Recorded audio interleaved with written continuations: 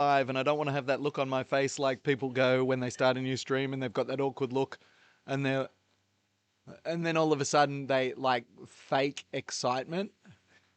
Hi, I hate that. Hey, sorry. Oh, welcome back.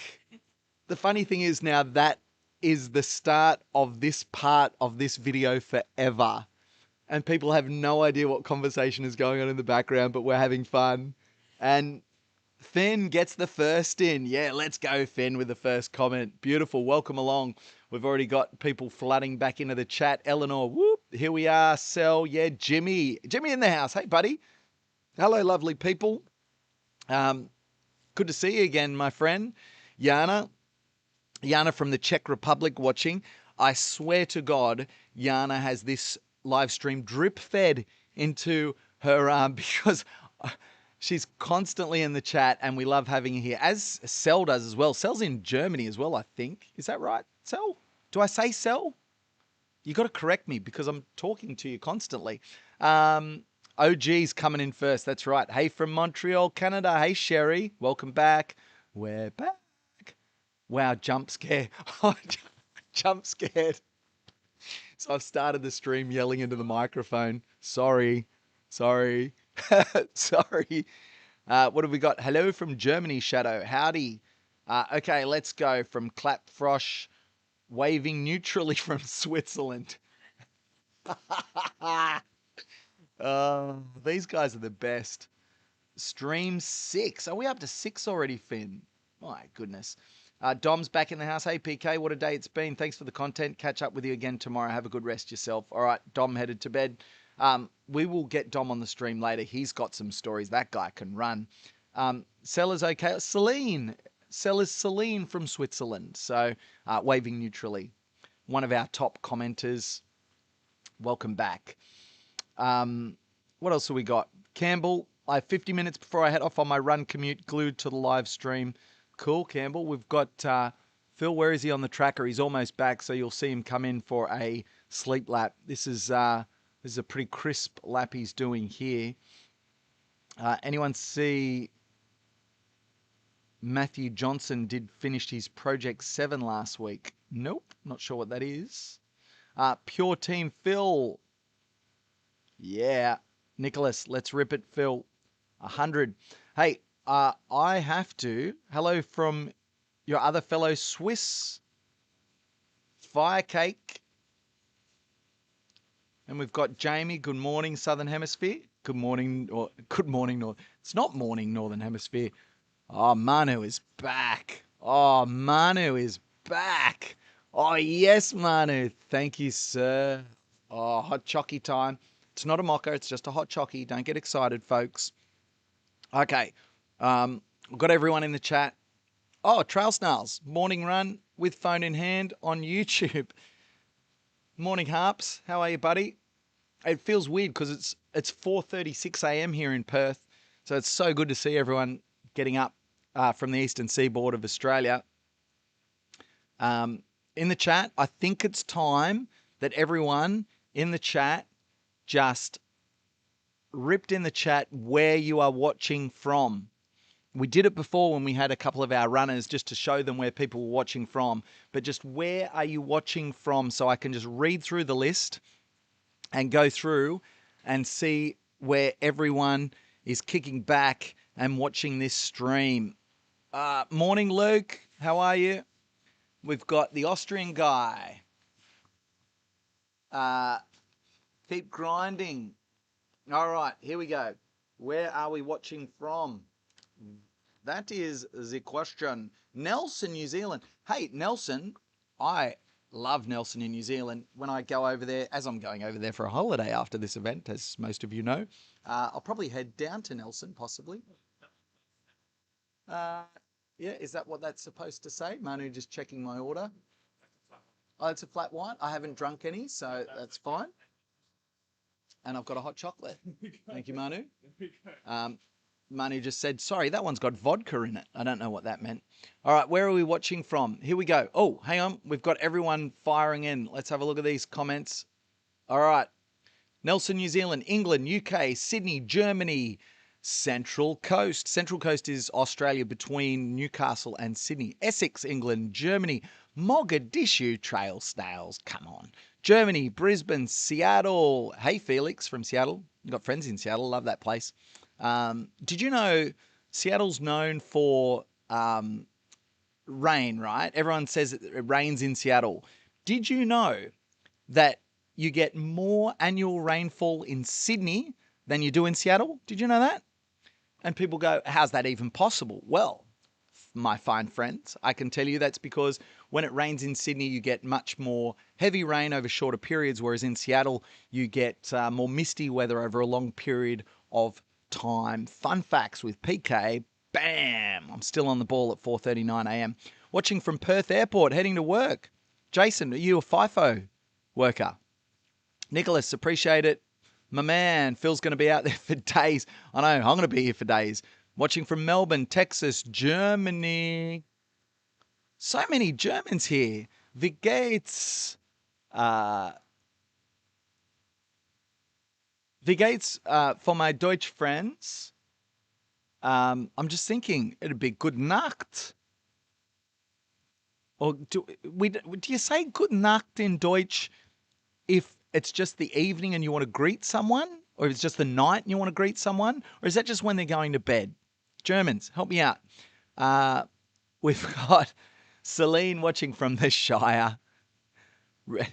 Redlands, California, still here, Shane, while doing some schoolwork. Good to have you, buddy. Who have we got here? Marsvin from Berlin, Germany. We got another Switzerland. Liberty, USA. Gladstone, Australia. Oh, hey, Sebastian from Gladstone. USA, Germany. Sarah. Why doesn't Sam Harvey, Mark Dowdwall, King, Gottwald, Harvey Lewis, Sarah Perry, etc. spread the word? Tag them on social media. Hey, is it Sarah? Sarah Heiss or Sarah Ice? Either way, I've got an idea. Go and tag them on social media. Do you want a secret? Who wants to hear a secret? If 10 people say they want to hear a secret in the chat, I'll tell you a secret. How's that sound? But I've got to go through the rest of these locations. New York City, Zurich, 10:38 p.m. Hey, Firecake. Oh, here's Phil. He's back. Hey, mate. I probably should show Phil coming back.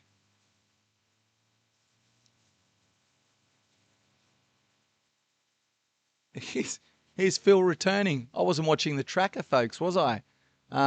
Now, where is... I'm going to have to put a camera... Well, he's on a sleep lap, so he's going to jump into sleep. Okay, so we will put up with that. So Phil is back. He's on break, and he's sleeping. While I get back to these shout-outs... So we just saw Phil come back. He cruised in. I almost thought it was just a volunteer coming back in because he was just so quiet and he just crept in. He did that before and I didn't even notice because I was too busy on the live stream. That lap, 41 minutes, 18 seconds.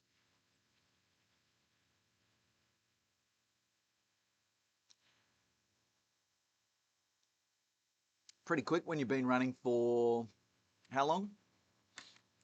45 hours. Oh, 300 Ks. There you go. 301.8 kilometres. Another milestone. Congratulations, Phil.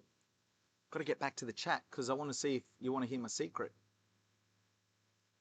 Where else are we watching from? Where did we get up to? Zurich, Gold Coast, Switzerland. Andrew Glaze will be here for an interview around lap 72. So some are invited for sure to chat.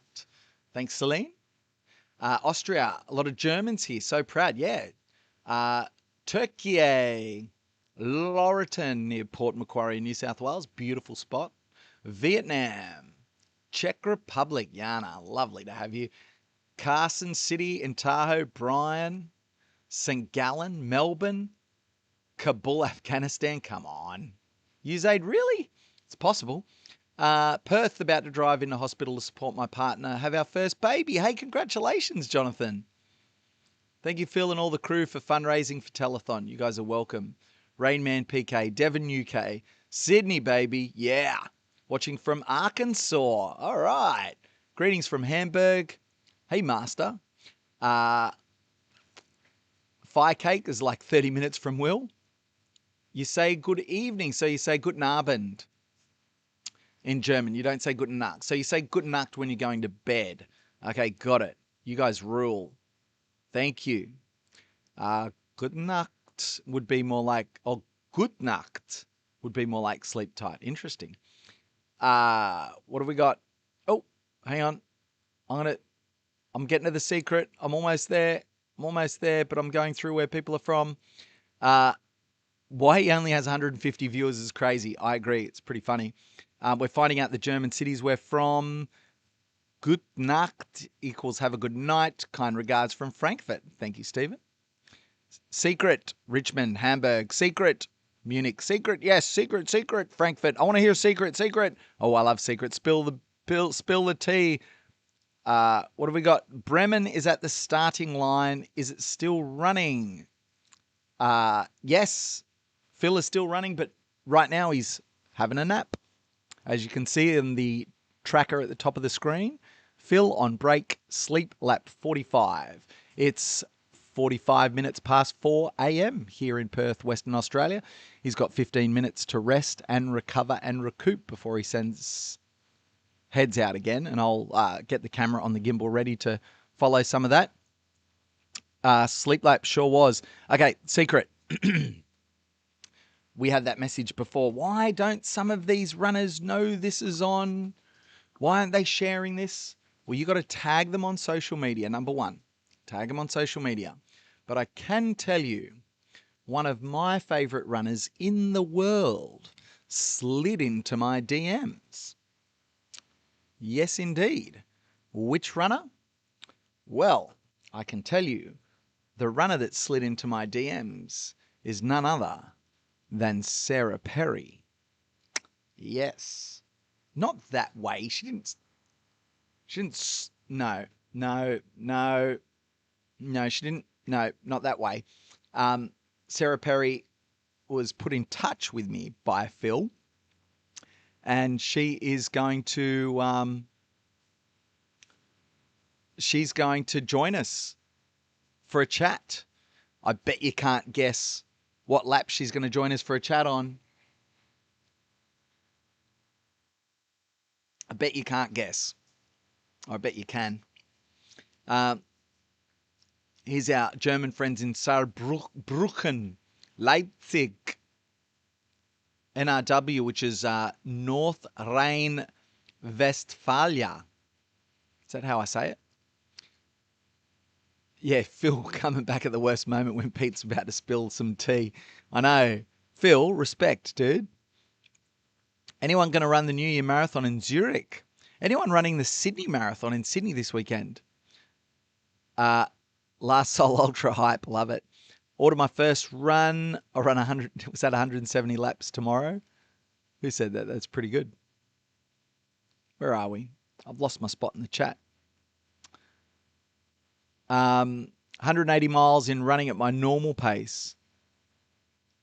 Yeah, it's crazy. 187.5 miles, including that lap. Who's hyped to see Sarah Perry on the stream? I am. Not missing that. Is Kim Gottwald going to give an interview? Simon, help us tag Kim so we can put in touch. Kim is one of the identities I don't have contact with.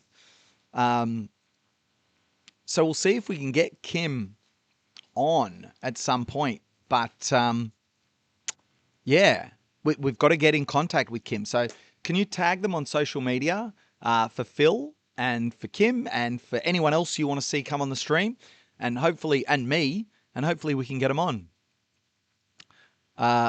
Bin von der echten Borussia. I'm from the real Borussia. Trial Snarls. Jonathan and his partner should name their baby Philip Seymour. Harps. Come on. Vienna for Niklas. Green and white for life. Only for SVW. Andy Glaze. Yep, that was the other secret. Charles. Oh, morning, Charles. Golden Bay, Perth, about to do our local run club. Pre-Big Kev lap. Yeah, Big Kev. Big Kev. Hey, Charles, did you know Big Kev? Oh, hang on a second. Where's my schedule? Big Kev's going to do a lap with Phil, isn't he? Isn't he going to do a lap with Phil? He is. We're getting close to Big Kev. And Kev's going to join me for a chat. So he's going to run 47. And he's going to chat 48. Kev Matthews in the house. You can find out about Kev when he gets here. Have I caught up on chat? Not yet. Still going. Hello from Portugal. South African, living in Ireland, currently on holiday after a sesamoid removal surgery. What's sesamoid? First backyard, hopefully next May. Daniel, you'll love them. Be careful, they're addictive. Try to spell the CH like a cat hissing. So, good Nacht. Got to roll that. Got to get that going, right? Good Nacht. Good Nacht. Guten Tag. Tschüss. Mein Name ist PK. Ich wohne in Sydney, Australia. Und ich habe ein Bruder und zwei Schwestern. Und meine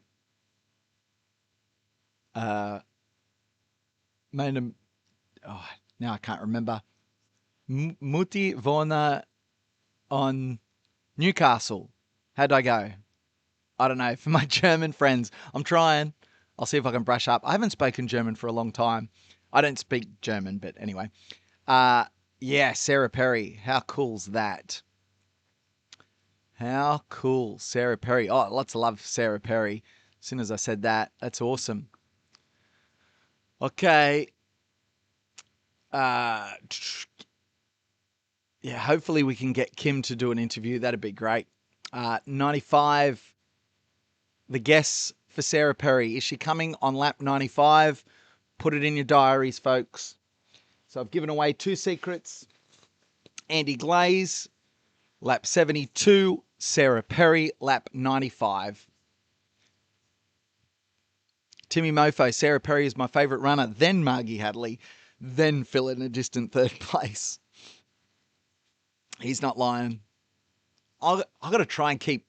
How could I possibly keep Timmy Mofo away when Sarah Perry is going to be on the live stream? Even I'm going to be a little bit starstruck. What a legend. And she's coming to Melbourne Front Yard Ultra next year too. I've probably got to go. Okay.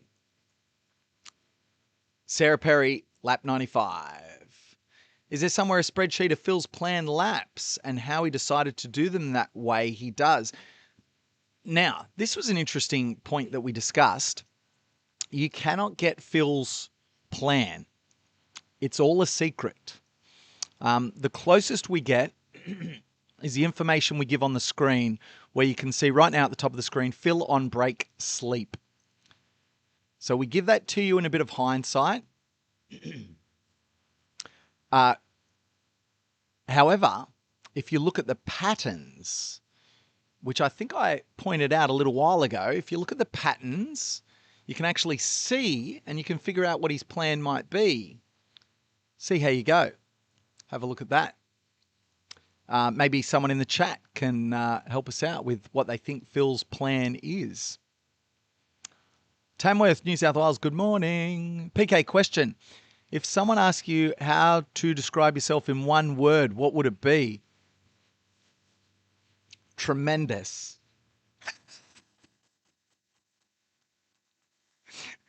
It's 4:53 a.m. Come on.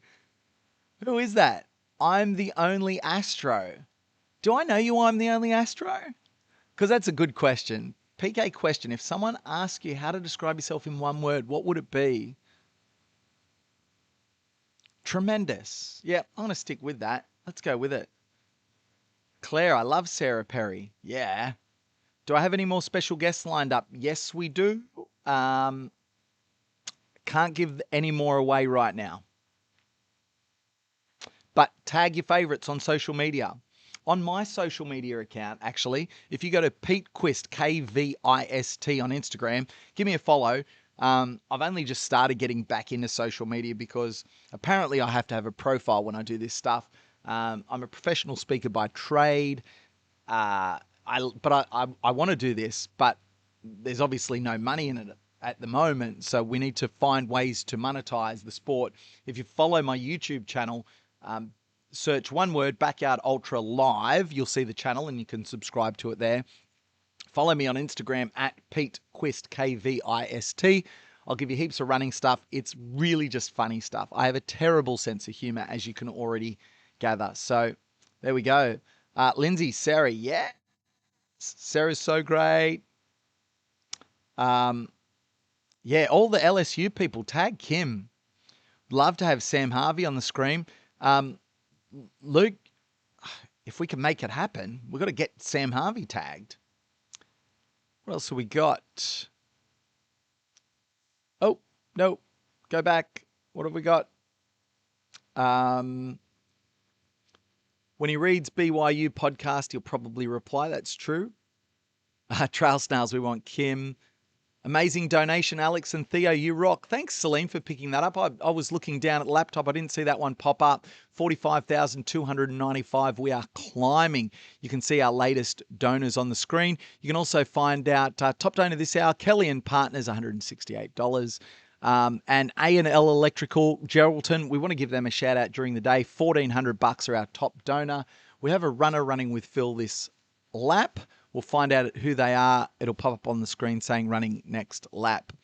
I love how you pay attention to every comment. Wow, it's 5 o'clock in the morning.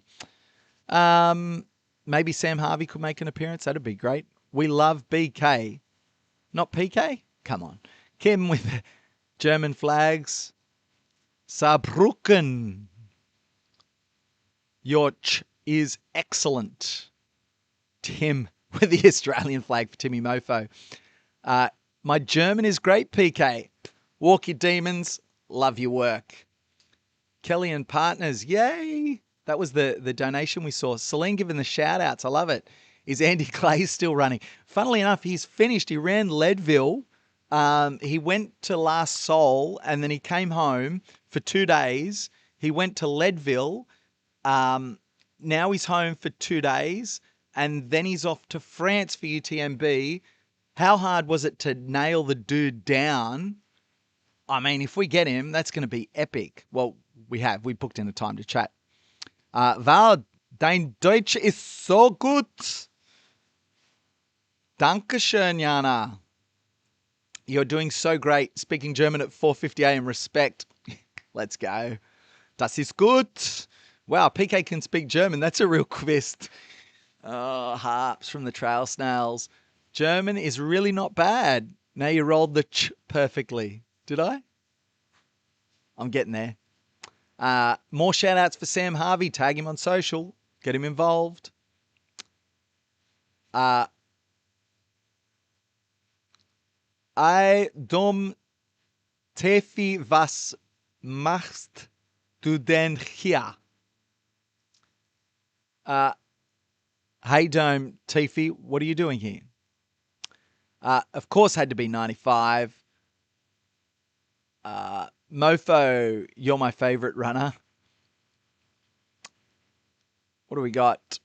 What is a front yard ultra? Well, it's a backyard ultra, but it's called a front yard ultra. Just because we're clever here in Australia. Pretty good, hey. Charles is my favorite runner than Andy Glaze. That's 2 minutes. Oh, hey, I've got to get the tracking camera ready. Hang on. Stand by. I'm not getting my stuff done. I need my headlamp. Remind me for that. You want me to go out and run for a bit, right? I can stay here, but I'm pretty sure most of you would prefer me to get my butt up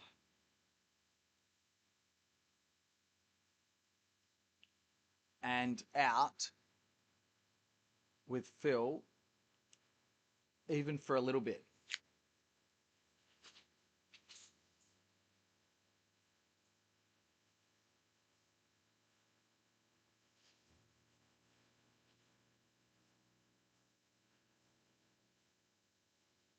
Oops.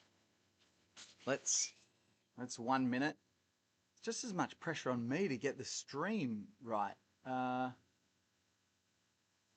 What do we want? Where is it? Where is my camera? Oh no.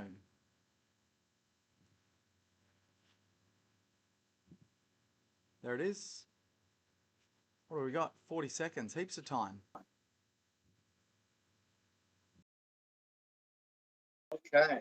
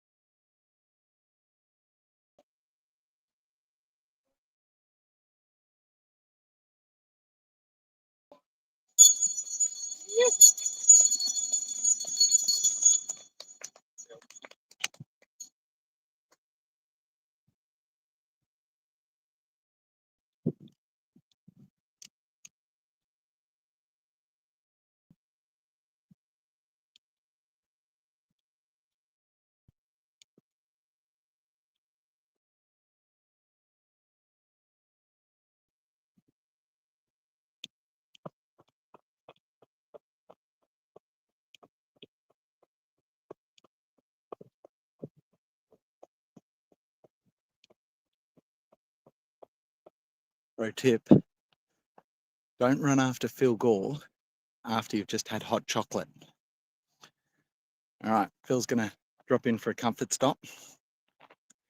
I just saw a donation pop up as I left, and it said it was a donation from Sarah Perry.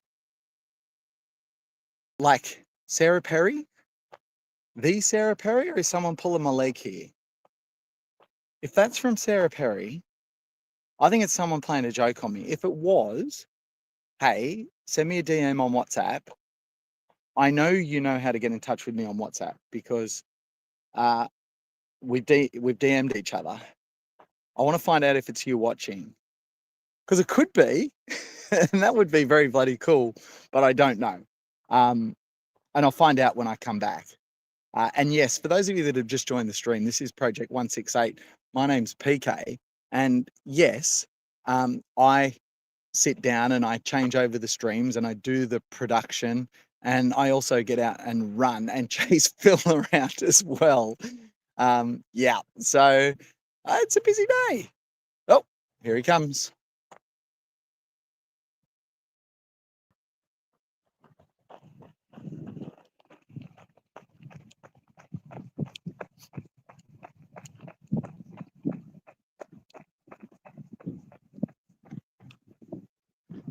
Get some of that Phil ASMR as well. Once we get out on the path, I'll give you a bit of that. I'll match his cadence again.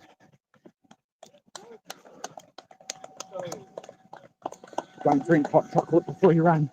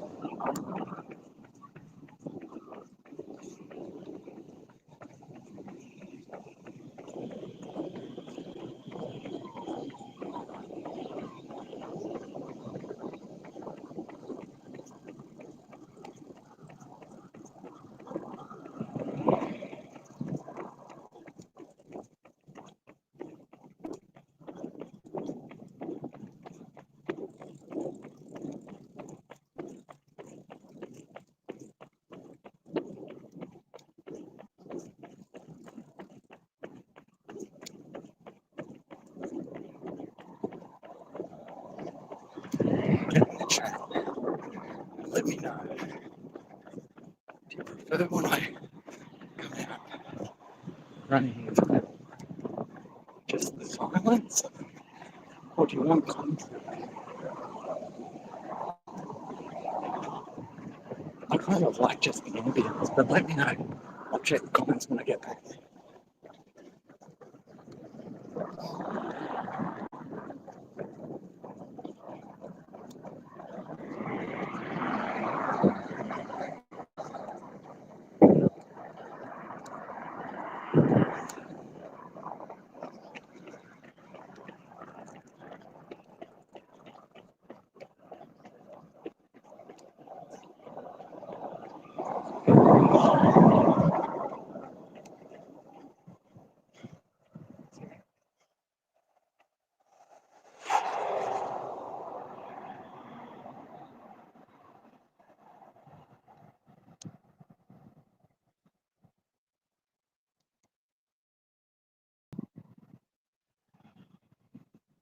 There he goes, off into the distance.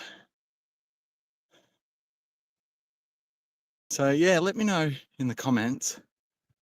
Do you prefer, can we just pan up just a fraction? Oh, there we go, that's perfect. You can see Phil running off. You can see the traffic starting to pick up if you've been with us for a little while.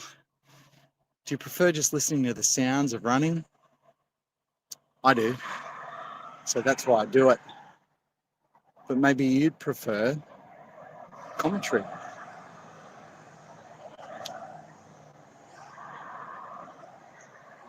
Maybe I'd do a poll.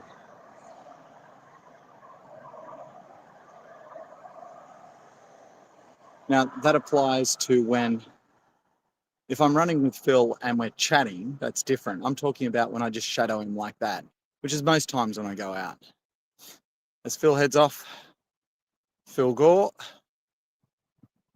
There we go. Whew. He's gone. I will head back. Western Australian firefighter and current world record holder in the Backyard Ultra and world champion Phil Gore. Welcome along to Project 168. My name is PK. I'll be bringing you as much of this as I possibly can over this full week, 168 hours of coverage. I'll be joined by Pato as well, who many of you know from the Backyard Ultra podcast. This is his channel that we are on now, and thank you so much to Pato. He, I say to him over and over, he does not get the credit he deserves. Backyard Ultra podcast is the single greatest encyclopedia of Backyard Ultra information in the world, bar none. It's not even close. It's not even close. So if you're new to the sport or you want to find out about it, then all you need to do is subscribe to this channel, go through some of his videos, and watch some of the interviews with some of the greatest runners in the world, not to mention Backyard Ultra runners. He interviews guests from right around the globe, not just Australian guests. But you can also subscribe to this channel and get the Aussie Backyard Beat, which he does with Warren Sargent. Wazza is the leading statistician for Backyard Ultras around the planet. Once again, that's not even close. Oops. Where's PK? I'm around here. It's very hard to... it's very hard to control the gimbal from the back. Here I am. This is what a shoestring budget and all money going to charity looks like, folks. I hope you're enjoying it. Welcome along from the ride.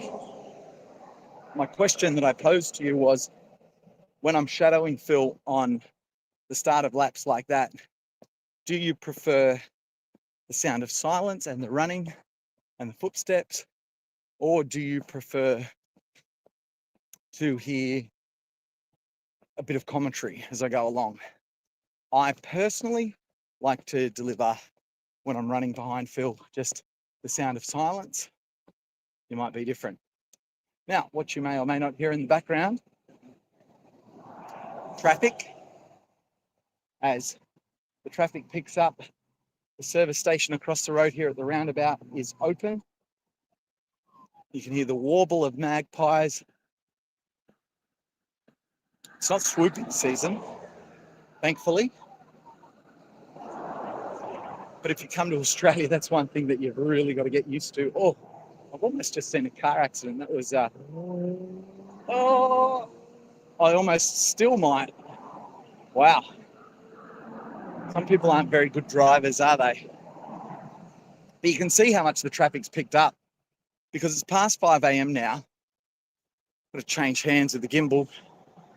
For some reason, my arm isn't as strong as it normally would be. Maybe you know why if you've been on the stream for a few hours. Someone else in the chat explain why my arm is sore. Why both arms are sore, why my shoulders are sore. Someone else in the chat might help. But this is Project 168. This is not a backyard ultra, even though Phil is the best backyard ultra runner in the world. And this is inspired by the backyard ultra format. It's not a backyard ultra because a backyard ultra needs more than one person. And guess what? We don't got. We have one person running, just Phil Gore. No ticket sales, no income coming through that way. Just pure donations and support of wonderful people like yourselves watching the stream.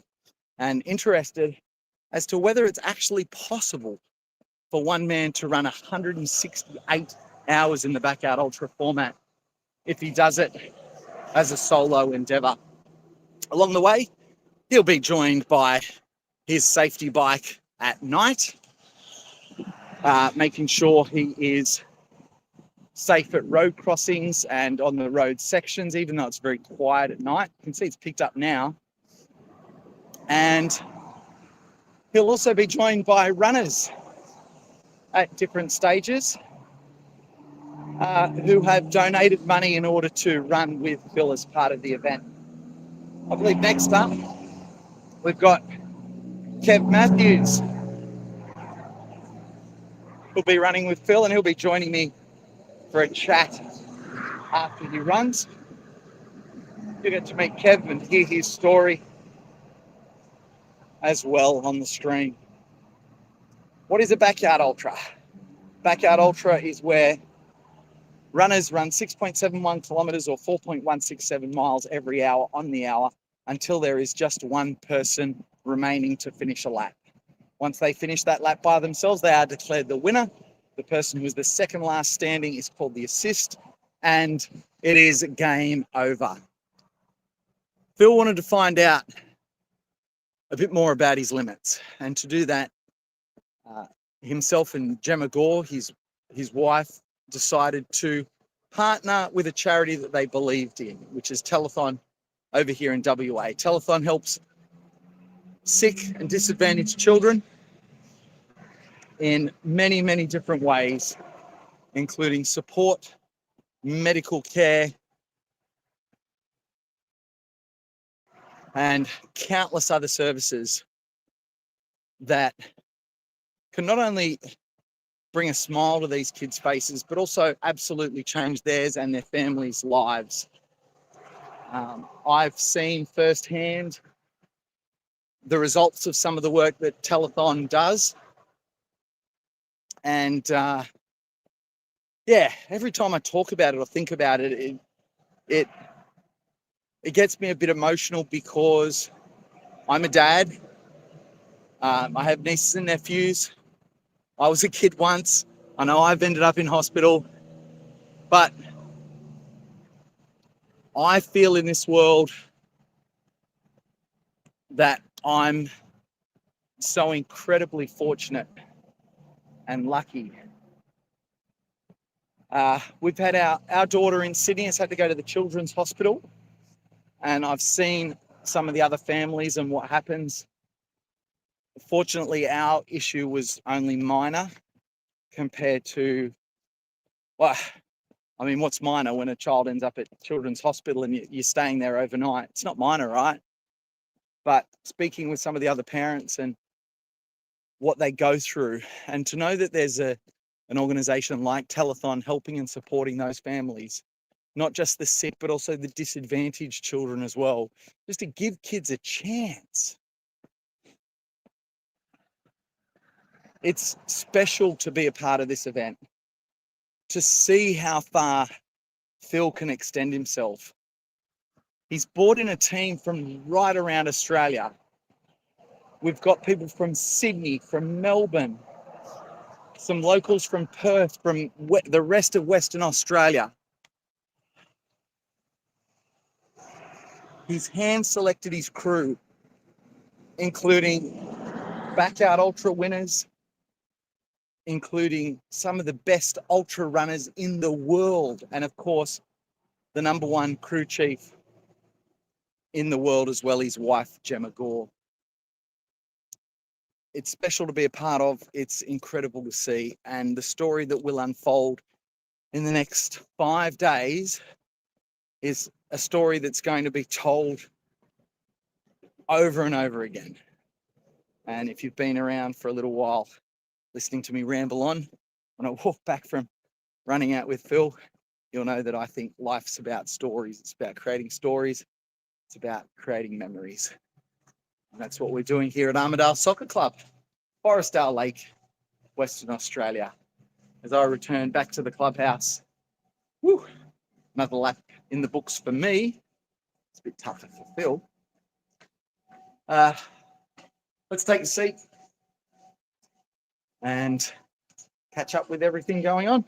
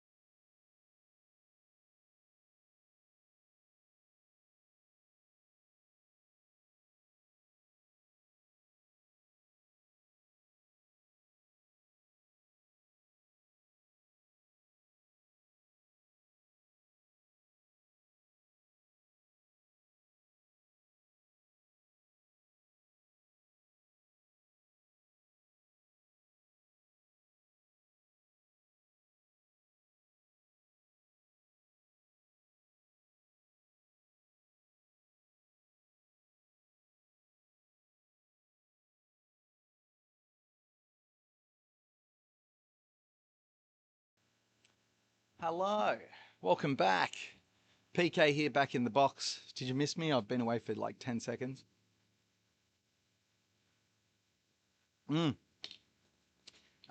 This is one of the Dometic tumblers. We gave away one of the Dometic drink bottles just before. Let me show you those. This is epic. So this is one of the Dometic drink bottles, which is a custom 168 bottle that you can buy. I'm going to put that link as a pinned link in the comments. What do we got? We've got everything charging. How are we going on the iPad? I think we're going to need some iPad battery. Let's do that. Sorry about this. Okay, iPad charging, that's sorted. What was I going to do? Pin a link for the Dometic drink bottle. Let's do that. How do I do that? It's, I think I've opened a link in my page. Sorry, I'm talking through it because I think it's probably easier than leaving dead air. The Dometic bottle. Let's add that. Where's live? Is this one live? Yep, found it. Okay. Let's add the link and then I'll pin the comment. This is the, oh, you'll be able to see what it is. Okay, I've just added the link from Backyard Ultra Live, which is my page. And then I'll go in and I'll pin that comment right now for you. And then I'll come back and see what you fine folk have been chatting about in my absence. There it is. Pin comment. Pin message. That goes up. And away we go. Hello, Timmy Mofo back in the house. How are you, buddy? Did you get some rest? Were you away for long? It doesn't feel like it. No. Okay. Okay. You'll get a nighttime sleep tonight. Okay. You doing all right? Okay. He looks good. I tell you, that camera's not on, so I can show. Hang on, I'll show everyone. Oh, he's going to come around and join me. Going to come around and join me. I love that. Is Phil already... Are you joking me? Is Phil already at the turnaround? Phil, slow down. I need to kind of hang out with some people. Got my note of things to mention. There he is. There's Timmy Mofo. Hey, do you want to just quickly before you go, and Mally's here as well. Mally, you got to ask Mally about his appearance earlier on. It was like just very well done. Very well executed and very well timed. Hey, what's it like crewing? What kind of hours are you doing? What kind of sleep are you getting? People want to know. Hello. As many people would know, I don't sleep because sleep is unproductive time and I like to be productive. But yeah, we're crewing like 12-hour shifts, 10 to 12-hour shifts. I think Gemma's got a 17-hour shift. That's our longest shift. Phil did the roster, so he's probably a bit more comfortable rostering his wife on for 17 hours than his mate. So yeah, we do a long shift, but then he's made it so we get like 10 hours off in between. There's a couple like 8 hours, like I've just come off an 8-hour break. Oh, yeah. But one thing we've learnt in these events, it's really easy to get caught up hanging around when it's the end of your shift and you could be sleeping. Oh, I did that with Gemma just before. Yeah, so we sort of make sure each other, keep each other accountable to go home and get some rest, especially early on, because come day 7, no one's going to want to leave, are they? So if you're on for an 8-hour shift that finishes on yard 160, you're probably going to hang out till they finish, right? I reckon you might, because there's something that's going to happen. Something's going to happen. Hey, when's Sarah Perry on? Well, funnily enough, that was a secret until you just announced it. No, it's not. No, I was watching the live stream, mate, and you announced it. 95, lap 95, Sarah Perry coming, and then someone had the hide to put a donation in and put the name, the visible name, is from Sarah Perry. Oh, did Sarah Perry donate? Well, see, here's the thing. I said, Sarah, if that's actually you, I know you've got my WhatsApp. Just message me in WhatsApp. And I just went, nice try, mate. I know. I'm going to check my WhatsApp and no messages from Sarah Perry. But just to prove... I'm looking at the names on PK's WhatsApp. It's pretty good, hey? Holy cow! Yeah, it's pretty good. No way. Yeah, it's pretty good. There you go. What? Here's a message from Sarah Perry. What's she saying? Oh, we have... Please stop messaging me. Where did you get my WhatsApp? We have a chat. I wish you'd stop with the hearts and stuff though. But see, look. No. That's Sarah Perry. She does the hand heart. That's what she's famous for. Also running. She's a very good runner. But like she runs with such joy. Ladies and gentlemen, please welcome someone famous for hand hearts, Sarah Perry. And she also runs. Hey, do you know what? Just before you go, I've got a good one for you. Okay. Just crap on for a sec, and I'll tell you what I'm doing. Okay, I did notice in PK's WhatsApp there was some massive names. So actually, there's some actual really, really big runners coming on. But I also noticed he's left me unread. So really? Thanks PK. I send you messages, you ignore them. Andy Glaze, Sarah Perry send you messages. You reply to them pretty quickly by looks. But that's PK for you. He's getting some big names for the chat. He's getting some big names for the people watching. Not me. No one wants me. Okay, I'll tell you what's going on. I've got ChatGPT writing me intros for guests, and they've been pretty good. So, ladies and gentlemen, our next guest knows exactly what it takes to be the last one standing. He went deep into one of Australia's toughest backyard ultras, survived the attrition, the fatigue, the endless hourly restarts. And when everyone else was gone, Tim Moffat was still there. The Hurdy's front yard ultra champion, a man who understands the mental warfare of the backyard format better than almost anyone. And today, he's here to watch Phil Gore attempt to take that suffering to an entirely different level. Project 168, welcome Hurdy's winner, Tim Moffat. Yeah, look, I wasn't going to bring it up, but I did. I did win Hurdy's, which was at the time. I know ChatGPT didn't have this detail. It was the world's biggest backyard ultra. Wasn't it? The most. I've beaten more people than Phil has. Phil has never beaten. He's never won a backyard ultra as big as the one I won. Or as efficiently. And he's come to this, and it's the opposite. This is the world's smallest, not a backyard ultra. So between myself and Phil, we've won the world's biggest and the world's smallest events, which is pretty cool. But Phil won ages ago. I don't know why he's still going. He won on lap 1. Yeah, he did. Yeah. And I actually brought, for those playing at home, I actually brought my trophy, which is a golden boot. And it was a bit awkward to wear it in today, but I might save it for like day 6 when Phil's struggling. Yeah. I'll come in and crew him with one golden boot on, just to really, show him that it can be done. It's taken him a long time. I'm much quicker at it. So quicker in running is better. But yeah, he takes a long time to finish a race. Anyway, I've got to go crew, PK. Way back. I keep imagining that tracker is like an estimate or something, but it's actual GPS. Yeah.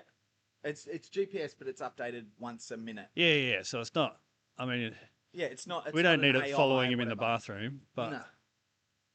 It does if you zoom in. If you zoom in. Yeah. Okay, don't zoom in.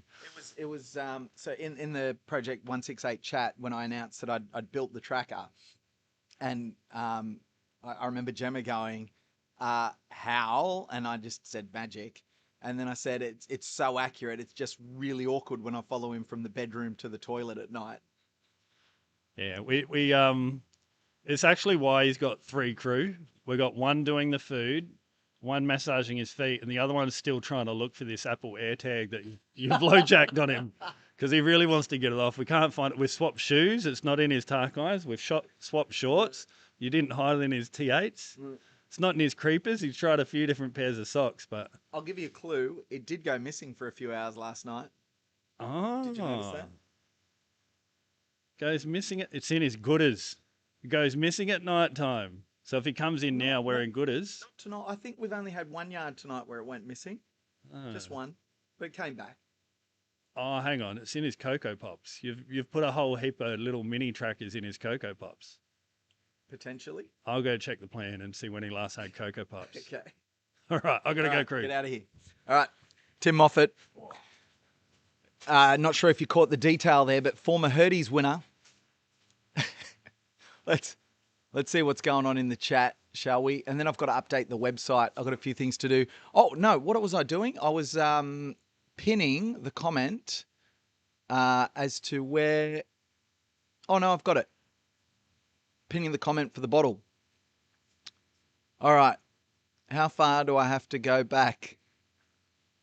Glad no one dropped overnight. That's one of the winning comments. Who was that one? That was Susan. Yeah. What have we got? I'm trying to go back here. Where are we? So I'm the only Astro. Oh, to the question. I'll get to that in a second, but oh man, there's so much chat going on here. Oh, I don't know that I'm going to be able to get through this. I'm going to have to speed read, everyone, to catch up. Sorry, I'm not going to be able to get through all of these. I'll just speed read because looking at the tracker, he's already at the dog leg. So how can he survive so much without sleep? Or surely, are you talking about me or Phil? Because Phil's getting heaps of sleep. He's had 8 laps where he's had about 15 minutes of sleep each lap. So he would have had about 2 hours of sleep. I think he said he got just over 2 hours the first night. He's had probably 2 hours tonight. And yeah, that's a lot more than I've had. So there you go. All right. What else have we got? Due to the time difference, I missed a lot of the day. So I was wondering, during what time of the day do you have the most viewers? That would be prime time Australian time. So it's about between 6 and 9 p.m. here in Perth. But look, this will ramp up as people figure it out. You're like Tom Holland trying to keep secrets. Yeah, well, that's true. Good answer, PK. Sadly, we don't know each other apart. We like the same thing, the ultra running, and of course, big fan of Phil Gore. Great to have you. I'm the only Astro. Wonderful question you asked. I really like that one. Good evening from London, UK. What an inhumane effort this is. Good comment. How can he survive so much without sleep? Germany in the house. Vigates. Good evening for the Germans as well. What have we got here?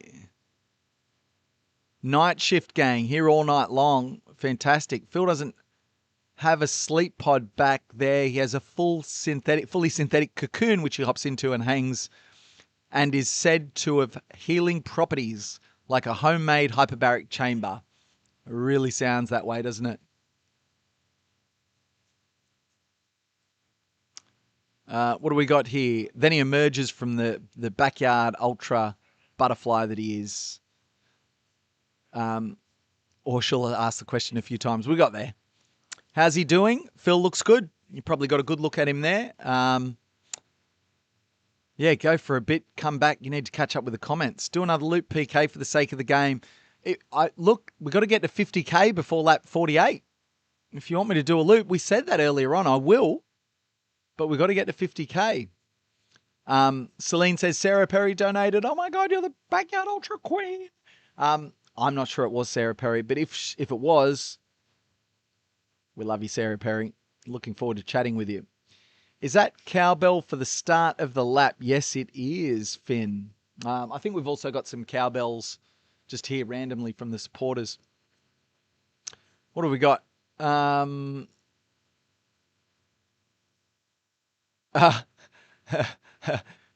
Completely wrong word.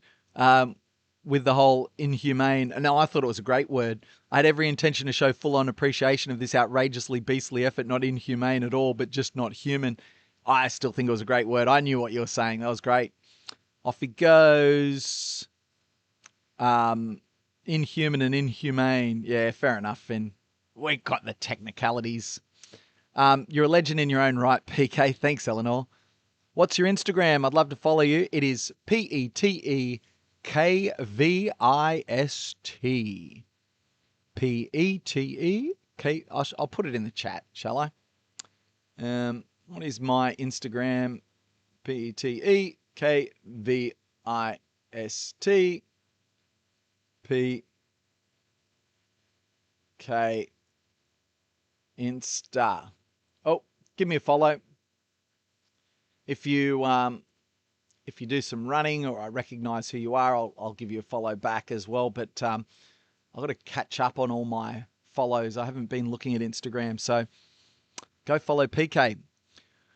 All right, good night or good morning. I'm heading off to sleep. Thanks, Firecake. I think I missed you. Back with my 1,000 laps challenge tomorrow around the car. I'm not forgetting, Firecake. I'm not forgetting. Where's Phil? Is he close? He's almost back. Okay. I have to update the website. Remind me. Everyone, go donate at the website on the right of the screen. Yep. Scan the QR code. Go to philgore.com.au.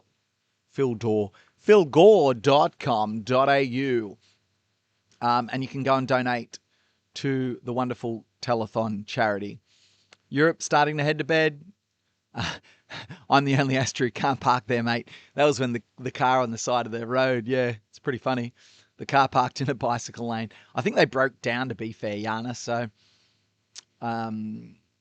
what a legend PK is going the distance. No problems. Why don't they ride in the bike lane? That's why. Yeah. I like this. This is correct right here. Running along the path gives an insight on what he's doing. Yeah, it's superb pictures, isn't it? I wish we could do it more. Is the video lagging for anyone else?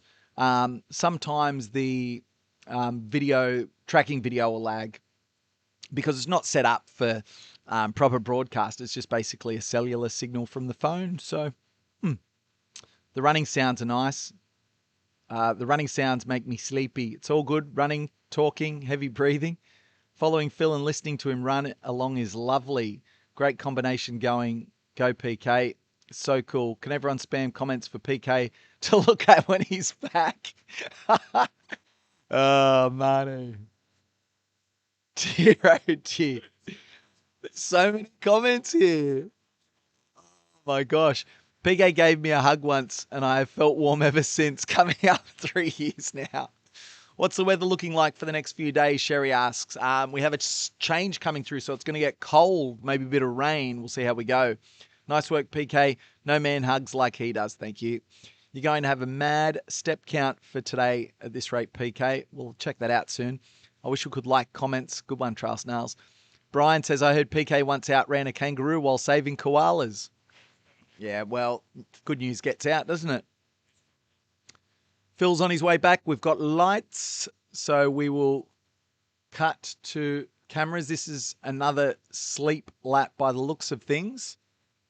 So I imagine he will go straight in to lie down. And I definitely have to... Oh, what's going on here? No. There we go.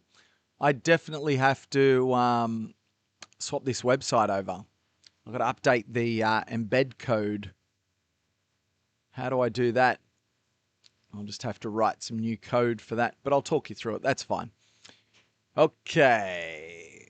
We'll get shots of Phil coming through, just a quick shot of him coming through before he heads into bed. We've got cameras charging. I think I've got a camera I can take down there. I might go and swap it over when he comes in. Bear with me while I do that. Here he comes. Let's cut shots. Just coming in, cruising in.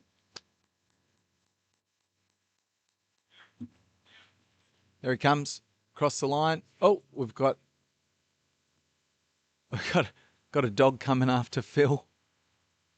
In he goes, in for a rest. New donation, Sam from Tassie, $10. Thanks, Sam. Love your donation. As Phil goes straight into bed, we might go and put a camera with some batteries down there. So stand by. I will be back in just a moment. So anyone in chat that says we can't hear him or nothing's going on, just let them know. I'll be back in a sec.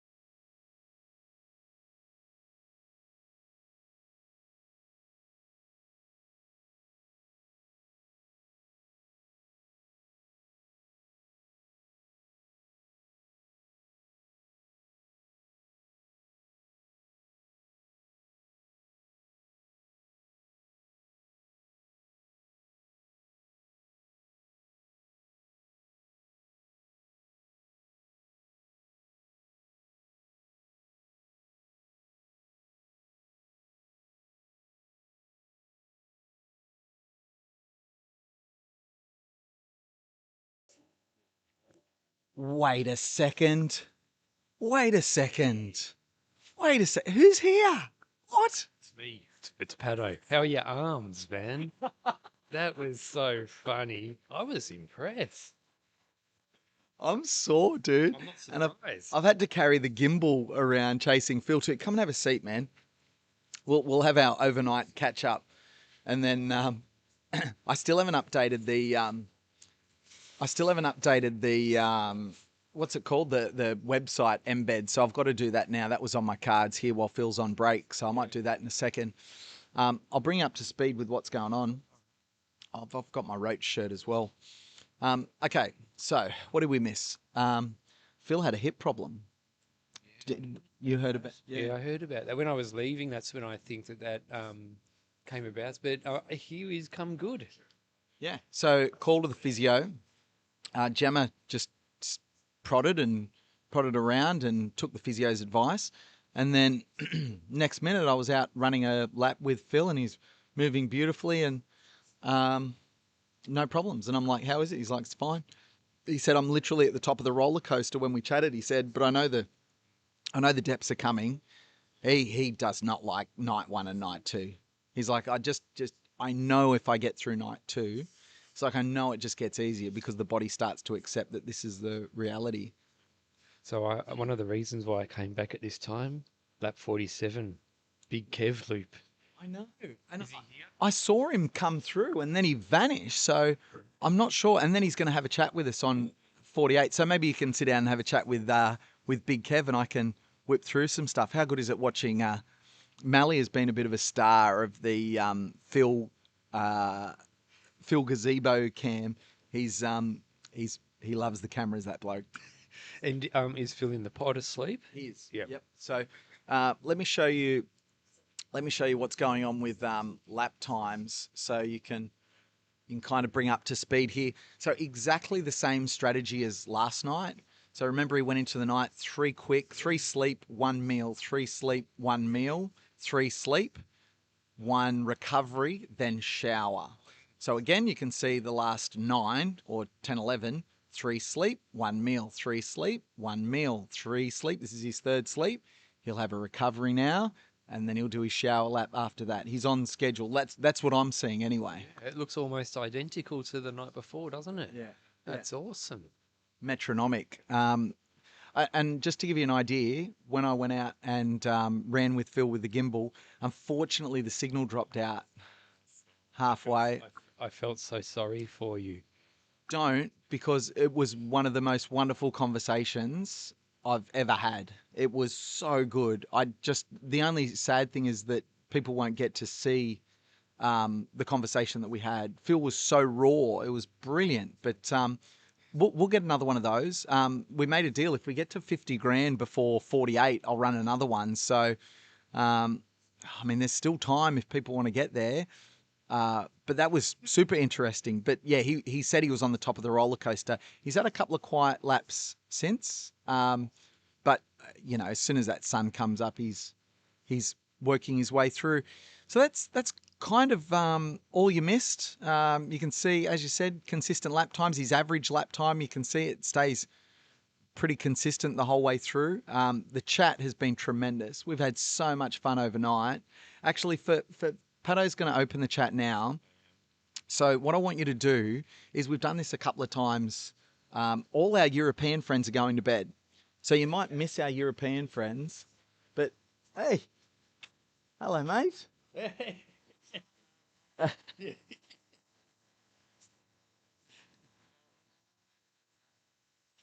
You only just made it in time. Okay, so, so what I want you to do in the comments is, I want you to just, one word or 2 words, where are you from? Where are you watching from? Because we did this when Chloe ran a lap earlier on with her dad, and I was expecting like 2 or 3 people. We got maybe 50 people, and it was the United Nations. I'll show you the stream later on. I'll do a replay of it. But just in the chat, just where are you watching from? We're going to get a lot of East Coast people out of bed at 7:30 a.m. over there. a lot of the Europeans are going to sleep. I've been speaking German throughout the night, mate. We've had a good time. Guten Tag. Wie geht's es dir? Oh yeah. Yeah, nein. And how's the gear going? All the tech stuff all going good? Yeah, so everything's been working pretty well. The tracking cam, I usually follow Phil out for the first 1.5 kilometres or so, and then wander back. And Is the next loop on the road or on the trail? I think we go to day course. Okay, cool. So I've been really enjoying that too. So between getting my steps up and a couple of push-ups in, I should be a bit more tired than I am, but I'm not. So anyway, I'll let you have a chat and say good morning, and I will update the stream link on the website. Yes, sounds good. All right. No, that was so much fun going back and watching the live stream, watching you do those push-ups. That was good. And the donations were going good, like we're going crazy. No, I was really impressed with your form as well, and I think everyone at home was too, PK. Is that the most push-ups you've ever done in one day? No, okay. No, mate. When I had a personal trainer, one of my clients was a personal trainer, and he said, "Look, as long as I'm doing work for him, he's like, you've got free personal training." Now, the wonderful thing about his personal training group is they were mostly 20-something-year-old Instagram girls. Very inspiring training sessions. My wife just rolled her eyes. She's like, "Of course you go to that training session." And when I was in Good Nick, I could bang out, I think I got up to 60 push-ups that I could do. So I was in decent shape, but I was happy. I think I got 40 today before I had my first break, did I? Yeah, I think you Yeah, so I was stoked about that. I haven't done push-ups in a while. So yeah, that was pretty good. I was pretty happy with that, but I'm a bit sore now. No, very, very good, PK. So let's have a look at the comments. I can see there's a few coming through. Listening from Echuca, Victoria, loving Andy Rogers. Watching from Timaru, New Zealand, home of the Scenic Circles Backyard Ultra. That was from Gene Mack. Shane Shack's been commenting a little bit. Watching from the land of Andy Glaze. We've got Pat Calhoun from Gettysburg, Pennsylvania. Daniel Ryans in Portugal. He's going to watch through the night. Gillian Mitchell in Canberra. Susan Runner walks a lot in Brisbane. We've got a Norwegian. Chris Bateman. Luke Rose in Sydney. Desi Boy in New South Wales. Lindsay Hanna in Dallas, Texas. Bryce Watson, Mildura, Victoria. IBZ, Shell Harbour. Backyard Ultra Run Clubs in the kitchen. That must be Clayton. Danny Ray Salcadolo, Sydney, Australia. Oh, there's an Irishman, 13 Nyala.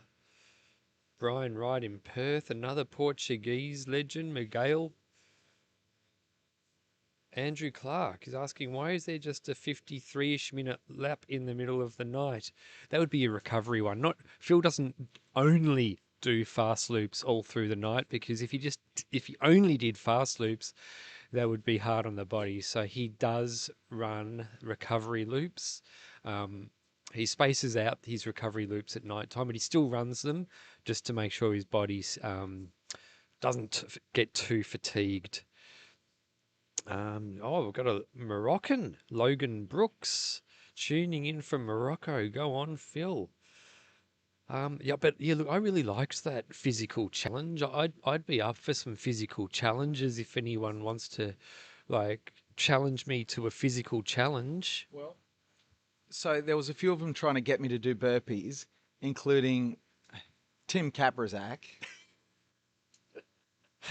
So they were trying to get me to do 100. So they were negotiating. They were trying to get me to do 100 burpees for $100, or 80 burpees for $80, 200 burpees for $200. And I'm like, nah, you got to pay this time. None of this easy, no problems, push-ups for $80. It's like, so we told them, because it was the end of the night, and we told them Come back tomorrow. We're going to renegotiate. And the suggestion was, do we get a team challenge going tomorrow? So at some stage, we're going to get some more challenges. We're going to challenge you to do something, but we're going to make it worthwhile for the donation. That's the key. All right, that sounds good. Yeah, I've never done a burpee before, I don't think, but I know that Tim Kaprizak knows how to do them. He's really good at them. Yeah.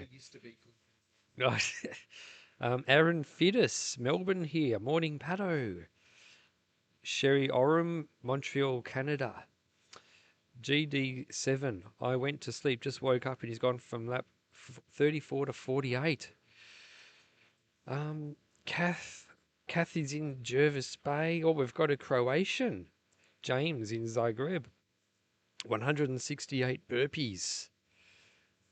But yeah, look, I'm fired up for the day. Let's have a look what the temperatures. Let's have a look at the weather forecast and see what's in store. I don't even know what day it is anymore. It must be Tuesday.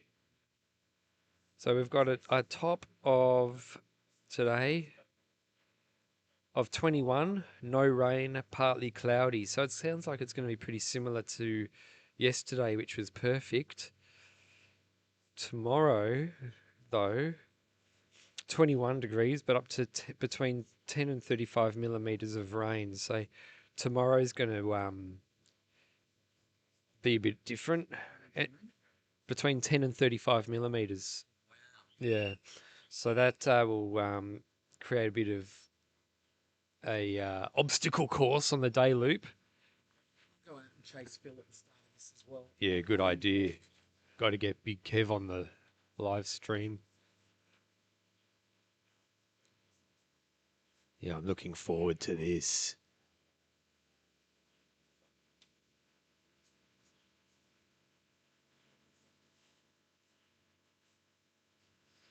All right, so we should see Phil appear from his sleeping pod in a moment. Oh, he'll be wearing his Big Kev t-shirt as well. I'm looking forward to this. BK loop.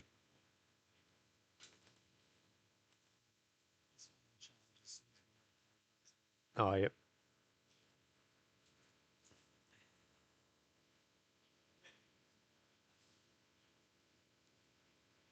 How many Ks do you reckon you did over the night with all your filming? Oh, well done. Well done. Here he comes. Oh, he's wearing his Han Solo pants too.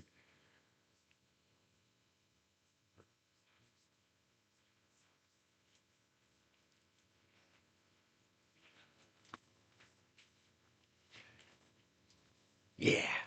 Oh, yeah. Oh, I'm looking forward to that. 30 seconds. 30 seconds.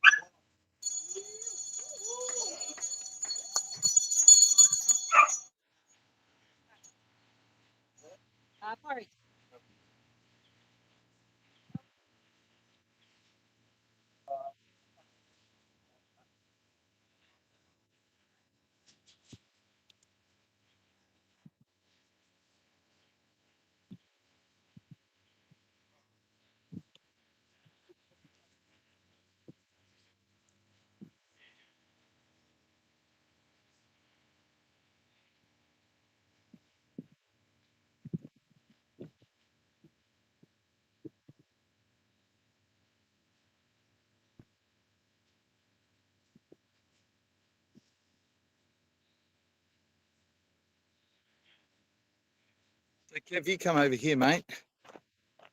I'll get you to switch your headlamp off so we can see ya. Let's just put that on first. I've not done it yet. You haven't, if it's not on Strava, it didn't happen. I know, that's lucky you went for the toilet. So when Kev does this, and I haven't been tracking any of these tracking shots on my Strava either. Right. So, okay. So who are you? What are you doing here? Right, Kevin Matthews. This is lap number 47, which a long time ago, 2021, me and Phil stopped at 47, which was an Australian record at the time. Hey, I Sean. stopped and How you we going? carried on. I Yeah, never got pretty anywhere good. near 47 again, whereas Phil's gone into superstardom. So, yeah. God, yeah, so 2021 that was, or 5 years ago. And the BK lap is lap 47 for my ultimate failure. There we go. Anyway, so that's it. So I'm here to support Phil, and this is absolutely incredible. I can't believe what he's doing. You know, this is like you saying Bolt doing a 7-second 100 meters. You know, it's incredible. So doing the best to support him, like everybody else. Have you been following along the live stream? Oh God, the live stream's brilliant. It is so good. It is, I am. I'm addicted to that live stream, and I should be spending more time down here, seeing it live and spending time with Pato and the guys, because that live stream is so good. It really is. It's fantastic.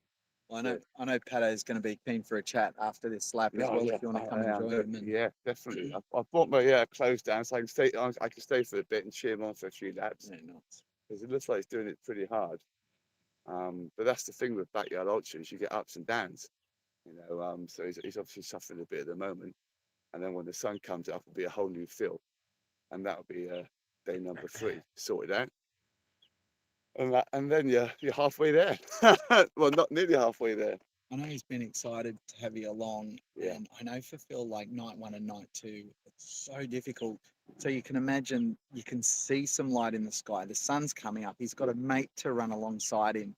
Yeah. I mean, this has to give him a new lease on life. Oh well, no, I'll certainly perk him up. I'll certainly perk him up. And I say the end of this lap, the sun's up, and that's a whole different ball game with backyard running.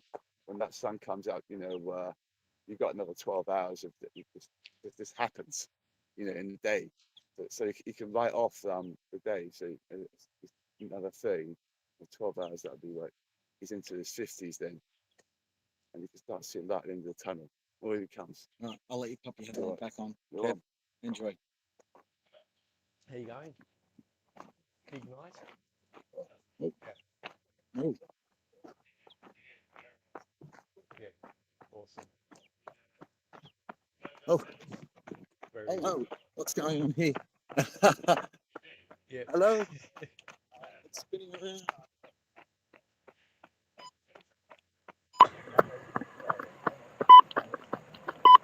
There we go. Let's try this. Sorry about that, folks. It's got like a big rotation out of the day loop. I know I said we wanted nice quiet sounds, but just so you know, this is a different direction. You can see the sunrise in the background. Day loop time.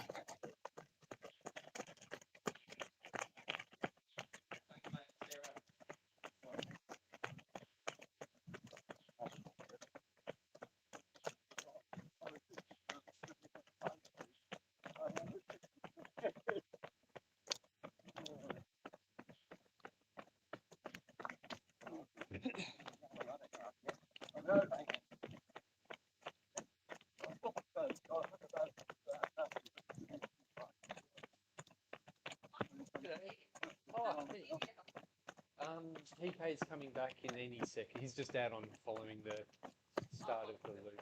Yeah.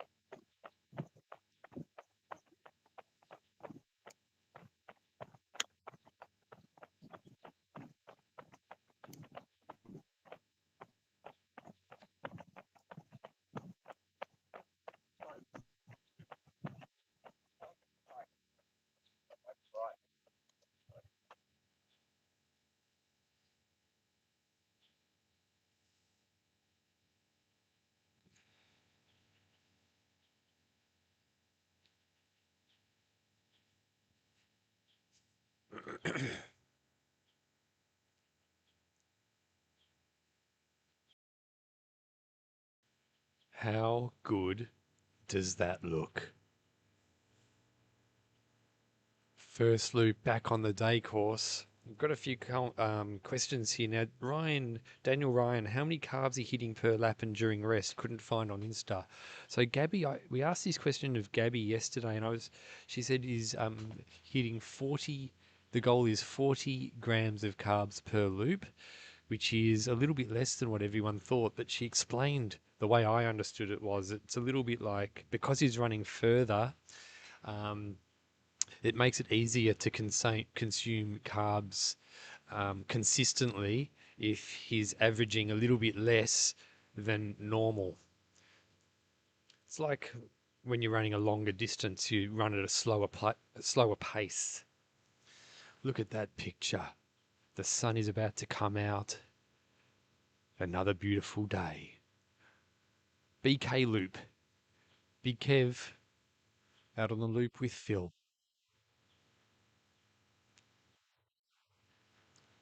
PK.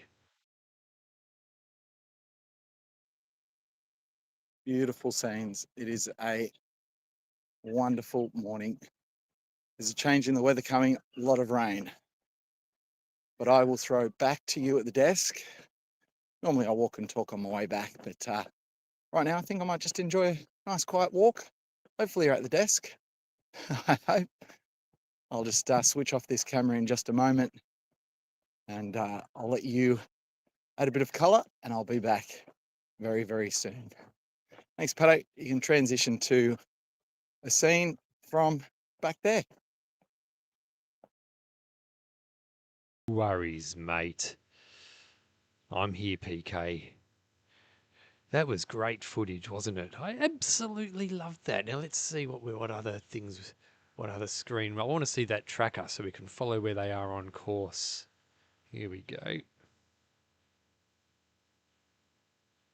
Oops.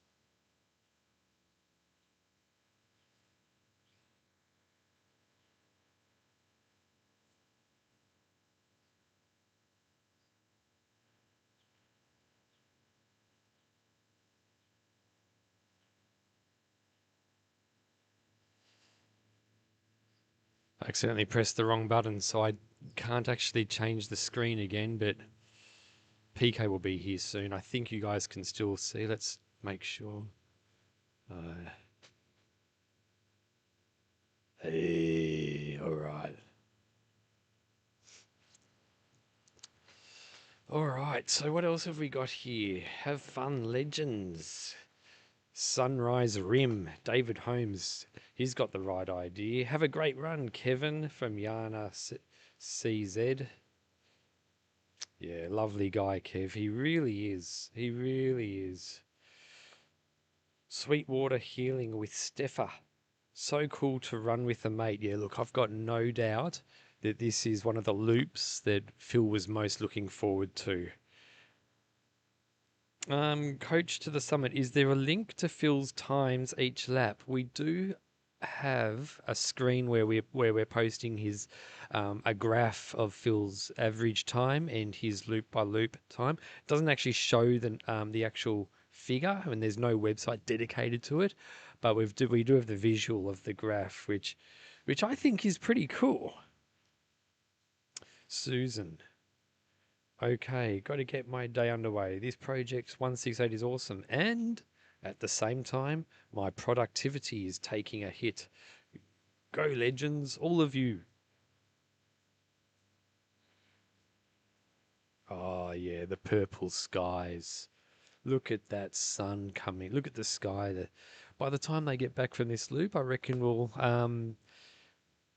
have the sun will be up, head torches will be off, and a new day will be dawning. Search for health. No! The fundraising has slipped under the lap total. It has. So we're going to have to get some donations happening. We need that donation total. The thousands needs to be above the lap note number. So we need to play a bit of catch up here. Well, I want to hear some physical challenges. Greg Moore, Pato, how many showers has he had? I had one last night. Oh, don't worry, Greg. I've been looking after myself, but I didn't bring enough clothes, so I'm definitely going to have to start wearing clothes I've already worn and run in, maybe up to 3 or 4 times, I think. What's the difference between the day loop and night loop, apart from the darkness? Well, the day loop is around the lake, which is a lot of trail, footpath. There's some sandy sections. There's some slight uphill sections. It's quite rocky. You do have to watch where you're putting your feet. It's a really nice course out there. And the day loop is just an out and back on the footpath, which follows a road. So that's basically the difference. Ollie Bacon, is the course still the same? Yep, the day course and the night course is still the same. I was wondering last night, tomorrow when we do get the rain that's forecast, what is going to happen. If the day course gets flooded, maybe, look, we haven't talked about this with anyone, but if the day course does get flooded, it may mean that Phil will run the night course during the day, just to avoid the flooded course, but we'll have to wait and see for that. Ah, yes, Backyard Ultra Run Club, Clayton. Clayton. So good to see Phil and BK running and chatting at sunrise on the BK yard. It's perfect, isn't it? It's absolutely perfect. I saw someone asked how tall is BK. I don't know, but he's taller than me, that's for sure. Also, BK said he's following this stream. What's his nickname? Ooh, that's a good question. Beyond the Walls. Morning all, keep up the great footage. Brilliant stuff, mate. McMitch, loving the stream from Melbourne. Wish I could have come over to watch some of this in person. You still got time, McMitch. You still got time. Does Phil have any paces/competitors for this challenge?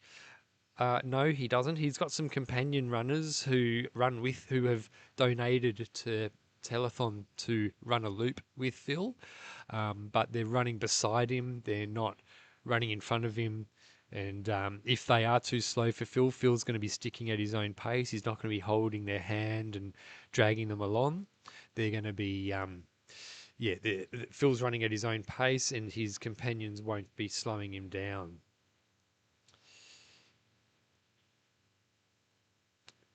All right, let's see what else we've got. I hope PK doesn't get angry with me when he sees what I've done. There's just a big screen. We've got another screen here that we use to control our monitors, and I accidentally closed it. So I hope it doesn't make PK angry when he gets back. Yeah. But yeah, I had a good night's sleep last night. I went back and watched. I tell you, I really enjoyed watching the live stream last night. I really enjoyed it, especially when PK was doing those push-ups. He's a fit dude, very fit dude, PK. Okay, so can you give us a breakdown of what Philly is raising money for? So in WA, Telethon raise money for, well, I believe, disadvantaged kids, and it's from what it kind of sounds like, the Good Friday appeal that we've got over in. Well, I don't know if they have the Good Friday appeal here in WA, but in Victoria, we've got the Good Friday appeal that raises money for the Royal Children's Hospital. Now, I get this is the WA version of that, which is Telethon.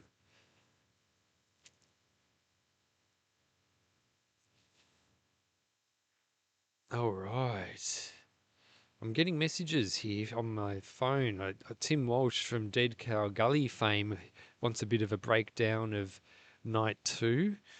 So I was in bed for most of it, but from what I hear, it was all smooth sailing. Heading into the night, Phil did need some work on his hip, but what I understand is he's come good and now he's got 2 nights out of the way. We're expecting things will be improving from here. Like he says, night 1 and 2 are always the hardest.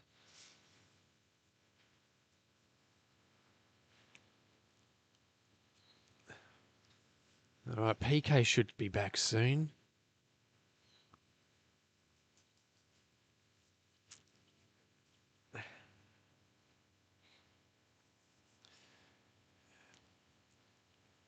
Cameron Nichols, morning, Paddo.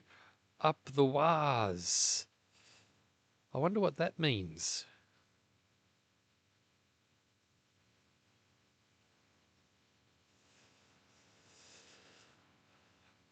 All right, I'm keen for some. After watching PK doing those push-ups last night, I'm keen to do a physical challenge myself.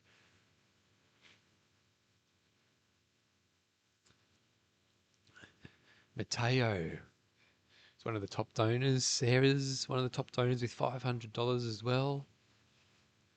Donate now. Go to philgore.com.au and put in a donation. Let's get the thousands up above the lap number. We need the number of thousands in front of the lap number we're up to. I think that's a good one. Jeff donated, one of the more recent donations. Sam donated from Tasmania.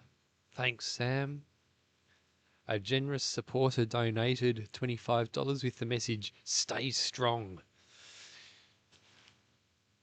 Now, I'm pretty sure Big Kev is keen to come into the come on the live stream and answer a few questions when he finishes this loop. So if you've got any questions you want me to ask Big Kev, shoot them in the comments here. Coley's ChatGPT estimates Big Kev to be 6'4". Ah, Curtis Spin, Waratah's Tugby Union. Sup everyone, how's Phil doing? I just got back from my sleep and he's looking really good.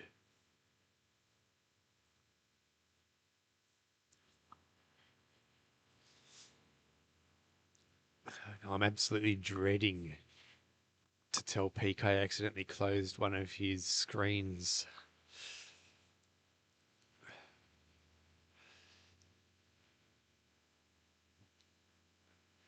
Yeah, so make sure you get these questions in for Big Kev. He's one of the funniest dudes in Backyard Ultra land.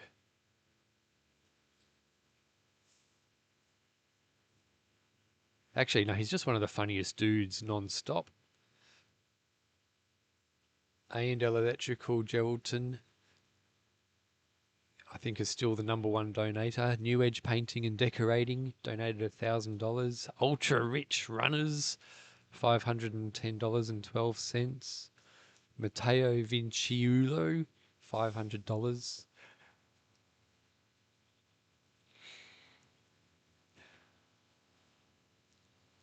Let's just see if this camera's working.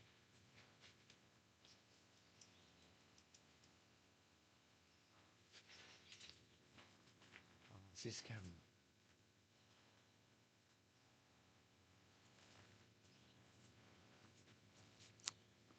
Okay, Zach Bloody Robbins says, if you're scared of PK and need help, just blink twice. Yeah, thanks.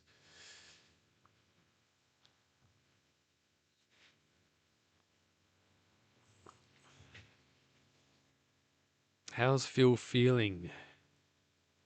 Oh, Conotube. Yes, it is, Pato. I forget what I asked, but the answer is yes, it is.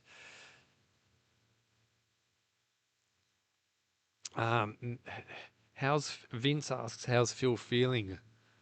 It's hard to know, but I reckon he's feeling in the zone. He's looking like he's in the zone.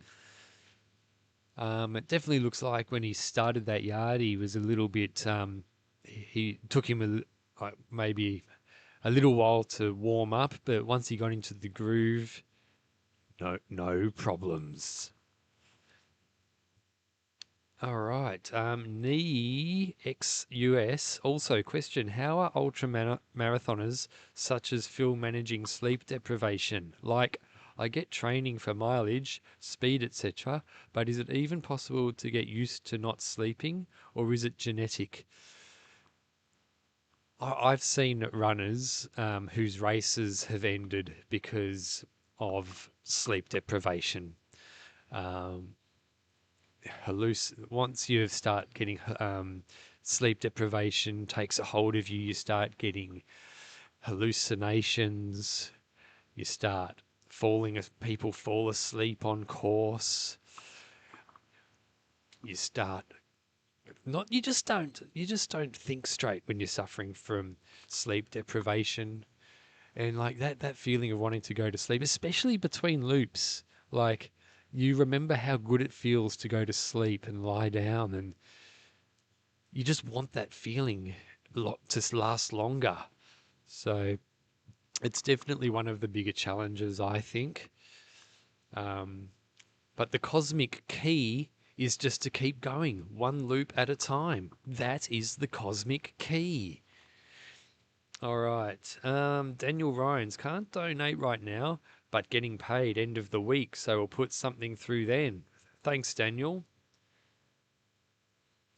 Brendan, oh, Backyard Betsy. Hope you're getting your rest, Mr. Patterson, in preparation for GV. I am. I am getting enough rest. We've got a good team here at Project 168 on the live stream. It's not just me, it's PK too. And we're basically taking it in turns and making sure we're getting enough sleep. PK, he just did the whole night. So he's got to be feeling a bit of fatigue. So yeah, I hope he's not when you get tired and you kind of like get a bit cranky. I hope I don't accidentally make him angry when he hears that I've closed one of the screens. He should be back soon, I think.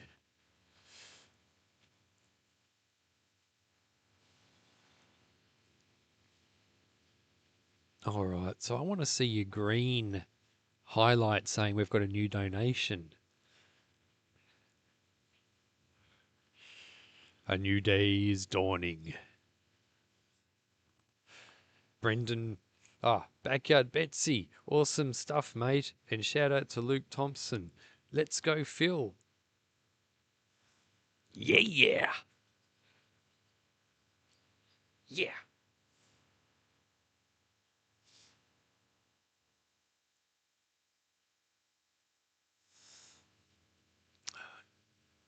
Just looking for PK's not back yet, but ooh, here he is. I accidentally pressed close on the screens up here.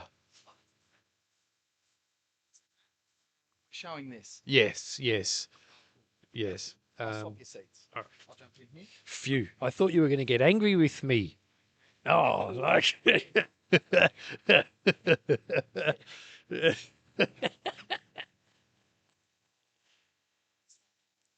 Yeah, I switched it over and then I accidentally pressed close because I wanted the one with the tracker, but I accidentally pressed close instead.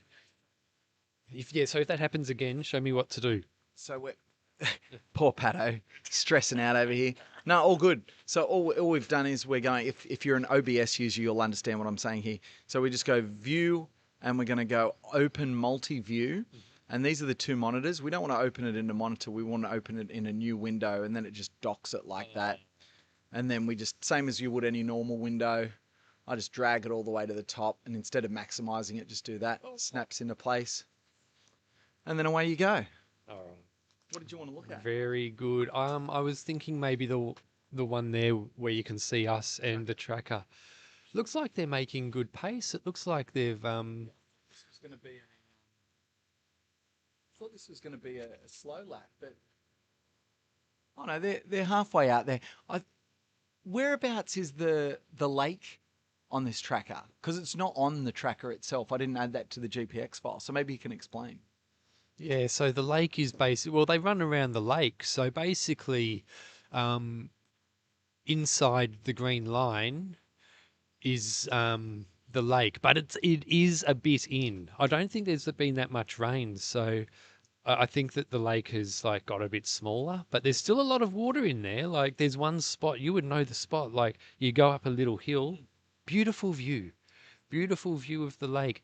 And I read somewhere, I think someone commented that it's like a lake of national importance or something like that, like some migratory birds and things like that. Got to get someone on. If anyone knows someone who is an expert on the area, can we get in touch with them? Can you slide into our DMs, either mine or Pato's Backyard Ultra podcast or Pete Quist on Instagram? Slide into our DMs and get us in touch. We might do a bit of research ourselves, but it would be much easier if someone else did it for us. And we'd love to have someone on to talk about the significance of the area. It'd be wonderful. Yeah. All right, Ezra Dingo's on the line. Morning, Pato. Fresh day. Let's go. Ollie Bacon. If Phil's challenge isn't enough, get donating for the endurance live stream marathon we're all completing. That's a good one. Does But does Phil's training before race include running while sleep deprived as part of the regime, or is it just only while racing that we're pushing the boundaries with sleep? Well, before the race, it's basically you're trying to get as good a sleep as you possibly can, so you're nice and fresh when the race starts. But Gemma came on the came on the stream yesterday, and she was talking about how good Phil is at going to sleep when he goes to bed. He's very, very good at falling asleep quickly when his head hits that pillow. Now, I believe he does some meditation as well, very into meditation, and he's just so in tune with this backyard ultra format. He's just obsessed with perfecting the art of the backyard. And I think this Project 168 is going to really prove that. All right, let's see. Vince, I wonder if this is harder than just doing a race, racing others. Yes. I'm going to put it out there now. Before we came into this, right? Sorry. I'm going to jump around. Sleep deprived PK. First of all, I want to say, Pato, it is wonderful to have you here this morning, and I can tell you're well rested. And we were saying before, I don't know if I was saying this on air or to some of the other crew. I think I was saying to Gemma, it's like, it feels like Pato's at that place whereby he feels like he's starting to get behind the curve on his rest.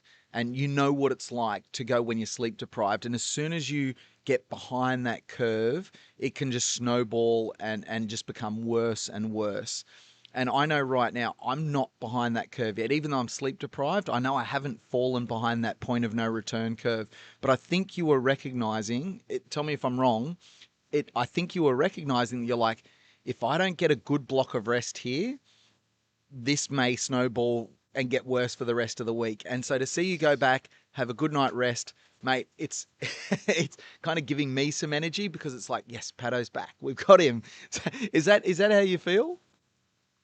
Yeah, look, this is the type of thing you can't do alone. You need to work, the streaming team needs to work as a team, give each other a nice long break.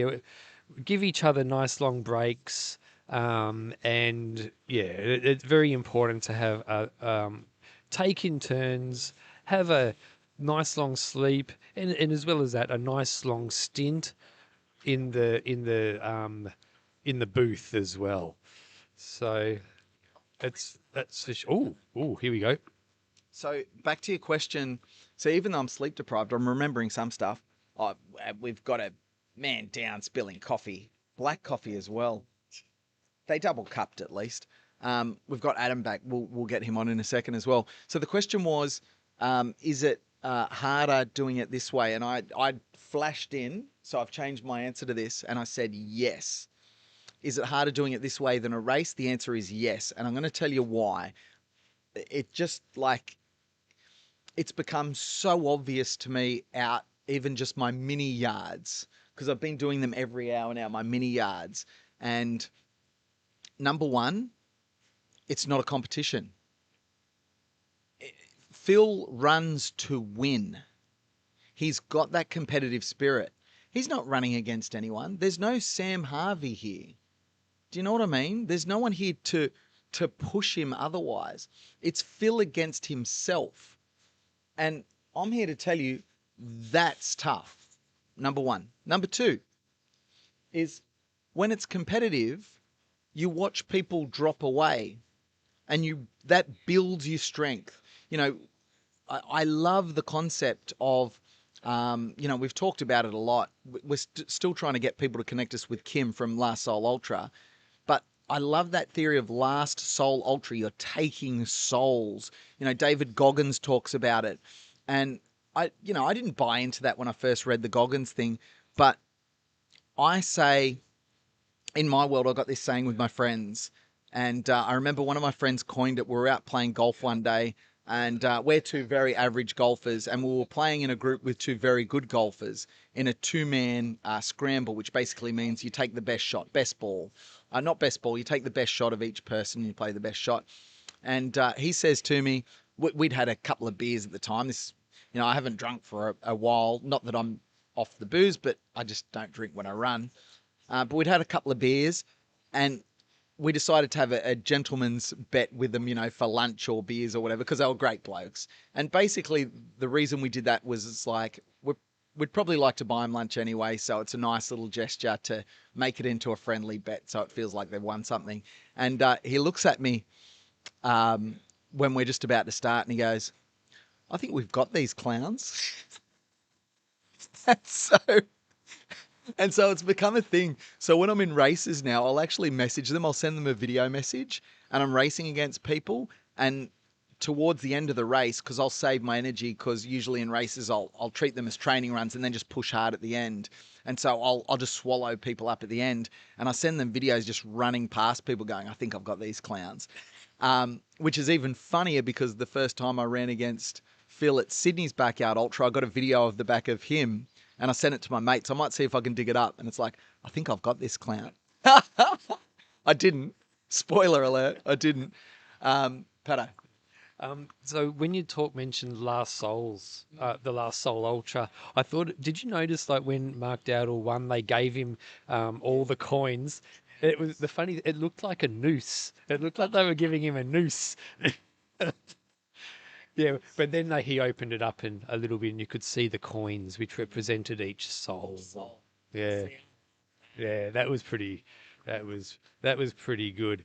Loving the OBS banter. So I was thinking, PK, it might be we're doing it anyway, but I know like if you haven't subscribed to Backyard Ultra Live YouTube channel yet, do so, because PK wants to really get his hands dirty with doing Backyard Ultra live streaming. But I was also thinking it would be a really good idea, right?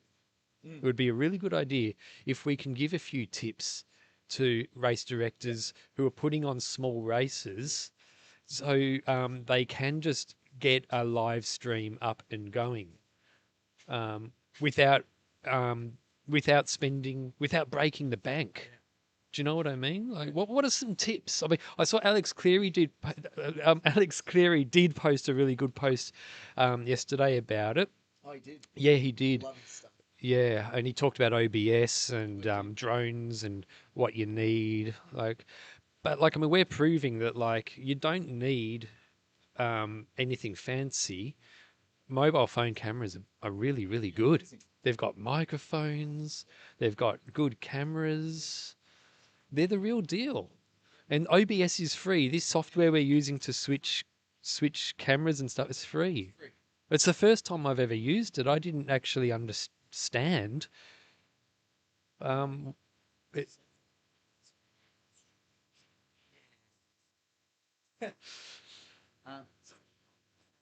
say something there. So the thing is about OBS as well is it's always been on my peripherals of things, and I've used it once or twice randomly, but I just know what it was capable of.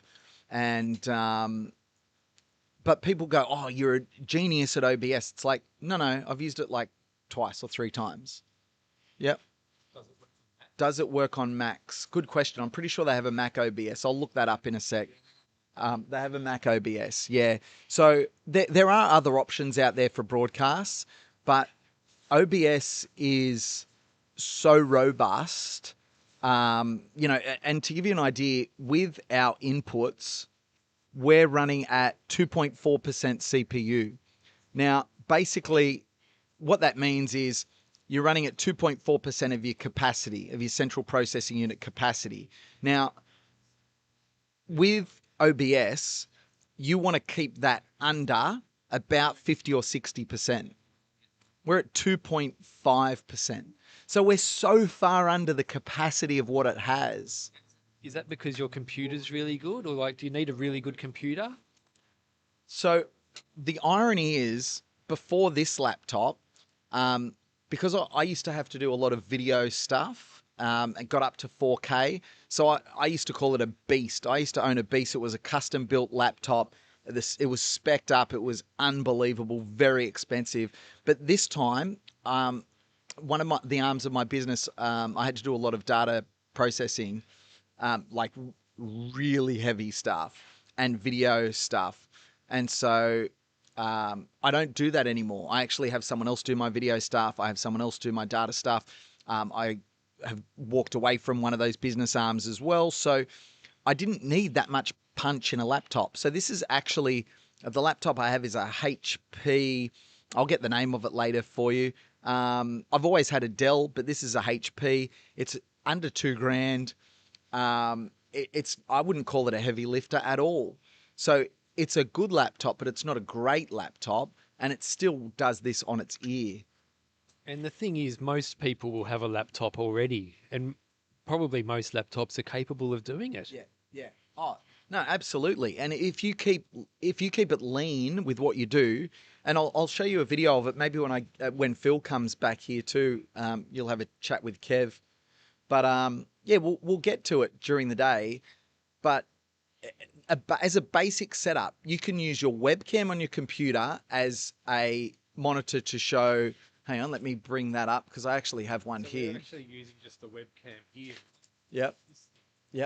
So you can literally just use this webcam. Right, this is literally the laptop webcam right there. So you can use that as one camera. Yep, great. Now, then we get a bit more fancy. This is just an external webcam. Now, this is the Logi Brio.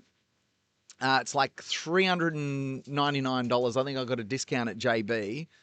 And look at the quality of the picture. Like, the light here isn't spectacular, and the quality of the picture is really quite good. So that's literally just like a $379 webcam.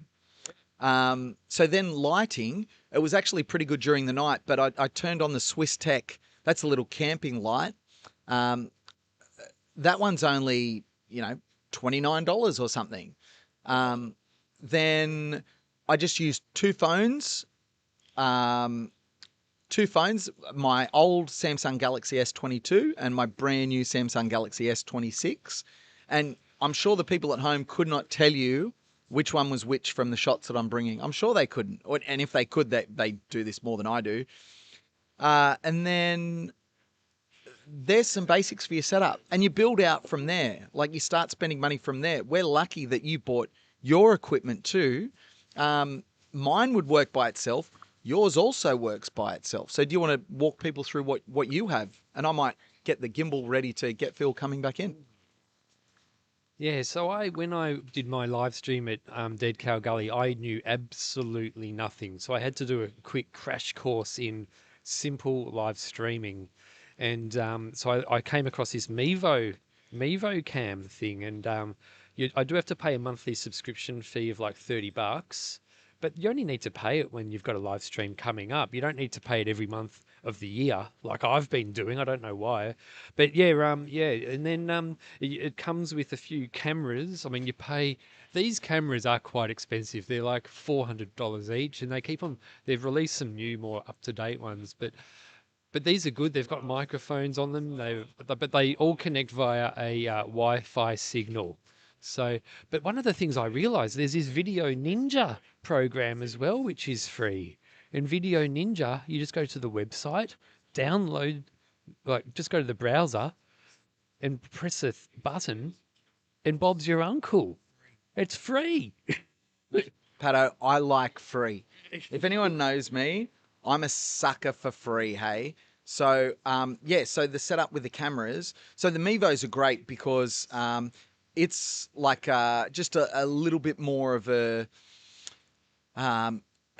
it's a slightly better setup than just kind of band-aiding things together because it's built for this, right? But the Video Ninja, you basically put the app... You don't even need the app. You can run it through a website. But the app just makes it much easier. Download it free. You basically share the signal to a web address, and then in OBS, you import that web address as like a browser, and then it shows that video signal that you're transferring back at a much higher quality than, say, if you were on Messenger or WhatsApp or whatever it might be. So, yeah, it's brilliant. Yeah, so one of the things about, like, I posted a video the other day, a little bit to create some. I hammed it up a little bit and tried to make it a little bit controversial for clicks, but I basically said every silver ticket race should have a live stream, live timing, and something else. And this is just after Last Soul Ultra. But I think the thing with Last Soul Ultra, the bad thing about their live stream is everyone's like, oh, to do a good live stream, I need to pay $50,000 or $500,000 for a good live stream. But that is not true. That is not true. And we're proving it because this is better than the Last Soul Ultra live stream. And it costs about 0.01% of the price. Yeah, I reckon we're 1/250th of the budget of Last Soul Ultra, just to give you an idea. I think they did a wonderful job. I love their live stream. I was addicted to it. But so 1/250th. So what's that like?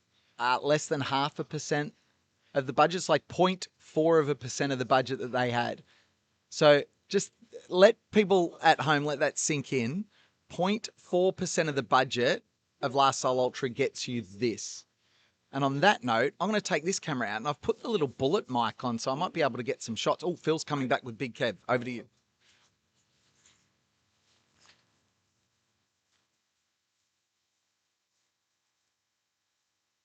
Yeah.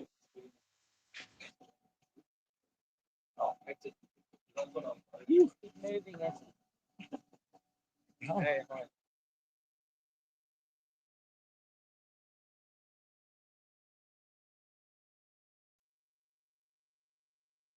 Hello, boys.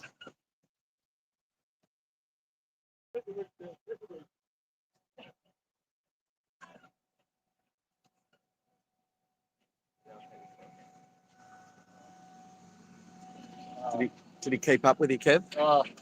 It was tough, but I dragged him along. He was thinking of pulling out a couple of times. I said, Phil, no, your public expects you to finish. So Thanks, Kev.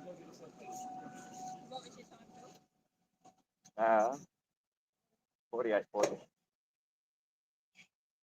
And then I made the go on top of that. I haven't taken outside wearing last night. On it. Oh, smelly. Oh, You sure? g'day, how are you? Not too bad. Oh, yeah. Right. I need to make the go. To go on top. Just grab one, yeah. Do you want this in a cup? No, that's right. Yeah, that's it.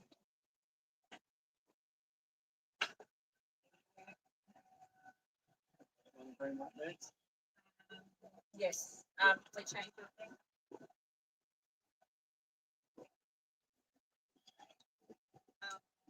Bandana goes over the top and we just change it over. Yeah. No.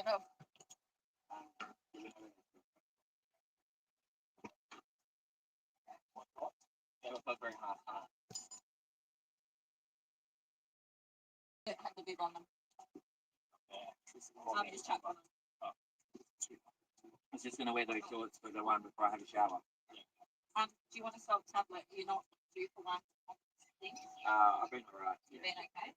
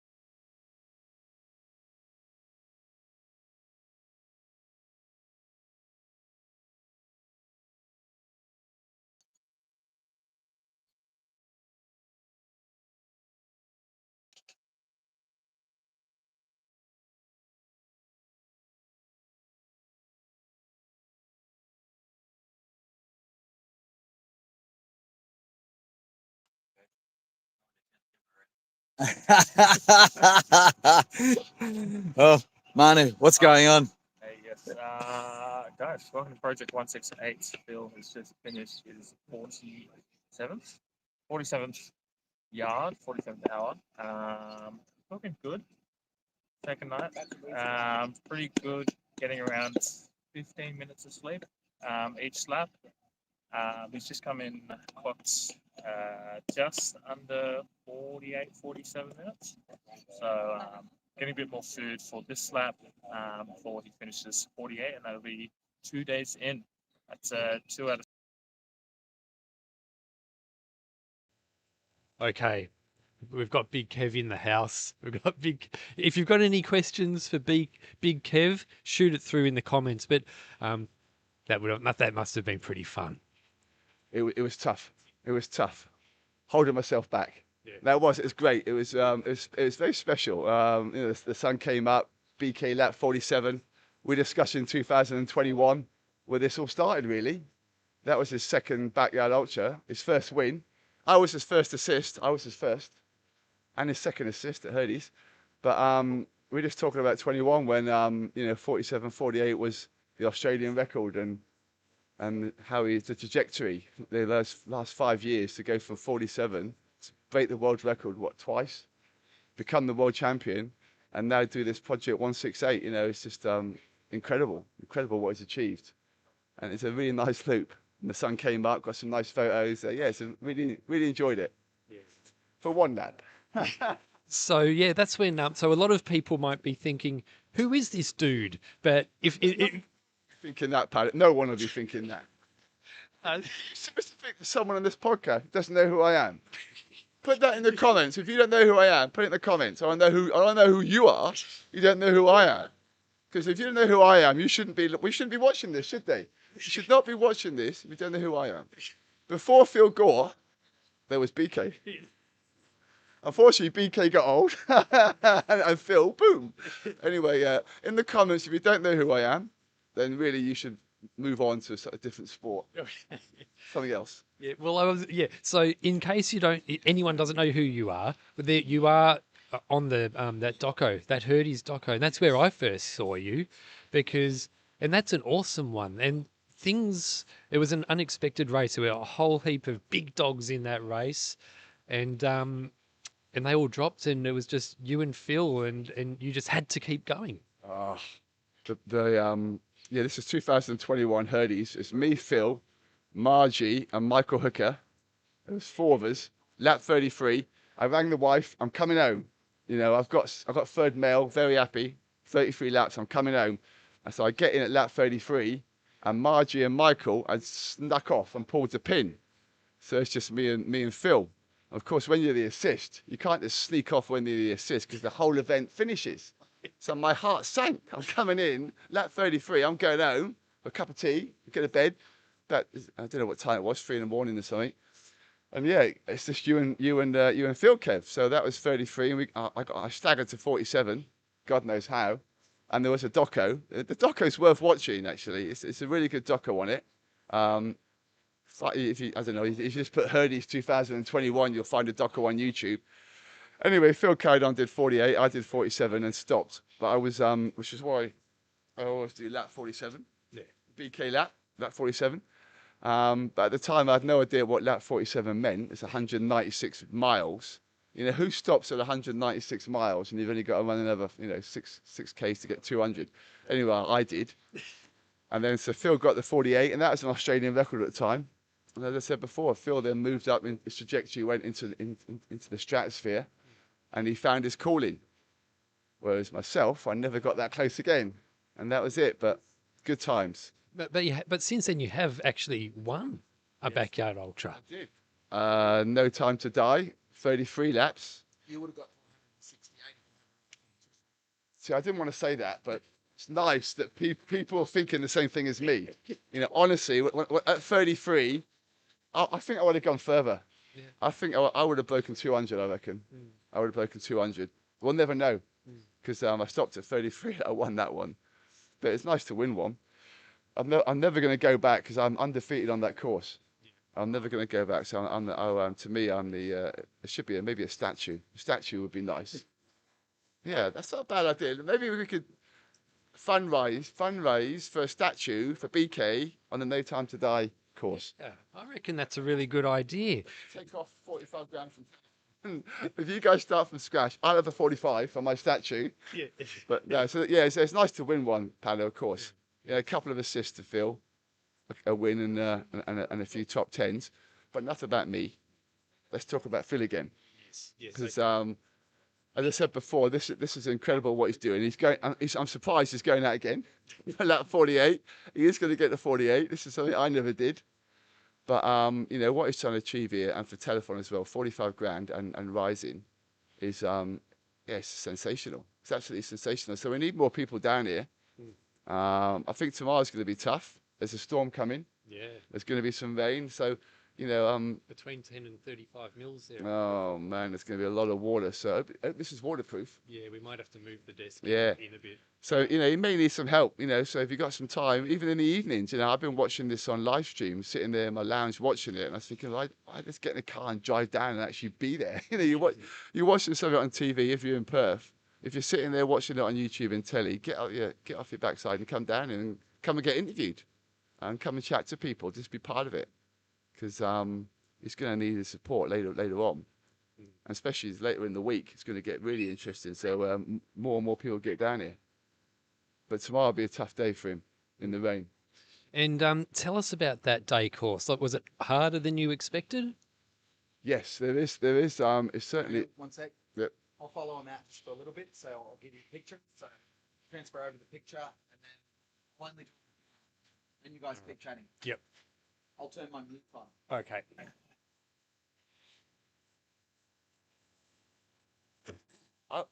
I reckon we could keep chatting for 168. Maybe if I speak the whole time for 168 without stopping.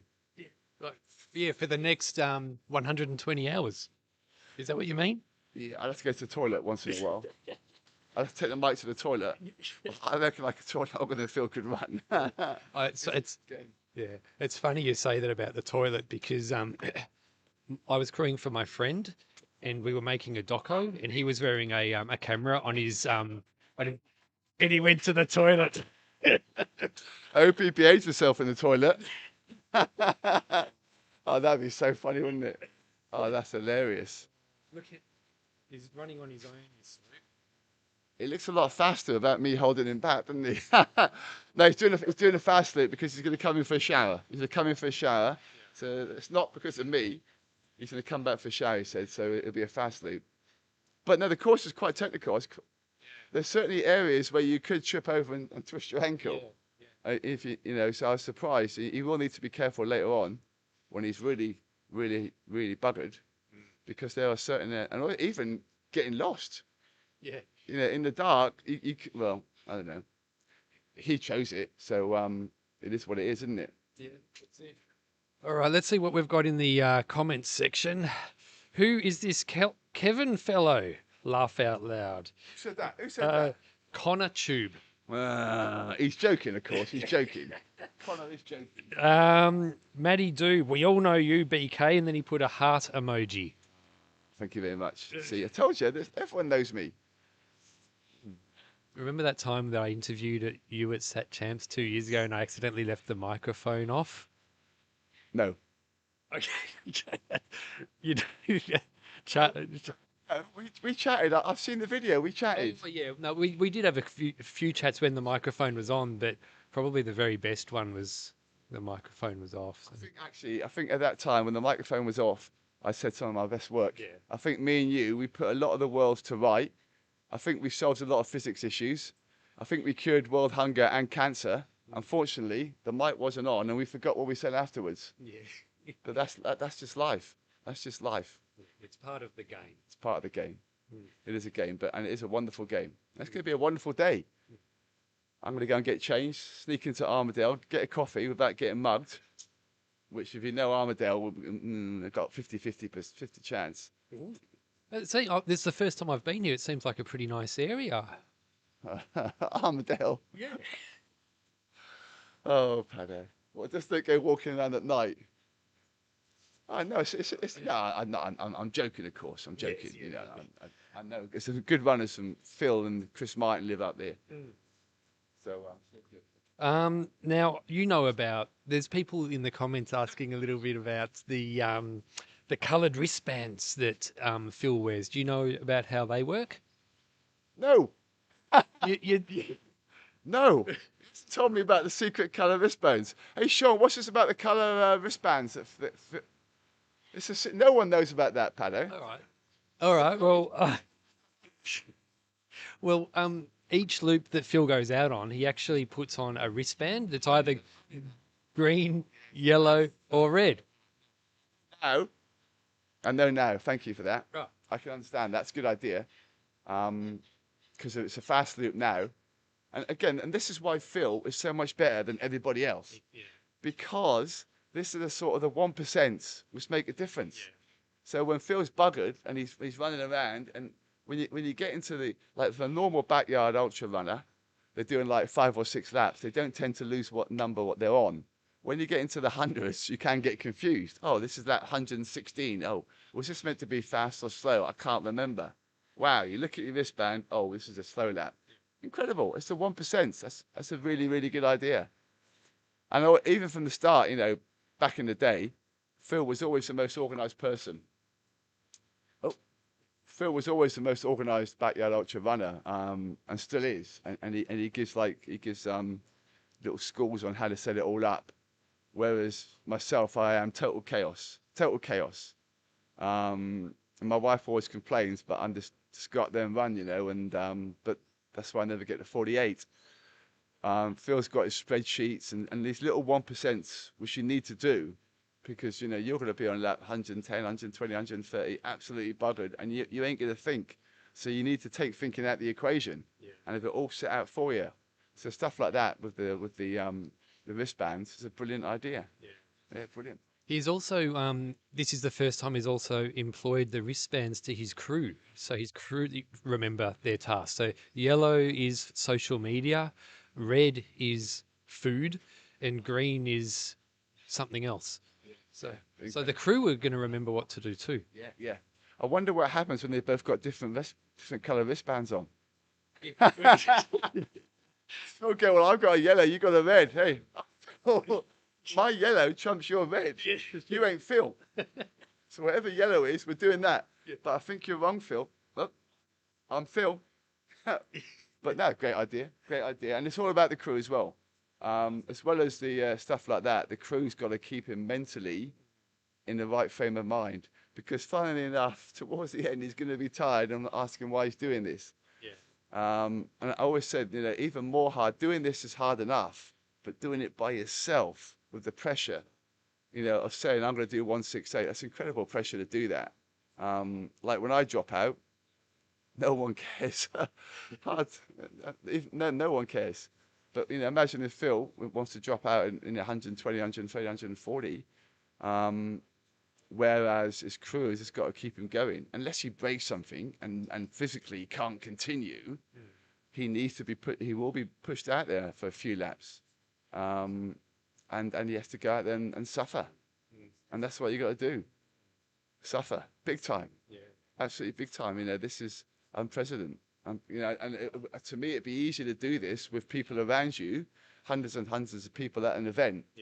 To sort of do it by himself. He's out there now by himself. You know, it's ridiculous. You know, it's even harder. So this will certainly set a tone to any other backyard ultra runner in the world. If Phil gets this, then you know, he obviously is the greatest of all time. But this is next level. I said to it's like Usain Bolt doing a 6-second 10K and 100 meters. You know, it's such a massive step from what we are now. It's a 2-day on the world record by yourself. You know, it's incredible. It's an incredible project, and I just hope he can do it. And you mentioned before, but it wasn't on the live stream, about the auction to run 100 yards, and not only that, the assist yard of 167. How good is that? And there's still time for anyone in Australia or even overseas to fly over and do it. You know, to me, that's a very special lap when a 167, the assist to Phil is priceless. You know, I won't be able to afford it. It's going to be a big number, and rightly so. It should be a big number. It'll be a slow lap probably, so you can probably walk most of it, but it'll be a very, very special to be the assist. And you've only got to do one lap. So it's the easiest assist in the world on the hardest ever backyard ultra, and you'll be part of history. You will be part of history. So, and the 100 as well will be special. Not as special as 167, of course, but yeah, certainly. If you got any pennies, and as Pado said, it's 4 days away or 5 days away. So wherever you are in the world, you can be here for that. So if you're watching this even in the UK or anywhere in the world and you want that 167, I'm sure you can get in touch with the team beforehand and maybe put a big bid in, because there's no point you bidding, not getting it and flying here. That would be upsetting. So if you are going to fly, get in touch with the team first and put an offer in, a big one, and they'll set it aside. Unfortunately, it's not a money back guarantee. So if you do fly over here and Phil breaks his leg at 163, it will be wasted. That's a risk you take. But to get the 167, that will be very special. So I'm hoping that'll be big. I'll certainly be down here watching. A lot of people will be down here watching at 167. Of course we will. Be massive. But I don't think Mrs. Matthews will let me run the 167 with Phil, because I think it'll be, rightly so, will be a big number. Paddy, maybe you should chuck some coin in. Yeah, well, yeah, I don't have that much spare dough lying around. Remortgage the house. It's part of history. It's a small price to pay. Talk to the bank. Sell something. Kidneys. You can get a good. I'm not sure. I'll have to Google how much a kidney's worth in China. But maybe sell a kidney. Yeah, mate, sell it in advance, so it gets taken out after you finish. Yeah, well, don't sell a kidney now. Yeah, do it afterwards. It's a good point. Yeah, if you're gonna sell body parts, do it afterwards. Yeah. But yeah, 167. That'd be a very special lap. I'll be down here watching. Phil's gone out quick, by the way. Shower. It's flying. Oh yeah. Yeah, he ran past the toilets and everything, I think, didn't he? Yeah. He ran past his happy place. Yeah. Lucky he stopped at the toilets because I hadn't started my watch on Strava. Oh. And I was too embarrassed to ask him to stop. So we started off the run. I thought, I don't believe it. I'm not gonna. This won't be on Strava. And I didn't want to stop him. You know, you can't say, can you stop, Phil? So lucky he went to the toilet and I got it on Strava. So it will be on Strava later on. And you can put your comments. Lots of kudos. I could have went faster, by the way, but I was running with Phil. Yeah, yeah. But so how fast was that loop that you did run with him? About 48 minutes, I think. All right. So far his fastest loop was 37 minutes and 37 seconds, which was the shower loop yesterday. Let's see if he can go faster than that today. He probably will, because he's excited that he spent a lap with me. Yeah. So he'll probably come in about 25 minutes. So he can get in the shower and think about, well, maybe I'll meet him in the shower. Where is the shower? I think they might have the keys to one of the into one of the dorms. So when he's in there, I'll be in there waiting for him. Give him a shock. Yeah. He won't come out. Where's Phil? I've been in the shower with Kev for the last 4 hours. I don't know what they're doing. It's getting X-rated. I better tone it down. Were you watching the last live stream last night when PK did 80 push-ups? And I was watching it when he got to 40,000. Yep. And that was a lap. They got to 40,000. Did you go out and run with him? If you got to 40,000, whatever lap that was. That's right. Yeah. So I watched that, and then I didn't watch it all night. I had to go to bed. It is actually fun watching you two idiots talking shit for hours and hours and hours. Like not as what we're doing now, but you're doing a great job. You are doing a great job, and it is good to watch. The tech is really good. yeah, well, it's one of those things that like we improve as we go along. We get into our groove. We getting used to the routine of charging the cameras, what to do, like when to go out and film Phil, and PK's really good talker, so he's It's a compliment, then. Oh, Compliment. yeah. Nothing wrong with good talkers. So can you think of any physical challenges that we can do to hopefully raise some more money, Big Kev? Do a budgie lap. I.e. the fact, do a budgie lap. Unless you pay lots of money, I'll do a budgie lap. If you pay lots of money, I won't do a budgie lap. Stop BK doing a budgie lap. Start chucking the money in. Otherwise, I'm going to run around in the budgies on live stream, which would be disgusting, and it's not worth a man of my age in budgies. So let's chuck some money in to stop me doing that. Yeah, I don't know. Tuffy. Yeah, well, I like the idea actually of a Me and budgies. yeah. I'm sorry, guys. Well, I could bring the budgies. We'll get in the shower and see what happens. See where it takes us.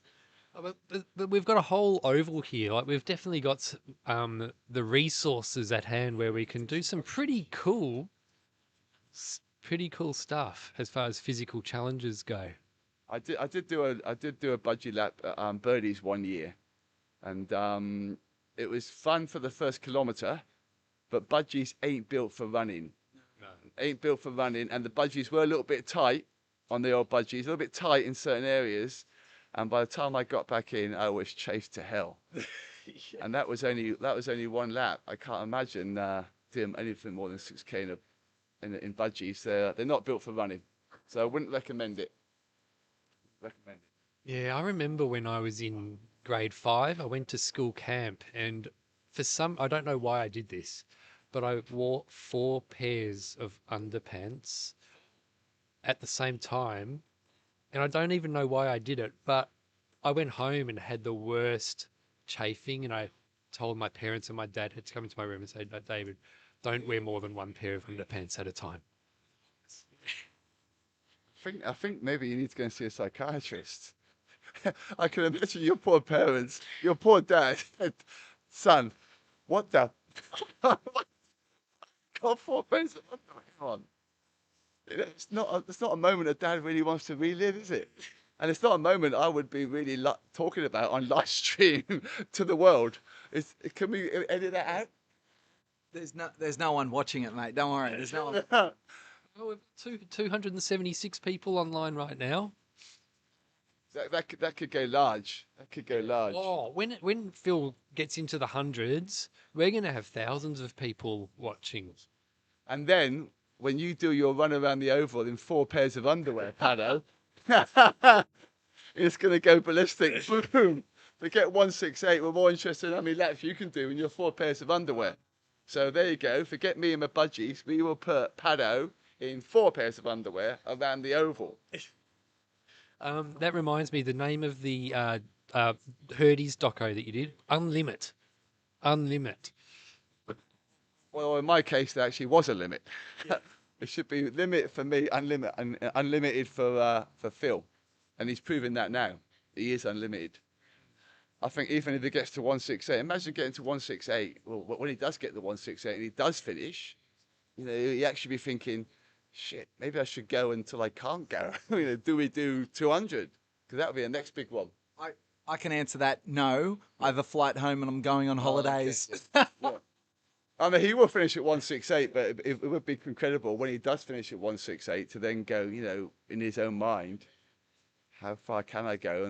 But then again, we'll find out eventually because the world record will keep creeping up to 168, and then there'll be 200. But I suppose it'll eventually get to a stage where you can sort of lose interest due to length of time. One of the things I've noticed when I hear Phil and Gemma and a lot of ultra runners talk is they don't say if, they say when. And it's probably one of the only sports I can think of where the mindset is where the sports people talk like that. And I think it makes a difference. I notice it when I listen to other sports, like coaches from football teams. They say, "I think we're on the right track." They don't say, I know we're on the right track." They say, "I think we're on the right track. I think next year we'll be in contention for finals." Ultra runners are different, and I think the ultra runners have the best mindset of any sport on earth. Oh, big call, Pala. Big call. For a man who wears 4 underwear. Some big comments coming out here. Well, the 200 people watching this, he's just called it. Ultra runners are the best in the world at everything. So there you go. It's a big call. We're certainly the most mental and most focused, and spend a lot of time in the pain box. But you're right. Even then, I'm saying like, when Phil does 168, after that there'll be the 200, and when the 200, there'll be the 300. So it's when and not if. This will get done. The 200 eventually will get done, and the way they're going, quite quickly, because people are getting. I've always said if you can eat and sleep, and you're not pushing yourself out of the comfort zone, keeping the heart rate down, you can go on ad infinitum. So you're telling me when I did my lap with Phil with the gimbal last night, we looked at my Strava, and my heart rate stayed at a very level 182. I'm not even joking. So you're saying I can't go far? No, you cannot do 168. You'll be lucky to do 2 at 180. But yeah, it's keeping the heart rate down, eating and sleeping, hydration, nutrition, sleep, and just don't get injured. And you're right, you can go if you're mentally strong and that's what you want to do. I believe you can go on for longer than 168. There, the Paddy 4 panty story. Yeah, thanks, Backyard Ultra Wanaka. Paddo, the 4 pants story was for some money. You and PK need to remember what you're worth. Phil Gore is definitely an inspiration for people around the world. So amazed and encouraged by the courage, grit, persistence, determination, and willpower this man obviously has. Oh, was that me or Phil Gore? Phil Gore. Oh, I'm very similar to Phil. I've got grit and determination. I was determined to finish that lap. No, Phil, he's unique. He's unique. He is, just like a metronome. Boom, mentally so strong, get the job done, And as I said before, to do this project, and normally with thousands of other people in a race is hard, but to do it by yourself, it's just next level. It's next level.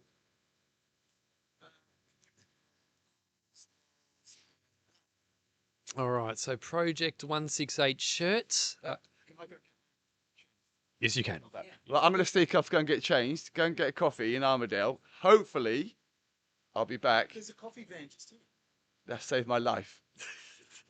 Where? Around. Thank God. I wasn't that keen on going into Armadale. Man, my good looks. So, yeah, it wouldn't have ended well for me. Right, I have to go and get a coffee. I'll be back. We'll do some chatting afterwards. Yep, no worries. Thanks. Yeah, awesome. All right. Yeah. So Big Kev is great quality. That's one of the reasons why I came back when I came back. I didn't want to miss Big Kev. I'll stay out of shot because I'm just updating some stuff on the website. But what a personality he is. Man, the second those two... Sorry that I'm sticking my head in a shot. But the second he joined Phil, like it was the turning point. Phil knew the first 2 nights were going to be tough. He's battled through that second night. Big Kev turns up. There's a glow in the sky. The sun's coming up. His energy lifts. It's not, do I have a conversation? He's excited to catch up with a friend. That's an advantage for Phil in this event. Huge advantage. But as I said, I think the negatives outweigh and make it a lot more difficult. But that moment that we caught on camera, huge advantage. Yeah, there was a glow in the sky and there was a glow in Phil's face when he saw Big Kev. Yeah, that was awesome. Andrew Carrington, I recognise this dude. I'm pretty sure he was tied Australian record holder for an hour at one point in time. This guy is a legend. Maybe Kiki13. How does one handle 10 to 15 minutes sleep at a time? I know I would get savage if someone woke me up after this amount of sleep time. How do you mentally prepare, cope with this? I think you just need to set yourself. You just need to know that this is what I'm going to do. I know, and yeah, like doing another loop is more important than sleeping sleeping. Isn't that right, PK? Look, I'll come over here just for a sec. I don't know how he does it. However, I do know this. Right now, since the start of this event, even though it's broken, Phil Gore has had more sleep than I've had. Without question. 9 sleep loops last night, 9 sleep loops tonight. I asked Phil, was he getting sleep? He said yes, about 15 minutes by the time he gets off to Noddy Land, waking up 2 minutes prior. So that means, generously, what's that, an hour and a half, 2 hours, 15 minutes, take off 15 minutes to round it off, 2 hours sleep a night, last night and the night before. So he's at 4 hours. I'm going to have to check my watch and I'll tell you exactly how much I've had. Let me have a look. And I was also going to say, like, you know a thing or two about broadcasting. Like, you know how sometimes, like, you watch a panel doing, like, an interview and they're passing the mic around and someone doing the interview, they'll ask the person a question and then they'll look at the camera filming every now and they'll be going like this. They'll say the last question and then they'll go. I'm trying to nail that during this live stream. Okay, let me teach you a couple of things about media, Pato. This is for people at home if you want to learn about media. Yep. So when you do an interview, there's 2 types of interviews. One is when it's an interview, it's just you and me. We're talking. Yep. So we're talking. Don't care about that person. That, just wait for it. That is a third person, which represents everyone viewing at home. If I'm interviewing you or interrogating you, that's us. But if we're having a conversation with a third person in that conversation, if we're standing at a party, yeah. So imagine, are we having a conversation that would be me and you at a party? Or are we having a conversation at a party where someone else could be there? That's someone else. And in fact, it represents a lot of people. So the reason journalists will look there is usually if they're doing an interview, they won't look back to the camera.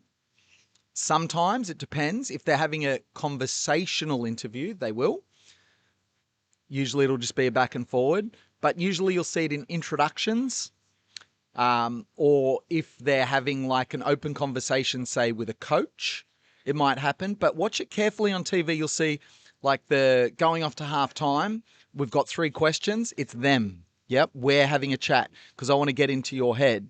But let's say it's before the game and we've got a bit of time. It's like, so the boys are really fired up, Pato, and you talk. Yeah. And I look at the camera as if to say to the third person, yes, that's right. Yes, that's right. So is there a third person there? And if there is, you acknowledge them. If there's not, we're having a conversation. When you start in media, you start just by focusing on the other person. Another tip, this one's bizarre, but when you speak to someone in conversation and you're looking them in the eye, you pick one eye to look at. Yeah?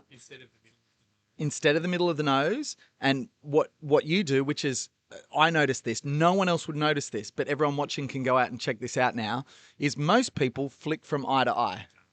Yep. Now watch my eyes when I flick from eye to eye. Yep, they're moving around. But when I have a conversation with you now, yeah, can you see my eyes are fixed, right? Yeah, but if I start to wander like that and you start to go, well, is he interested? Because he's not focused. That reminds me, like, sometimes if I'm having a conversation with someone who has, like, say, like, I don't know, like a scar on their face or something, I'll have a conversation with them and I realize afterwards, I think I had a full conversation with that person and I only looked at their scar. I hope they didn't notice. Oh, they noticed. Yeah, well done, Pato. So pick one eye, third person in the conversation, and the other one, if you're doing media, this is a ripper. We call it noddies. Yep. So noddies is a good one, and this is when, see, now I'm bringing the third person into the conversation, which I haven't done too much in the interviews, but right now, because we're talking to the person at home and I'm talking to you, we're having an open conversation, so I'm bringing them in the same way I would as if I'm at a party and I'm talking to both of you, because I think of that as a person. Yep. So noddies is a good one. So when you ask a question, if you want someone to expand, if you're not happy with their answer, yeah, what you want to do is you want to give noddies.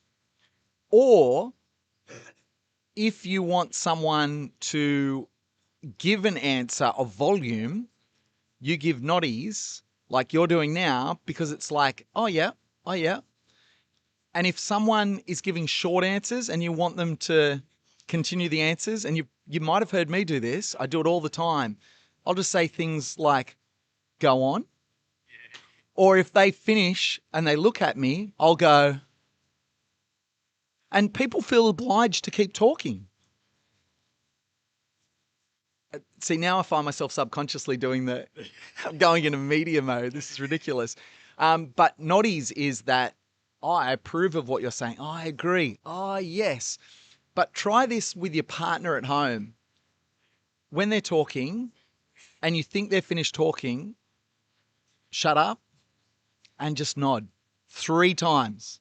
Not 4, not 2. 3 times. Oh, and I think 2's okay. I can't remember. 1, 2. Oh, someone can correct me in the comments. Not 4. Too many nods. Yeah. Too many nods. So noddies, try it with Kev when he sits down and you think he's finished an answer. Do one of those and see if he keeps going. He will keep going.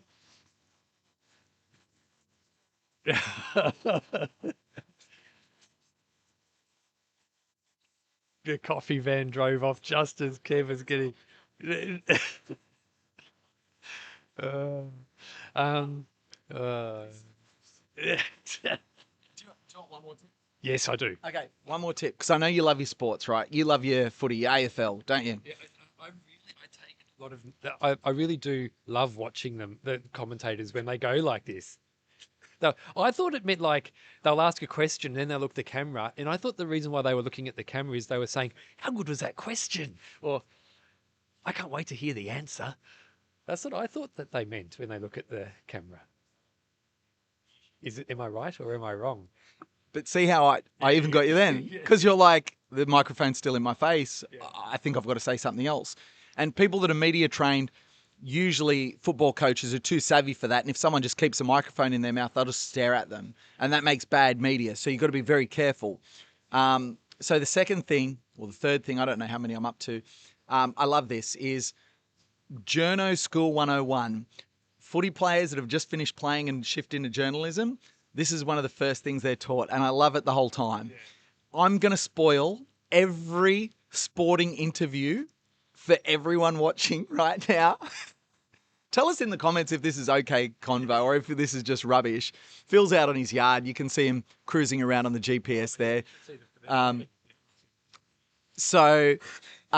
Okay, you ready for me to spoil? Oh, did the iPad run out of batteries? Oh, no, we're going to bring the iPad back up. Okay, so we'll just bring the iPad back up in the background. Okay, every sporting interview, especially people that are new to interviews, watch the next, what day is it today? It's early week, so you're not going to get to watch the footy until Thursday night, Friday, Saturday, Sunday. You ready for this? If you're a journalist, if you want to become a journalist, give the answer in the question. Okay, wait for it. You ready, Pato? Pato, here we are at Project 168. It really is a beautiful day today. Oh, it sure is, PK. It's a beautiful day. The sun is out, nice, crisp, fresh air. The trees are over there. There's cars driving past. A beautiful day for a run, isn't it? And you look fresh. You look like you're ready for a big day. And I am ready for a big day. I had a good night's sleep last night. I watched you do those push-ups, and that got me fired up. I'm excited. I wanted some physical challenges to do. But the team is also fired up. The team is ready for a big day too, aren't they? Yeah, you want some more physical challenges as well, don't you, PK? But see how I've just given you 3 answers. I haven't asked a question then at all. I've just given you the answers. If you put it in footy terms, but a really good game out there. 16 disposals, 47 hit-ups and 8 goals. You really were an outstanding player on the field. Your form is excellent at the moment. Oh no, it was the boys. It was. I've got to give it up for the boys. It was a team effort. We came away with the 4 points. We're not looking any further than next week, and yeah, so it was a team effort. Like, it's not about me. I wouldn't have been able to do it without the help from the boys. So I was going to give you another tip. If someone asks you those questions, you answer with a cliche. I've spoiled every sporting interview for all of you watching for all time now. You're going to watch it. You're going to watch sport this week, and you're going to see these journalists come in and give a question in the answer, and the person answering is going to give a cliche as an answer to the question. So, do you think that the footballers themselves, are they trained to give cliched answers? Correct. So they are given a media line and a media spin, and players these days are pretty well media trained. I don't know if there's any Late Show fans watching. So did you ever watch the Late Show? It was the D generation, the Mick Malloy, Tony Martin back in the 90s, and they did a wonderful skit. You can probably find it on YouTube about the player media training, and it was exactly what we're talking about here. A very funny watch. If anyone's seen it in the chat, just jump on the chat and let me know that I'm not the only one that's a huge Late Show fan. Fantastic. But answering the question, answer with a cliche if you're on the other side. But the problem is now I've spoiled all these interviews for you. You're going to switch on the TV no matter what sport, and you're going to watch this from now on and go, oh my God, because that's basic media training. When you get into some sports, they spend a lot more time media training, and you're not going to get that. You'll still probably get the answer in the question because the journalist is trying to lead them down a path. But Formula One is an excellent example. And I know that the drivers are so well rehearsed, they have a media representative next to them. But that media representative never looks stressed because they know that even though the driver might say something controversial, that's all part of their media training. So I always have a thing that I say, it takes a lot of hard work to look like we're this off the cuff. Yeah? It takes a lot of hard work. The amount of planning and preparation that we've done for this event that's going on, and then we make it look like we've just rocked up and we're having a conversation. It takes a lot of preparation to look this ad lib. It really does. And that's probably the biggest tip that I have. Yeah, but we didn't actually plan any of our conversations, though, did we? We actually came in here pretty raw. Between us, but here's the beauty of it. That's because you understand your subject matter so well. And the two of us play two very different roles. I'm not the expert. I think everyone watching kind of understands that I'm a dude that's reasonably good for a Joe punter in this sport. I'm pretty good at it for a Joe punter. Yeah. But I'm not the expert. I'm not claiming to be the expert. People understand that. You are the subject matter expert. You're the subject matter expert. I anchor. That's why it works well together. We're not at each other because we're both pretending to be experts. It's not the case. That reminds me, something that I always find funny when I'm watching the football, for example, is when there's a commentator who didn't play football, but there's a special comments person who did play football, right? And it's funny, sometimes the commentator will give their opinion about a passage of play or something, and then the player will say, oh no, you're wrong because of this, and then the commentator will, like, the player is always right because I used to play, okay, you know what I mean? It always makes me laugh when that happens because it's a little bit awkward as well. And it makes for good TV. Yeah. And the producers set that up deliberately. It's a very deliberate ploy. I know. Imagine that. I blame Adam. Adam knows this stuff. He talked about it with you on day one about is this Phil coming back? He's very close, isn't he? He talked about it in day one. When you get documentaries, when you get TV shows, you want drama, you want controversy. And the one thing that he didn't mention, but I know he knows this very well, is with Search for Hurt, you put them in a pressure cooker physically. Yep. If you want good television, deprive them of sleep and get them emotional. Wonderful television. This is going to be off the rails on day 7. I already had my first real tears last night when I can't even. So here we go. Snap out of it, PK. I've been doing this for years. I always used to have my emotions in check. Backyard Ultras do this to me. I don't know why. I'm going to try and get through this because we showed a video of the kids who we're doing this for, and that's just so raw. I had it on mute because I didn't want to listen to it. And then at the end, because I needed to know when it finished, I turned up the volume and I'm already in this state. And I thought, I'll go to the live chat. I need to take my mind off it. And here in the live chat is one of the guys who's been in the live chat, super active, and makes the comment, I'm so grateful without this sport, I wouldn't be here today. And it's stuff like that it's just like, you make me sleep deprived and you tell me that stuff, and you can see it's like someone's cutting onions in here. That's what makes good TV. No one wants to see the block where it's like, oh, yeah, so the tradesman didn't turn up. The house is half falling down, but it is what it is. We're just going to power through. Crap television. Yep. You don't want to watch footy where the players come out after the game and it's like, oh, yeah, we got beaten by 9 goals tonight, but I'm really proud of the way the boys pulled together. We're looking forward to next weekend. That's crap television. But do you know what's good television? When you put those people under the pump, you put them under pressure. You put people under pressure, you find out what their true colours are.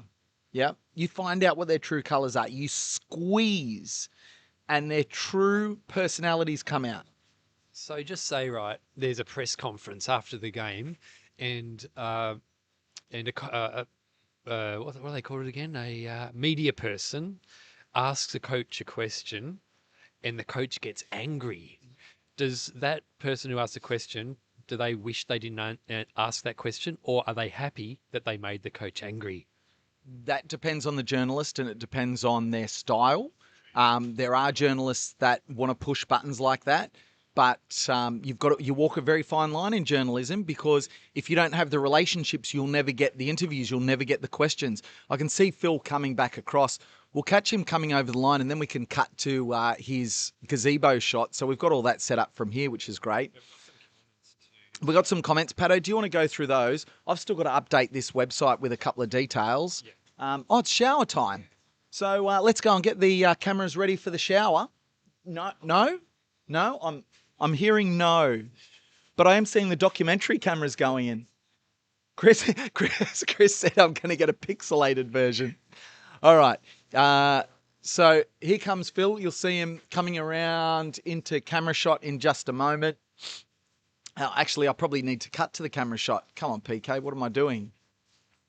Where are we? Oh, no.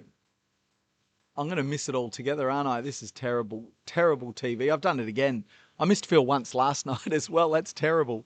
Okay. Phil's off for a shower. That lap comes in at what time, Pato? Let's have a look. Where is our... Did he go faster than yesterday's shower lap? That's the question. There you go. We've got some good talking, some good questions and comments. Hunter CS, a talking masterclass. Which eye is more receptive, the left or right? I don't think there's a correct answer to that. For me personally, I always choose the left eye. It's just a habit that I've had. Lisa Left Eye Lopez. Unless... So this is the catch, and I can say this because my dad had some vision issues. Unless someone's got a bung eye or then you're just looking, then it's really difficult. But just choose one. I don't know. I just always go left, and try it with someone else. Like you don't think I'm looking at one side of your face, do you? It looks like I'm looking right down the middle. I'm looking you right in the left eye at the moment too. Yeah. But for example, if someone was wearing an eye patch, you obviously wouldn't be looking at their eye patch. You could, as long as you stay focused on the eye patch. Yeah? Yeah, okay. Okay, now a talking masterclass. Just a comment by Hunter CS. PK, the social genius. Walk your demons. PK needs some sleep, they reckon. Yes, he does. I reckon you're on fire. Ben Russell. Kev will keep talking even if you don't nod. Jared Brown, Backyard Ultra, media and marriage advice all in one. This is gold. Oh, Farms. Keep going. Love it. Farms is in the house. Mate, if there's a guy who knows media, it's Farms. Why? Like, yeah, like you mean behind the camera or in front of the camera? Oh, behind the camera. He's a genius. Yeah, he knows his stuff. You know, he and I used to like make little short films like together when we were like 20. Like we used to like I was with Farms the day he bought his first video camera. Yeah. So, Farms, if you're still in the chat as well, tell Pato, when was the first time we worked together? I think the date's way before what I think it is. But Farms, maybe you remember. Yeah, I've got an idea, but let's see if we can figure it out. Let's see. Bros are giving out free game. Loved the Late Show. Oh, who's that? Who loved the Late Show? Gabe's Ultra Running. All right, Gabes, we're friends for life, buddy. Brian Smith. I stopped watching sports when I got clean and sober 10 years ago. This is the only sporting event I'll tune into. Tracktronics. I love the commentary over the last 15 minutes. Trail Snails. Ha ha ha. Lisa Left Eye Lopez sent me. Great reference. Yeah, I was expecting you to laugh, PK. You just ignored me. And like, it's true. I agree with the comment. I need sleep. I agree with that comment. And the worst thing is I'm having a mocha, so I'm having more caffeine. So I don't know that was the best idea, but I've still got a bit of work to do here today. Ruben, who's coming out to do a loop later. Love your work, guys. Looking forward to seeing you all later this week. We'll definitely get Ruben in the live stream to have a chat. B-Boy, are you allowed to come and watch it at night? Yeah, you can come on down. Yeah. Anyone can come on down. Yeah. Farms again. He doesn't remember, but I remember it being a long time ago. I'm wondering if it was like pre-2010. There's a possibility. Yeah. There's a possibility. Yeah, it's crazy. Yeah, at a corporate gig, and because it's funny because we didn't have a huge amount of interaction at some, but we knew each other, right? Because we're in the same space doing the same stuff. Big Kev's coming back. Big Kev's asked us to call the police if he's not coming back. Joggers and jeans, mate, and a beanie, you're in trouble, Kev. Yeah, good-looking young man. Okay, so, it's still 15 minutes till the start of the next loop. Yeah. Well, was that his, actually, what was Shower. it? Okay, 37 is still his fastest loop. Correct. That last loop was 40 minutes and 18 seconds. Yeah. And when we get to 50 grand, I'm going to put the lap info and tracker on the website. But I've got to build it. I haven't built it yet. But I'm not doing it before 50 grand. No way. Yeah, no. And the graphic we've got is awesome anyway. I don't even know why anyone needs more than that. That's a visual representation of the last 48 hours. It's perfect. And look, he's actually getting faster. Yeah. Like that yellow line is going down. So far, he's run a negative split. Yeah. All right. BK off to the bakery. Hey, just quietly, I don't want to blow my own trumpet, but the graphics are superb. How good is at the top of the screen? Phil on break, and it shows shower. Now that was 48.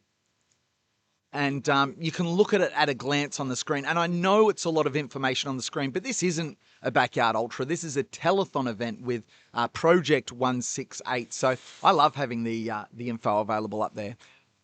The only thing that I don't know if you can do this or not, but have a shade, a different color when it's day and night. Oh, you know what? I can do that. You can make the line that's green. You can have it green when it's day and maybe red when it's night or something like that.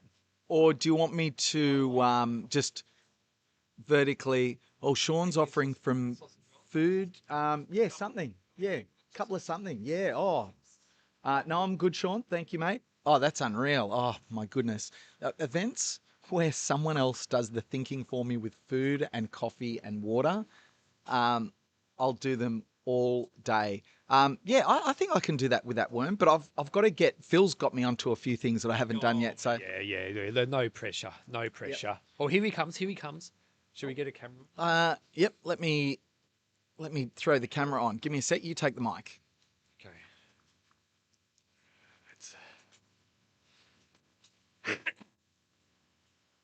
All right, let's see what's going on downtown. Brian Smith, you make good viewing. I'm just trying to keep going. Murray's in the house. Good morning from Bali.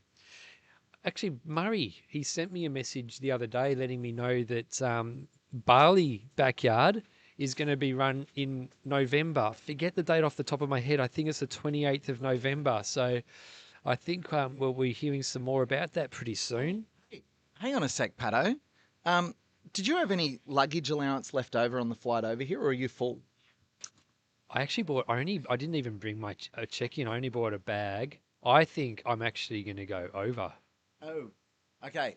Well, in that case, we might need a plan B because check out. Yeah. This is one of our Dometic water bottles, and look whose name's on there. Oh, Muzza! Do you know how he got that? How? He won it. We had a competition last night to guess Phil's lap time. Murray wins. He was out by 1 second. Well done, Murray. And he was saying he's going to GV. So he said, if Pato wants to bring it to GV, but if you don't have the luggage allowance, we'll get it sent out to him. Yeah, because I've got one of those Dometic as well. And I've got all my clothes will be wet with sweat, so that will add a bit of weight to the luggage as well. All right. I'm going to leave it with you so I can update more website stuff. We've got Phil on camera there getting a little foot massage. Maybe I'll go and... No, that shot's pretty good. That works. We'll watch Phil. Yeah, I'll chat if you need to go to the loo. You do that. Go and have a comfort stop yourself. I'll sit here and chat. We've still got plenty of time before the next... We've got 11 minutes. I work in spurts. Imagine being good enough. Imagine being good enough at Backyard Ultras that you can have a shower and then come back and get a 10-minute foot massage. Oh, new donation. Oh, holy heck. Brian Smith. 979. That was, mate, that was unbelievable. Brian, I don't know if you just heard the story I told. I can't do this again, Brian, mate. You knew this. You knew what was going to happen here.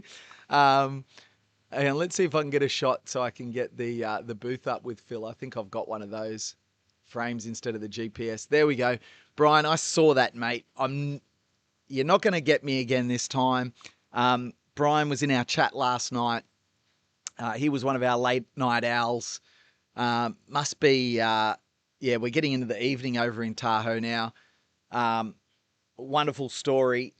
You know, he mentioned that if it wasn't for running in this community, he wouldn't be here today.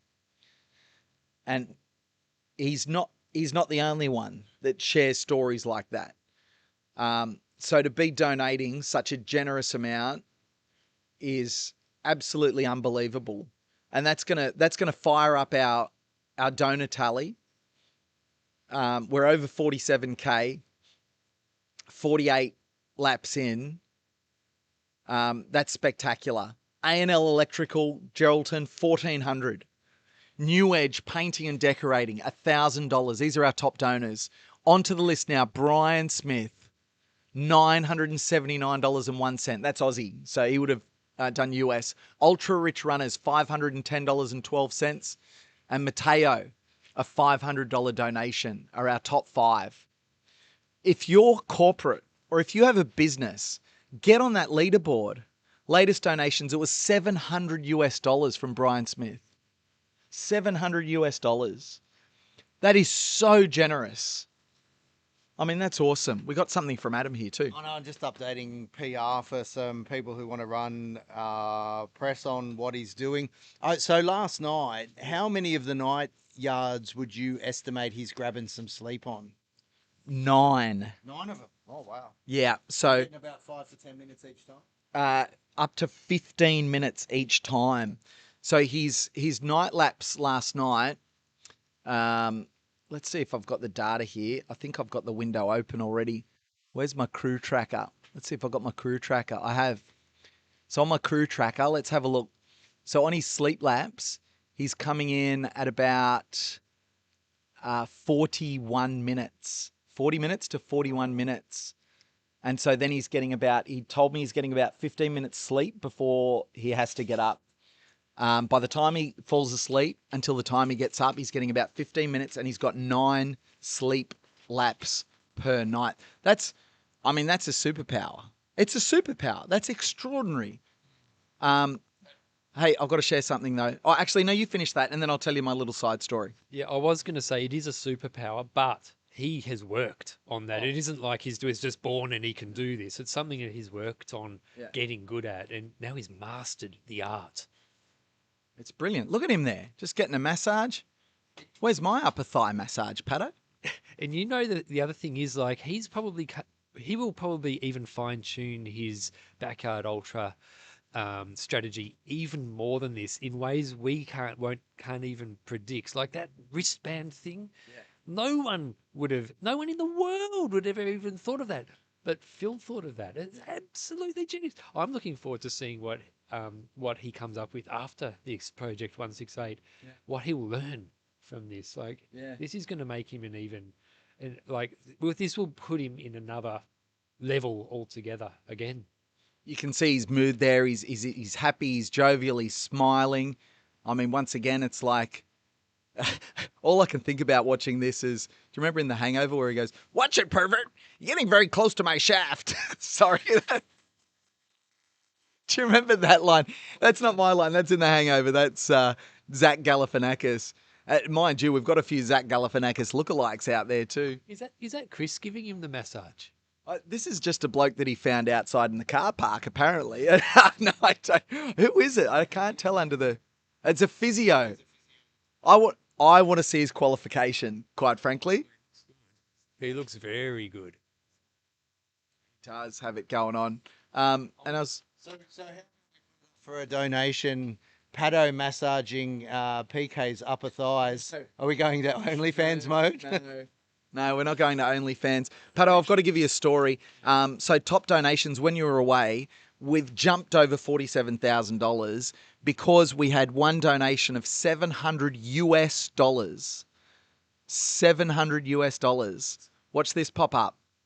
What's their name? Brian Smith. Tahoe. Yeah, he's been in the chat a lot. He's been watching this from since the get-go. You know what? I love our American friends. Yeah. I love our American friends. Brian Smith.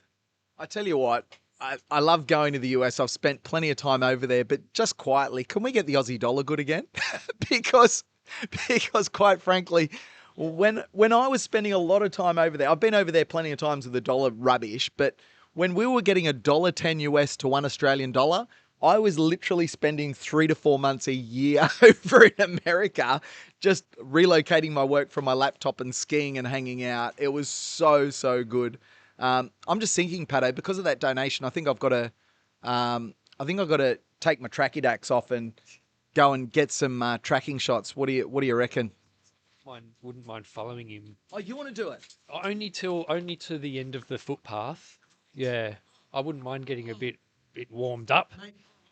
Get your pants off. Oh, I'll run him. Are you going to run in your Trachydax? Yeah. All right. Bring my shorts. It's quite comfortable out there, so he's going to bring his shorts tomorrow. Beautiful. So, Pato, we'll get you ready with the... there's 3 minutes. I'll get you ready with the gimbal. Let me switch this on. I don't think we need it charged anymore. I think we're okay. 28 will be enough because we don't have the light on there. There you go. You grab this. Oh, no, you're getting ready. Let me set this up for Pato. We've got to turn it on first. So you can see in the shot, this is me setting up the gimbal. Now I'm also going to change the mode on the gimbal so that it keeps it more steady and it just rotates left and right but keeps a horizon. Yeah. And also, there's a good talking point here. Yep. Janine, who was in yesterday. Yeah. I was trying to explain why this project is so insane, and all I could come up with is that it is the ultra version of Kipchoge breaking 2. How else can you explain the significance of it all? What are some other what analogies? Yeah, PK's first date. No one ever saw that coming. So, 4-minute mile. Oh, yep. And you know how to turn the screen on there, Pato, and then, yep. And then, how are you going? Are you comfortable using our little thumb thing? Yep, beautiful. What about things that haven't been done yet? Man on Mars. That'd be one. No, we've got to the bottom of the Marianas Trench, haven't we? The lowest place. I'll let you get out there with Phil anyway. Give us a look. What have we got there?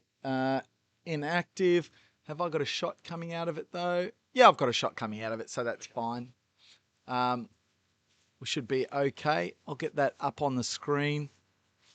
Pato's tracking shot. Oh, he's out of there. He's over here. I've got the light blaring in my eyes. Sorry, folks. 1 minute. We've got Pato on the tracking cam. And Pato, I'll just let you know, you've got your mic open on that. So you can do some quiet, you can have a chat while you're running, whatever you'd like to do, okay, mate? I'll let people enjoy either the ASMR of the noise, or if you want to add a bit of colour commentary, I'll let you do that. All right. Pato's going to head out after Phil, lap 49. We've got another $25 donation. Pete from Brisbane. Thanks, Pete. $25. Love to see it. We've got 20 seconds left. That was a Formula One pit stop for Phil Gore, ladies and gentlemen. Absolutely wonderful stuff from the crew. 8, 7, 6, 5, 4, 3, 2, 1.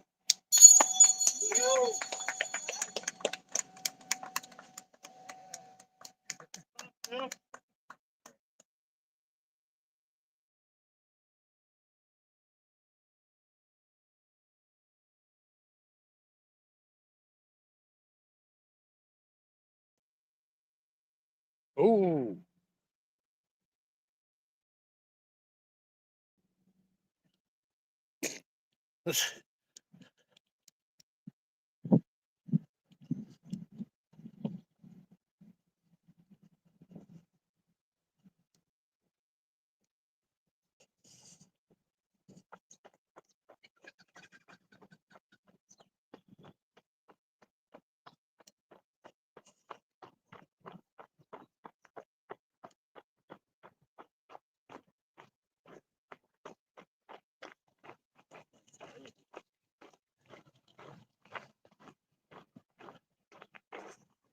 Yeah, Pico, I don't know if you can hear me, but there's some dog poo right where Phil would normally put his feet. So if you can get someone to pick up the dog poo, that would be great.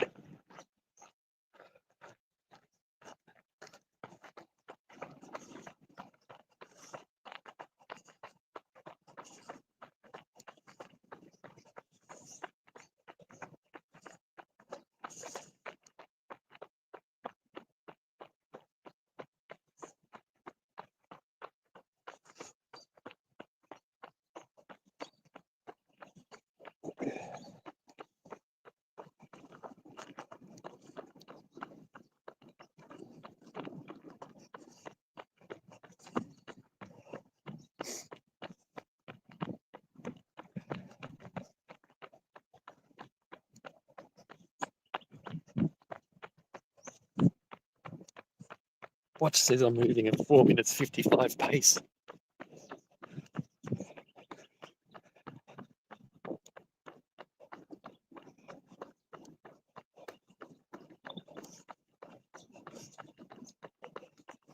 Four-minute 50 pace.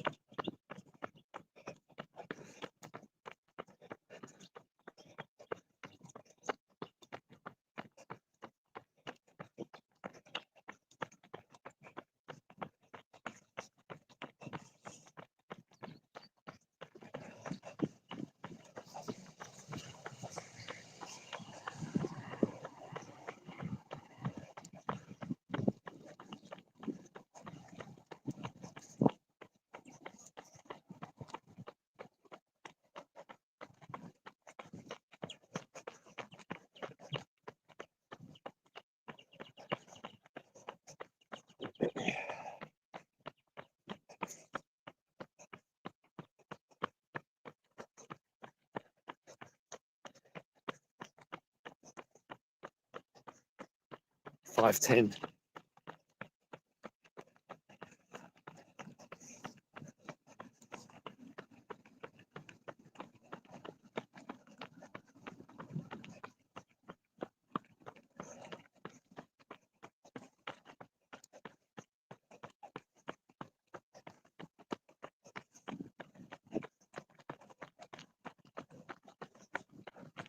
Minute 13 pace.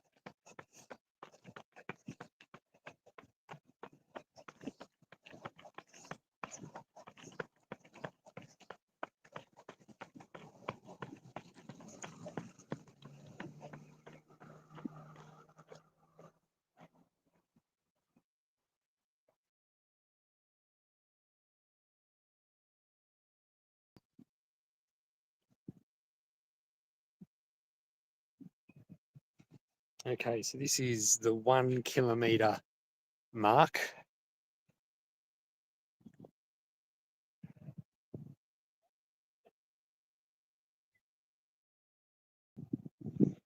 Now look, I checked my watch at the 1 kilometre, did it in 6 minutes and 5 seconds.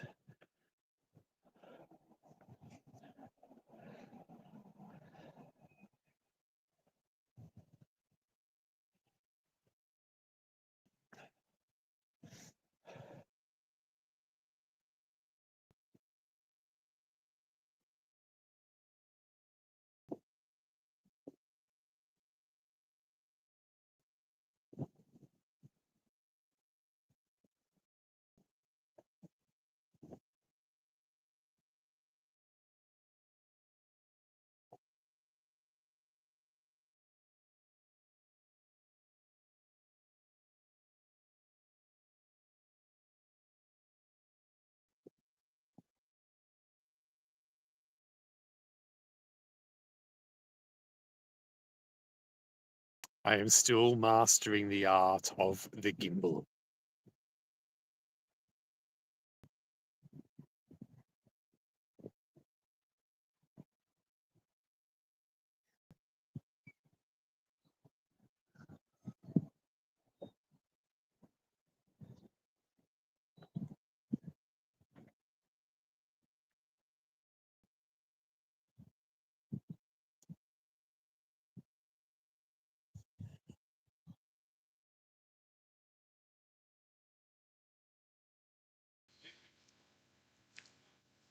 Thanks, Pato.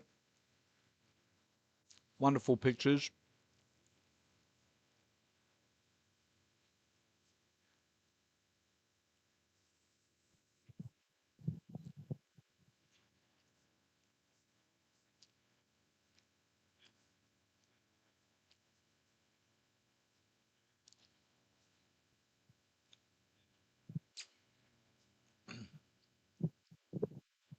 As Phil heads around the lake, it's almost a quarter of the way around a lap. Moving well. Thanks, Pato.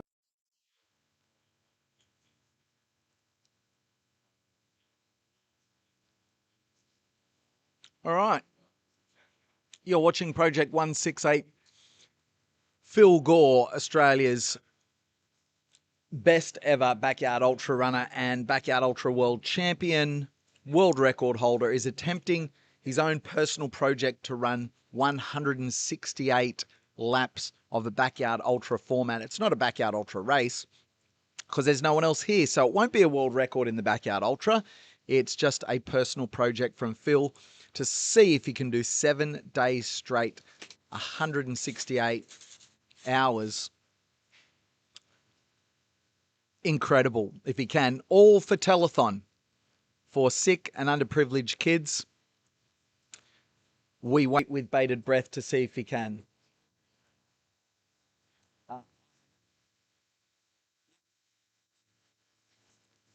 Now, we've just gathered some statistics here. Let me find where I kept them. No, it'll be over here. We've got some statistics if everyone wants to know how Phil is lapping. We've got the day 2 updated stats. If you're just interested in day 2 by itself, laps 25 to 48. The fastest lap was lap 46, 38 minutes 55. The slowest lap was lap 25 at 53 minutes and 3 seconds with an average of 46 minutes and 1 second. That was Phil's day 2 averages. If you want to have a look at his overall averages, let's check that out right now. And here you can see what that graph looks like, showing how Phil's average time is dropped down since the start of day 1. He's actually getting quicker at this stage, even though that trend in the middle of the event looks like he trended up. That was really just night going into day, but then the second night sped up a little bit. It's pretty impressive. A 40-minute yard on lap 48 to have a shower, freshen up. But right now, Phil is on course for lap 49. We've fallen behind on our donations target, folks.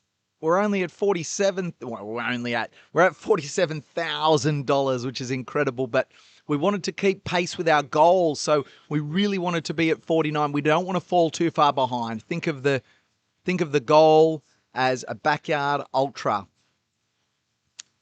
That's what we really would be.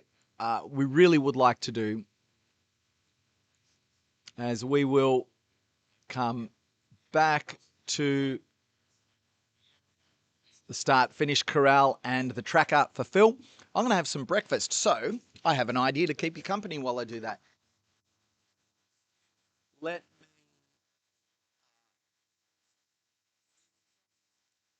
Let me show you. I keep talking about why Pato's Backyard Ultra podcast is so good.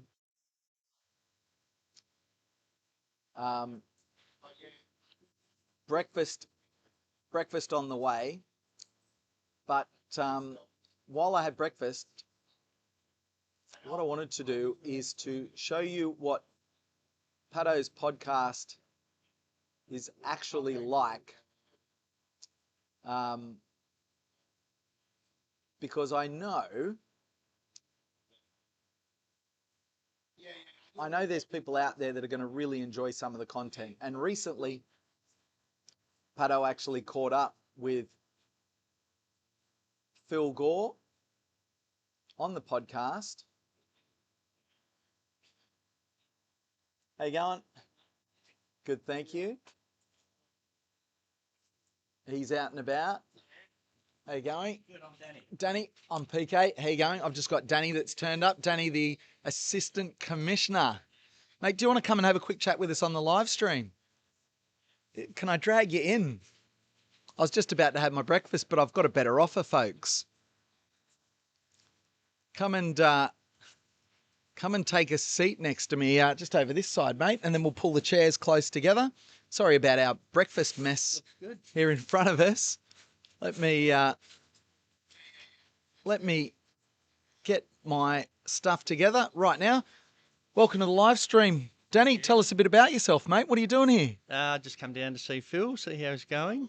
I'm one of our assistant commissioners at DFED, so I look after the metro area. Phil works at Armidale, obviously, so he's part of that group. Mate, it's pretty exciting to see a deputy commissioner down here. It means it's a pretty big deal. Oh, absolutely, huge effort by Phil. I'm going to see if we can get the commissioner down on Thursday morning we might see if we can walk a lap or catch up with Phil. Outstanding. Now, whereabouts are you based? Are you based in the city? No, we're based in Coburn. That's where our headquarters is. So just only sort of 10, 15 minutes away. Nice. And obviously a busy man, but how did this fit into the diary? Is it something that you've planned? Did you just go, oh, Phil's out there running, I'll go and duck out and see what's going on? How did it fall together? Yeah, obviously pretty busy, but part of my role is to get out to fire stations and touch base with the crews out there. So anytime someone's doing something like this, I'll try and make an effort to get out and say good day to whoever's participating or making a huge effort like Phil is. And do you know Phil personally? Have you had much interaction with him? No, not personally, no. I mean, we've got 26 fire stations across the metro area, and each of those stations has got 4 platoons. So I get out to them as much as I can. But I've been down to Armidale quite a few times. What can you tell me about the Armidale crew? Oh, look, they're an amazing crew. They're super busy. They work sort of on the fringe of the metro area, so they're often mobilising sort of up the hill or down south to traffic accidents and stuff like that. Always very professional. Never complain about anything. They're just a fantastic crew. It's a stressful job. Yeah, it can be. I mean, there's certainly there's some things that we see as firefighters that you don't want to expose anyone to. So it's really important that the crews have a strong morale on station, that they support each other. We've got support mechanisms as part of the organisation as well. But that peer support's really important, and places like Armidale have a really strong culture down there. Except for the fact, you're going to laugh at this, Phil had some crews from some of the other stations come and visit him last night, and you could tell he got a real kick out of it. But I ran a lap with him with the camera, and he was saying to me on the way around, he's like, that was brilliant. It was so good to see them, but where's my bloody crew? They haven't turned up yet. Well, they're probably busy at jobs and stuff like that. Like I said, they're a busy station, but I'm sure they'll be out here at some stage and probably give him a little bit of curry to make sure that he completes his task. So how do you guys find out about when someone who's a fiery is doing something like this? How does that kind of communication process work?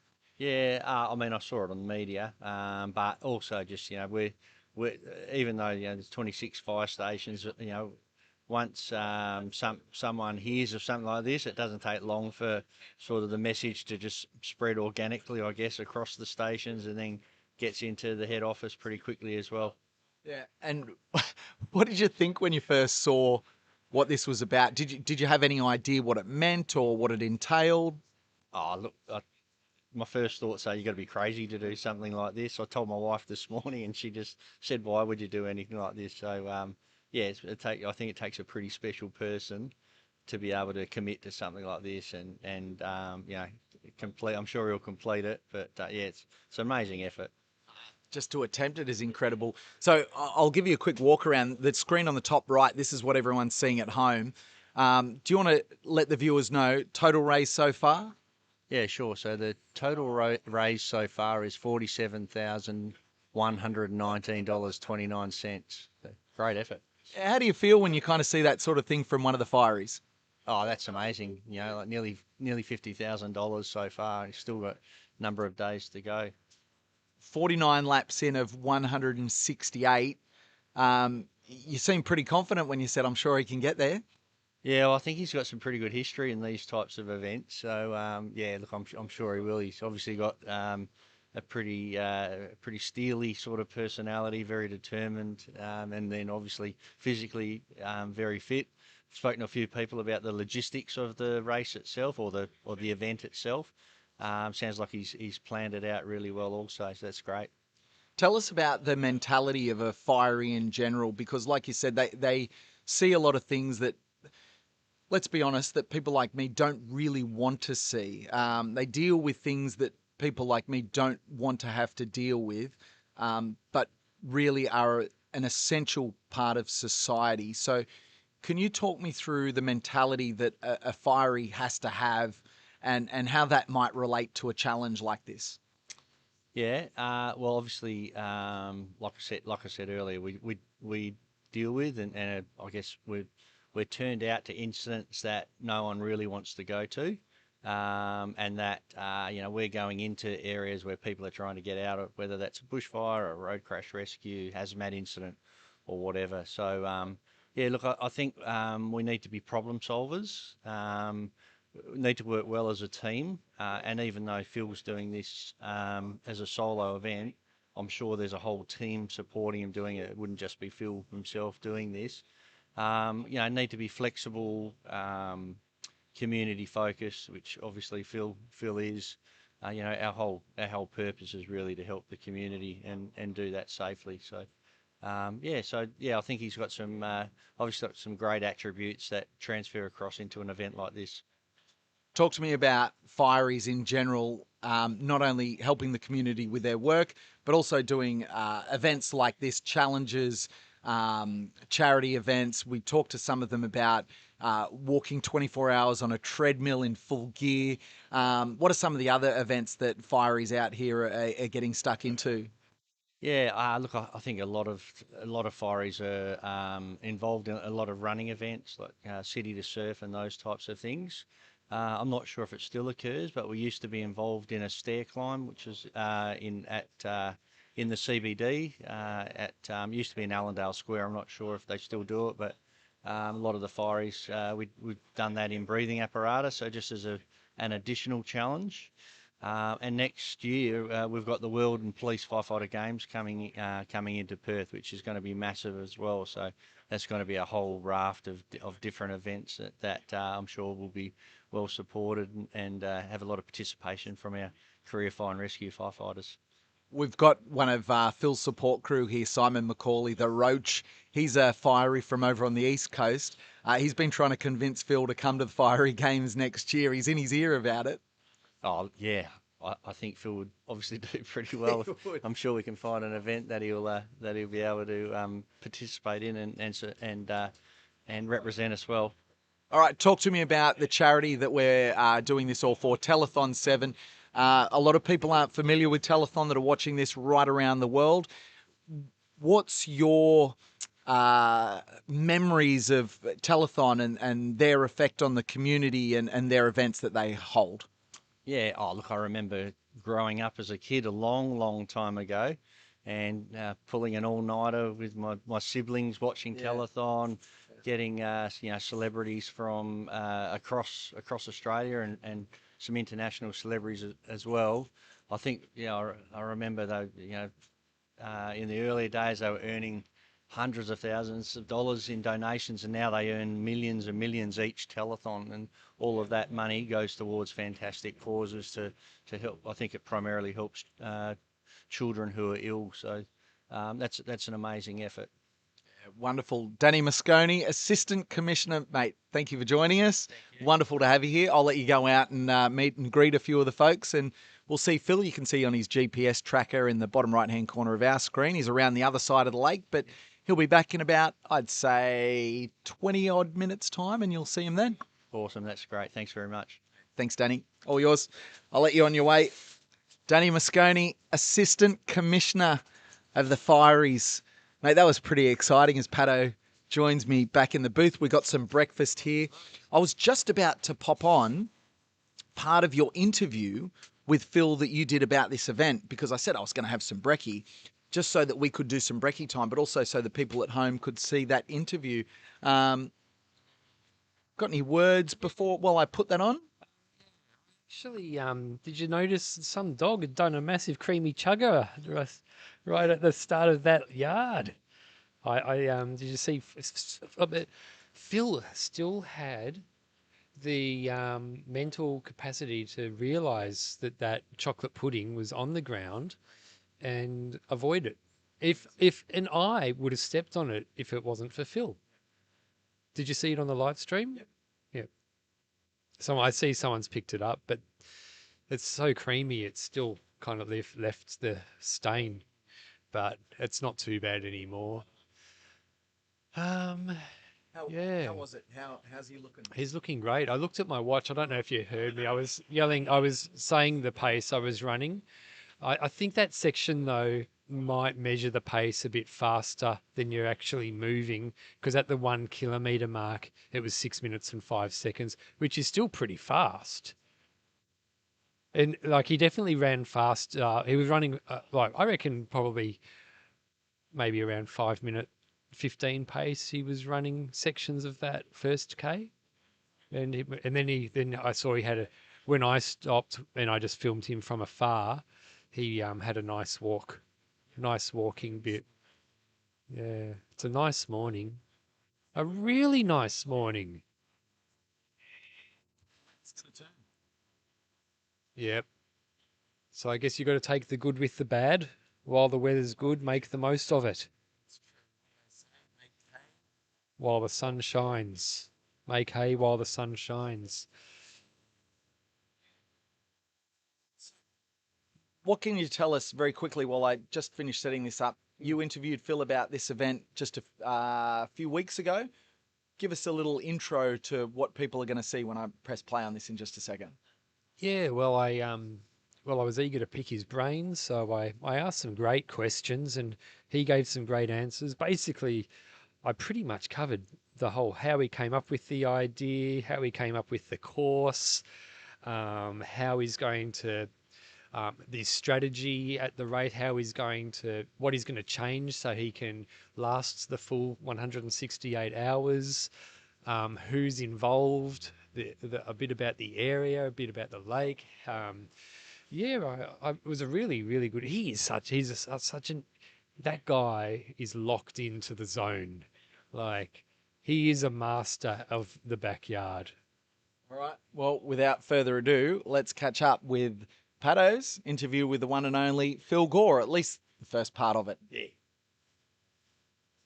Without any further ado.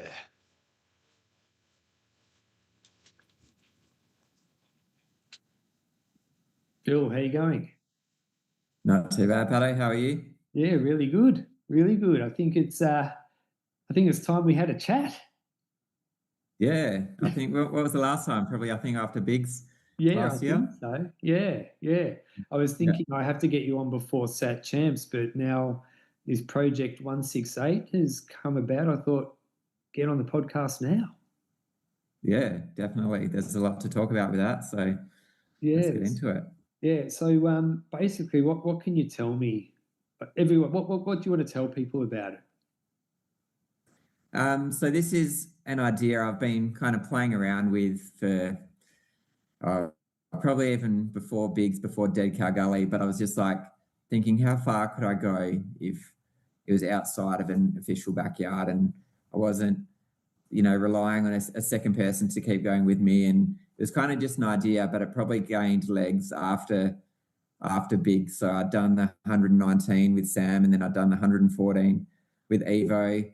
And I was just like, I want to, see if I can go further. And I just thought doing it as a solo project might be the way to do it, like while I'm in my prime and I'm running really well. And if I just do it as a solo challenge and don't have the restriction of having to stop when the second last person stops, I could make it a really good event, and then at the same time use that as a platform to raise some money for charity and do something good with my running. So yeah, unreal. So you mentioned that you'd thought about it like ever since like Dead Cow Gully and maybe even leading into Bigs.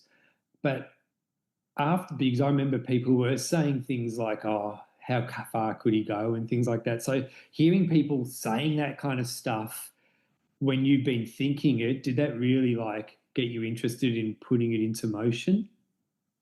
Yeah, I guess so. Like, I think I've had these ideas about doing it, but yeah, then other people kind of talking about it as well, and I'm just like, well, if this is what the people want to see, like, let's do something about it. Let's organize something.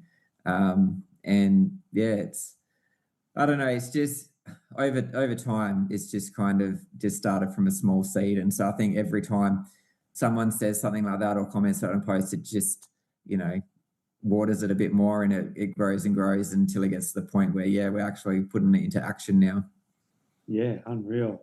You posted a video, I think it was tonight, on Instagram about it. Yeah.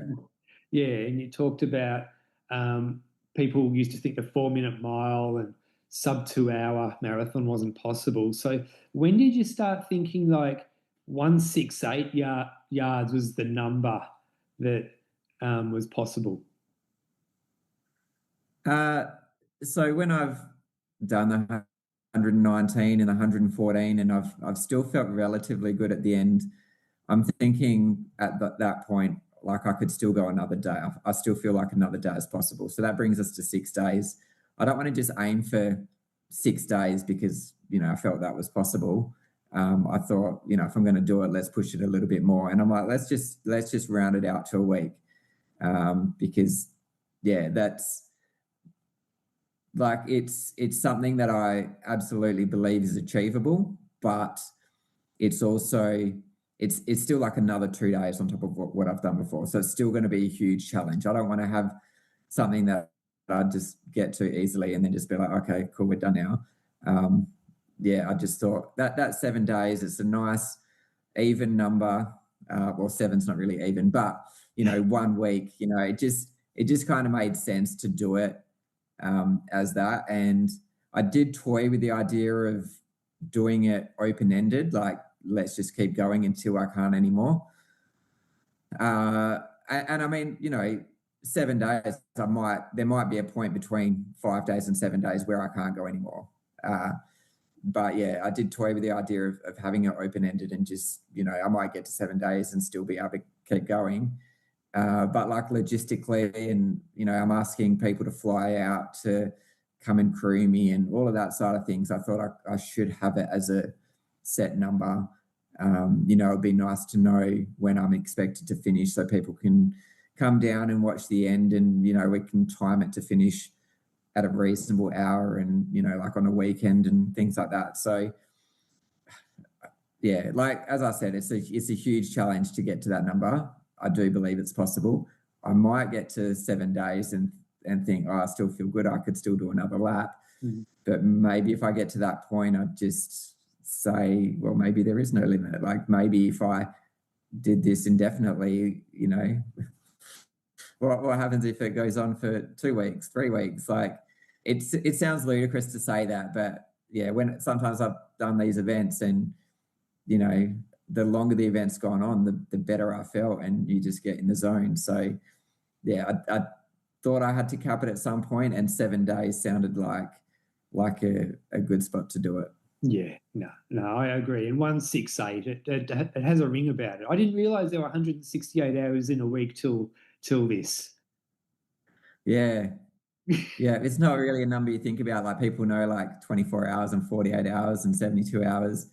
But then once you get to 100, it's like no one cares about the 96 hours. It's then the 100 and 120. And it's not really a number that's talked about a lot. 168, like, people just don't talk in those terms, because when you get to that, you start talking about days and weeks and stuff. So I think, some people, like the trail snails, were pretty smart. They put it together and they saw my post with the 168, and I didn't know they could do maths so well, but they divided that by 24 and figured out that it was 7. So they caught on to that pretty early. Yeah. Well, everyone's going to be talking about 168 forever now. Yeah. It's a famous number. No matter what happens now, it is the number everyone wants, and you haven't even done it yet. Yeah, well, that's it. Like, even if I don't get there, it's still going to be a number in people's heads that, you know, the world record, it'll keep going up. You know, it might get pushed to 130, 140, but people will probably still be thinking of that 168. Just like with the marathon world record, you know, when it was, you know, back when it was like 206, 205, 204, it's like people just knew that one day we'd get to this 2-hour barrier. So we'll see what happens in the future, but I believe it's possible, and whether I get it at this event or it just kind of opens up people's minds to be thinking in those sort of numbers and we see it happen at an official event somewhere. We don't know, but I think it can happen somewhere. Yeah. Do you remember who the first person you actually told the idea to was? So I've probably, as I said, I have been thinking about it a while. I can't remember exactly who the first person I would have told, but it wasn't as a serious thing. It wasn't like, this is what I'm going to do. I'm just like, oh, what do you reckon about, you know, doing a solo backyard or something like that? Like, it didn't really have legs at that point. And then, well, obviously Gemma was probably the first person I told actually when I decided this is what I was going to do. But so I actually had, after Biggs, I actually had someone reach out to me with the same idea, and he wanted to sponsor it and he wanted to, put it on. So I started working with him to do it. So he was probably the first person. He was from Opus Caravans. Right. So he was actually the first person I probably discussed it with, like at a serious level, like, okay, this is something we're going to do. But then he had to pull out. So that's when I approached Adam McDonald from Search for Hurt. So he was the first person, well, not the first person, he was the second person that I spoke to about it. And then, from there, I try to keep it a bit hush-hush until I had something official to launch. But obviously I had to organise crew, organise media and live stream and that side of things. And I would have told people in private conversations, but I didn't announce anything officially. Now, I think a lot of people want to know, what are the specific rules you'll be adhering to? Okay, so I'm going to follow it exactly as a backyard ultra format, except for obviously not having to stop when the second last person stops, because there are no other competitors. There's not going to be an assist. There's going to be allowed high fives. That's no problems. I won't get disqualified for that. The only thing is, so in terms of pacing, I'm not having paces as such, but because I'm doing this to raise money for charity, we're going to sell spots where you can come and run a lap with me. So donate money to charity, you can come and run a lap. It's not going to be every lap because I definitely want to have some solo laps in there. But there'll be a way where you can book a lap and come and run a lap with me. But I'm going to be very specific with people who run with me that they're not to be a pacer, they're not to run ahead, not to encourage me to go faster, they're not to carry food or water for me, they're not to give me any of their stuff. Not allowed to give me like any physical assistance, like, you know, if I'm stumbling, they're not going to like put my arm over their shoulder and like help me walk to the finish line. So I'm still going to follow the whole no assistance side of things. But I mean, if you look at it technically, it is pacing. But it's for this event, it's not official anyway, so I'm not going to get DQ'd for that. It's just a way to get the community involved. Like I know there's a lot of people coming down to watch, and a lot of people are going to want to run with me. So I just thought this is a way I can do it to help boost that total that we raised for Telethon. Yeah. So will there be a starting corral? Yeah. So thanks to Ultra Series, we're going to borrow the archway and the timing clock and some fencing and stuff. So I want to have it set up exactly like I would for a backyard ultra. I'll be working out of a marquee, and just have everything set up. Like, I don't want to have anything that's seen to give me a superior advantage because I'm doing it, as a solo thing. Like, I mean, technically with a backyard, there aren't really any rules about you can't work out of a building or things like that. There's definitely events around the world where people do operate out of a building. But I just wanted to keep it low key and exactly how a backyard would be set up. So, and more so for myself, like I know if I do get to that 7-day mark, I know I've done it without any extra special things there. Yeah, cool. Will there be a 3-minute, 2-minute, and 1-minute whistle? I think so. Yeah, as I said, we want to try and stick to the same thing. But, if I'm sleeping and I don't want to get woken up until 2 minutes before or 1 minute before, we'll be missing those whistles. Yeah. And then also it might just be, my crew's going to be there and keeping an eye on the time. But, if we get enough people wanting to volunteer and stuff, that's a role I think I can give to a volunteer to watch the clock and give the whistles and that sort of thing. So yeah. Maybe that's something you can auction off too. You can ring the chance to blow the whistle. Yeah. Yeah. What about, will there be a ringing bell? Yeah, we've got a bell. Yeah. Okay, cool. Something else you can auction off. Yeah. I'll get it engraved. So, yeah. So this isn't just for fame and glory. Like you mentioned a few times, like you're raising money for charity too. Yeah, that's correct. And so, I mean, I haven't heard of Telethon, but can you educate me about Telethon? Yeah, so Telethon is a WA-based charity.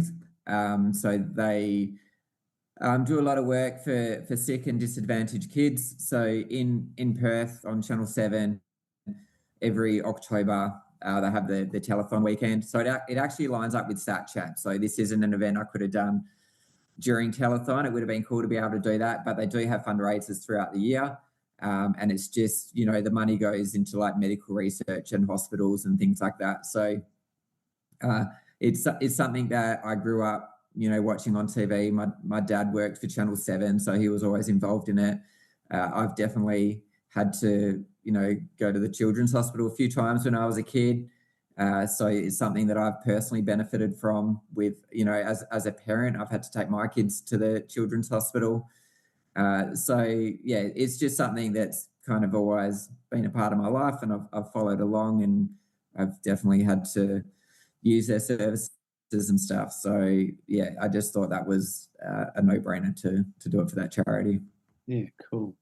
Now, you did talk about it before a little bit, and I think we talked about it before I hit record, about how people can donate money and they can run with you. You were talking about they're not pacing you, they're running with you. So yeah. How is that all going to work? Have you figured all that out yet? Yeah, so there'll be a booking system online. We haven't worked out the exact details yet, but basically you'll book a time slot, you'll make a donation to book that time slot, and then, you just rock up at your selected time and come and run a lap with me. And, yeah, as long as, you're all self-sufficient, I'm going to be running the pace that I'm running at. So if you think my quickest lap is going to be 35 minutes. And if you think you're going to struggle to keep up with that sort of time, then just reach out to us and we can suggest laps to you, which might be more suitable. So there's going to be laps between 35 minutes and, 52, 55 minutes. So there's plenty of range there for people of all abilities to book a lap and come and run. Yeah, cool. So they've got to do what you're doing. You're not going to change your pace for them. No. Yeah. So if they book a lap with me and they don't check in advance and it turns out it's a 35-minute lap and they can only run a 50-minute lap, they can still run the lap, but it's, they're going to be trailing behind me. And as I said before, we're not doing the pacing. So if I'm doing a 50-minute lap and they want to run faster, that's not what it's about. It's they run with me. They can drop behind if they can't keep up, but I don't want them running ahead and trying to get me to keep up with them or try to encourage me to go faster. Yeah. Yeah, no worries. Now, I'm not from WA, so I don't know much about where this is. Where's the location of where it's being run? So it's at Forestdale Lake, which is it's pretty much like 15 minutes from where I live. So it's one of my local trails. I've run it quite a few times in the past, and it's about 6.5 k's around. And I've always thought, that's pretty cool. It's like pretty close to a backyard distance. But where we're actually starting and finishing at the soccer club, which is the oval just next to the lake,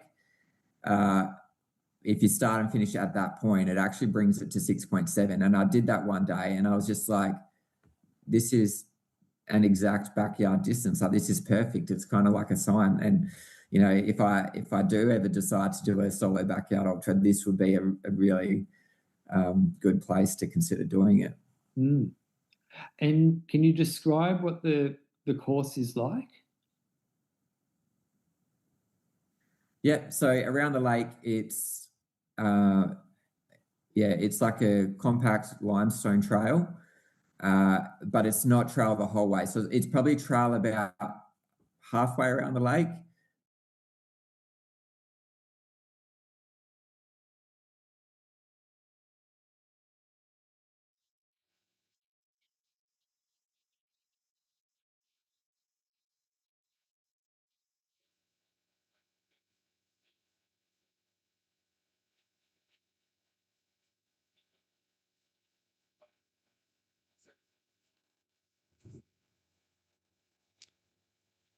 All right, Big Kev is back and ready to go. How'd you go at the did you find a coffee at the end of the day? Yeah, I didn't have to go into Armadale, luckily. There's a bakery 300 metres away, and Sean drove me. So I've had a good coffee. I feel a lot better. I reckon I can do 168 now.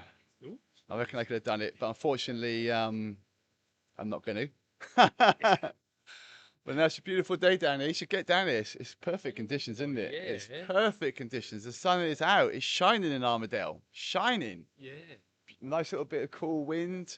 Perfect running conditions. I think Phil will do okay. He's on lap 49. So we're into the 50s. And then he comes back in. He's perked up a little bit. It's probably after running with me. He's feels a lot better. So now it's all good. Get down here. It's a beautiful place to be, and the bakery does some good food. Yeah. So you got decent food, decent coffee, decent weather, and decent company. Yeah. And did you see the start of that last loop? There was a dog had done poo on the ground, and Phil avoided it, and I almost stepped in it, but someone's picked it up now. Yeah, we know who. It's Sean Kessler's dog. It was Sherpa, Sean Kessler's dog. Did a poo on the course. Imagine if Phil had slipped on that and twisted an ankle, all because of Sean Kessler's bloody dog. But anyway, yes, the poo has been removed, luckily, by Tim. Sean didn't even pick up his own dog's poo. Tim did it. There's nothing worse than picking up someone else's dog's poo. Trust me, I have 2 dogs. But yes, that was lucky we avoided that one. It would have been quite embarrassing if the whole lot had fallen apart because Phil had fallen on dog poo. Yeah, that reminds me. I live in a street where a lot of people walk their dogs, and they always do poo on my nature strip and leave it there. Nothing worse than that, Paddy. I would move house if I was you. Just move house, or a little 2.2 air rifle and just pop. Yeah. As soon as the dog starts to squat down, the poo, shoot it. Oh, not with an air gun. Don't kill it. Just shoot it with a little 2.2, in the back. Yeah. Off it goes. Yeah. No more pooing. Yeah. I'm not sure. I think the police would probably get called eventually, but yeah, shoot the bloody thing. Nothing worse. You should always pick up. When I was young, you're not going to believe this. We never used to pick up dog poo. I am 59, going on 60. So when I was young, we never used to pick up dog poo, and playing in our local parks, it would be covered in poo. And a number of times you do sliding tackles, saying soccer, as you call over here, football. A number of times you go home and you've got poo all over your legs. Yeah, it's hard to believe now. Things we talk about, when we're talking about Phil Gore, but no, back in the day, we never used to pick up dog poo, and there was dog poo everywhere. I mean, everywhere. You was stepping it on a regular basis. It's just part of growing up. Yeah. Whereas our kids don't know that. The things you Well, miss. no, I remember that's what it's like, and I'm always whenever I walk, especially on grass, I'm always on the lookout for dog poo. Look out there, nothing. If you look at, we're in the Armadale Football Club, and we're opposite a football pitch, and it's perfect. Nothing. And most parks, nothing. But yeah, back in the day when you didn't used to pick up dog poo, it was bloody everywhere. Pavements all over the place. We were surrounded by it. Trust me, I've got 2 dogs. I know how much they poo, and it's amazing to think that we never used to pick it up. But anyway, we do now. Yeah. See, this podcast, it's got so many good. If you learned so much, you've learned about Paddo wearing 4 pairs of underwear, and also picking up dog poo. Yeah, well, I was thinking about it before about the things I used to do to that part of my body. I'm surprised I was able to have kids. Yeah, let's not go there. Let's just not go to what you've been doing to that part of the body. I think no. Let's talk about something else. Yeah, well, let's look at the map. Look at the dot. See the dot on the tracker? Phil is almost back. So Yeah, 49 minutes. He better be bloody back. He's only got a 10-minute window. We can't be sitting here going, okay, so Phil. Oh, here, I can see him. He is back. He's made 49. So we'll be going out in lap 50 in 10 minutes. and he's looking good too, isn't he? Oh, he must be loving this weather. Like making it through the night and seeing this beautiful day. And me. And you, yes. Yes, I think the highlight. Yeah, he's definitely. It looks a lot better now. And you're right.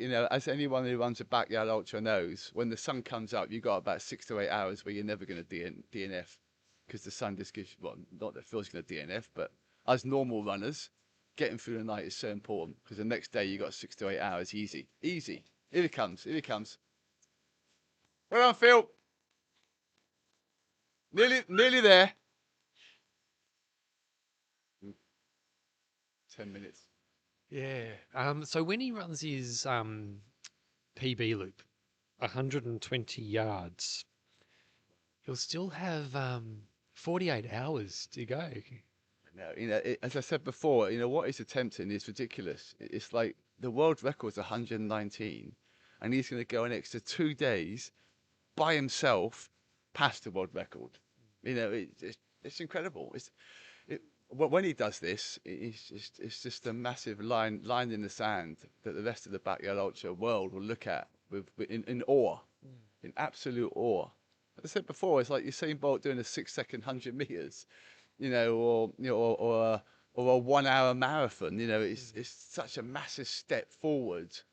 You just can't comprehend it. It's incredible. Yeah, and hopefully it gives people out there inspiration to set goals that sound unachievable, but they give it a go anyway. Like a BK lap 48. Yeah. Well, that does sound unachievable, but no, 100%, and also maybe get more people listening and watching this to try a few backyard ultras themselves, because it's the most fun you can have in a running event, because every hour on the hour you get to sit with the leaders. Most marathons, you see the leaders at the front, they disappear, you never see them again till the end. This one, you get to stand with Phil Gore on the hour every hour, and you can stand next to him. It's incredible. It's such a great format, so sociable. Yeah, and I have made so many friends from doing backyard ultras as well. Before I started doing backyard ultras, I would never catch up with people. I had friends, but didn't really see anyone or catch up with. But now I've got so many people that I'm friends with, people all over the country, all over the world, because of backyard ultras. Well, you are a famous podcaster now. Yeah. You are a famous podcaster. The most famous backyard ultra podcast in the world, albeit probably the only. Anyway, that's true, and it's so sociable. And because on the hour, every hour you meet people, and also you're not in a marathon or an ultra. You're racing. Whereas the backyard ultra, you can walk the first 3 or 4 kilometres and still finish on time. So there's a lot of walking, there's a lot of chatting, and you're suffering together, and you're helping each other, because it's not the only person you're competing with is yourself, really, unless you feel you're going to win it. But most of us mortals, we're just trying to compete with ourselves, and we're surrounded by like-minded people doing the same thing, which is why it's so sociable. So you're not actually racing anybody else. So you're all in it together, which is why you chat and you encourage people to come out for another lap. So that's why you make friends. And you're right. Whereas most events, you're competing. You got competitors, but not in the backyard ultra. You're all in it together, and you just want more and more people to go further and further and achieve their goals. So maybe Phil doing this will make more people come and do backyard ultras, because they are amazing, but also try and push themselves a little bit further, go the extra lap, just go further and further and further. Yeah, well, and that's the other thing. Like, one of the other things I love about backyard ultras is from the very first yard, there are people busting their guts to run a PB. Like, so from the very first yard, you get inspiration from people, and once they drop and you're still going, you think back to how hard you saw them. It's not like the elites thumb their nose at the runners who. No, it's nothing like that. Like I said before, if you do a backyard ultra with Phil Gore, you can stand next to Phil Gore at the start line, and he'll chat away to you, and quite happily. And he's the best in the world. You imagine trying to do that at the Boston Marathon, or the Berlin Marathon, trying to rock up to one of the Africans. He's not going to get where you won't be able to get there for a start, because you can't get to the front. He won't give you the time of day. So everyone is in it together, and the best in the world, you can stand next to them on the hour, every hour, and you can be in the lead, albeit briefly, for that lap. It's not about the person who finishes first, it's about the person who finishes last. They flick the format. So yeah, it's so sociable. And also all these world-class backyard ultra runners who you see on YouTube or around the world are just normal, nice guys who are more than happy to chat to you and give you tips and tricks. And they're stoked that you're standing next to them at the start line. So it's incredible. And when you did this, when you did that Hurdies in 21 and finished as the assist, like, it was just you and Phil for a long time, and you were actually running together a lot of those yards, right? Oh, 100%. When I was left in the ship by Hooker and Margie, and so lap 34, it's me and Phil, and then we actually got to 47, so that was like 13, 14 hours together. And throughout the night it was fine, and then through the day, obviously, if you watch the video, I was in a right state. I was well past my sell-by date. But just chat, me and Phil did a lot of time walking, and he just encouraged me, because obviously he wanted to try and get to 48 and try and get the Australian record at the time, which we did. It was just two of us, and just chatting away, having a great time. And he managed to drag me to 47, and then he got to 48 and got the record, and we moved on. But it was just two guys chewing the fat, really, having a great time. And that was 5 years ago now. And that's as far as I got. But Phil's just moved on, and to the next level, which is incredible. But yeah, backyard ultras are very special. Well, how many have you done now, Paddo? 18 now. 18. All joking aside, there wouldn't be many people who've done more than 18. And I would say in Australia, I would say you've probably done more than anybody else in Australia. I know Margie has done 20. Oh, apart male. Maybe Ryan Crawford might have done more. Yeah. See much of Ryan lately. He's gone a bit quiet, isn't he, Ryan Crawford? That's one person you don't muck about with. Gordon Bennett, he's a hard man, isn't he? He's a hard man, Ryan Crawford. The problem with Ryan Crawford is, can I say this on? He's not going to beat me up. He doesn't sleep. He needs to sleep more, Ryan. Yeah. That's my tip for you. If you're watching this, Ryan, and you want to go to the next level, you need to sleep more. Learn to sleep. All right, you going to run, Paddo? Yep. I sure am. If you're going to run, I'm going to go home. All right. Well, thanks for dropping back in. Thanks for dropping back in. No, I'll be in later in the week. So can I say good day? Oh yeah. Maybe I'll bid for the 167 lap. All right. Right, so BK signing off. Go. Go. We're going to run, Paddo? Yeah, I sure am.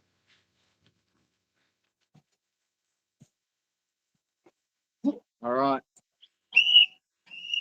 Got that road shirt on. All right, same as last time. Mic's on. Everyone loves that Awesome. ambient Yeah. stuff. Oh, and while I'm gone, do you reckon you could try and get this hooked up too? Oh, yeah, I'm going to chat with Sean. Oh if I yeah, get yeah, to no it. rush. Now that's mine. That's what I use for the comments. But yeah, like if you need it, that this is 5135. Got it.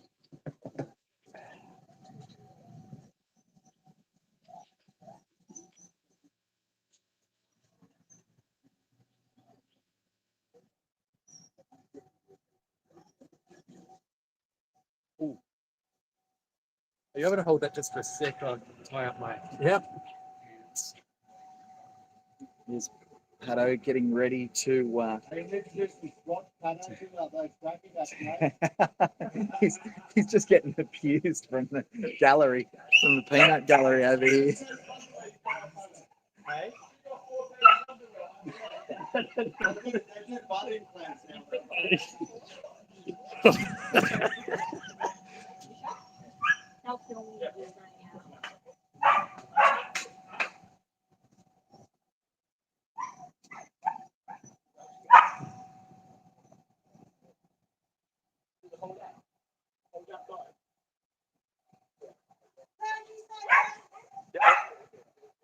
Yeah, I'll just go as far as I did last time.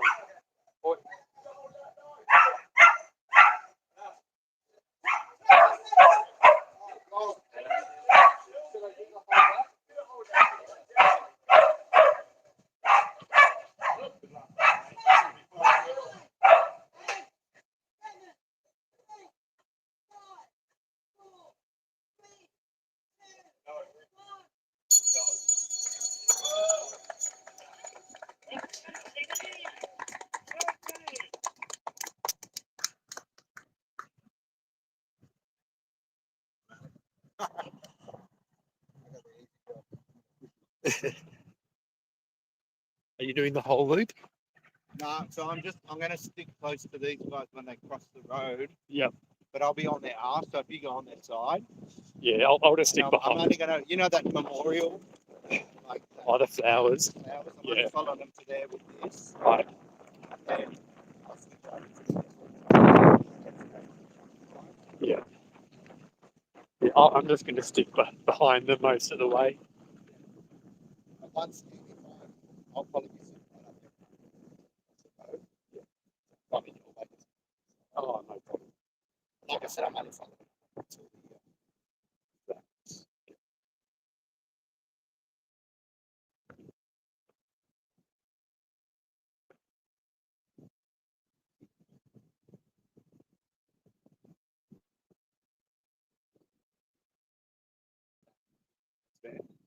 I'm not too sure. Oh, I think you're right. Yeah, they do a lot of caravanning and travelling around. It's a good one. We did an interview from the doco, and I said to Chris, I said, just mention parkrun and he'll be off. Yeah.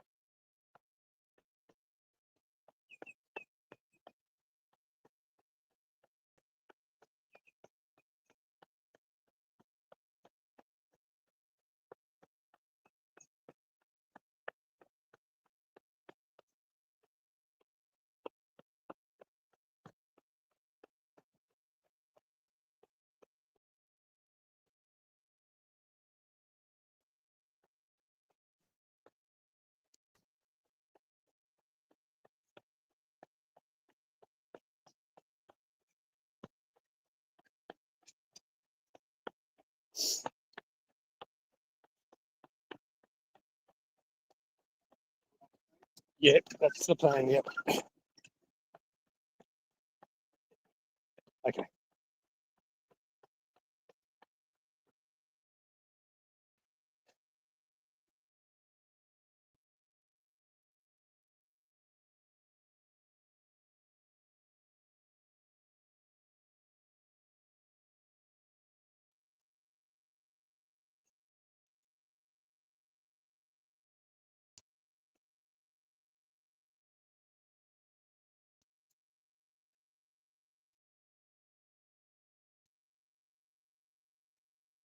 Yeah, there is a microphone.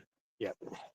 But I don't think it's when I'm behind, I don't think it can pick up the conversation. There's lots of nice sounds like the birds. The sounds of wind. Yeah, exactly. Yeah.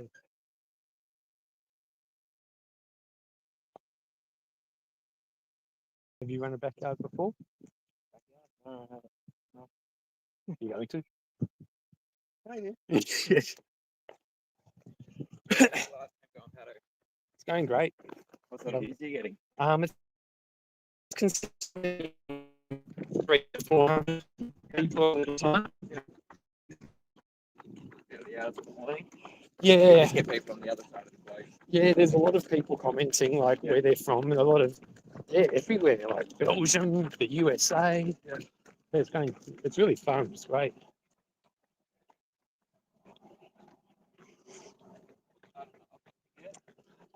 We've mentioned it. I know PK has a plan about how it's going to work. But as far as getting bids and things like that, yes, I don't think there's been any. Yeah, I'll ask PK when we get back. We'll address that, talk about it a bit more. What a day. Beautiful day. Yeah. Yeah.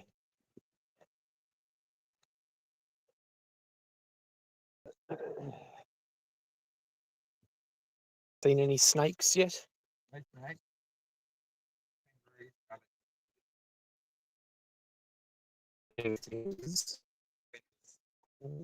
are they?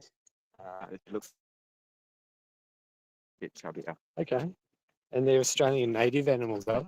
Oh, cool. Oh, yeah.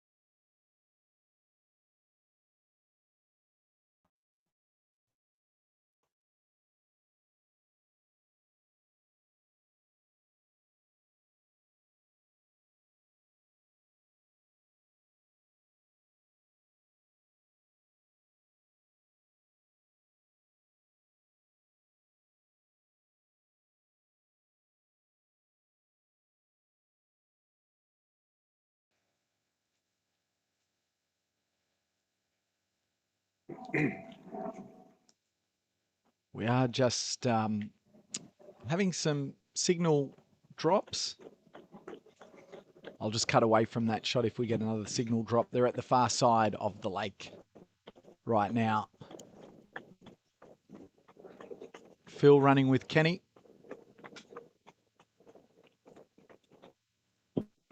Hope you're enjoying it.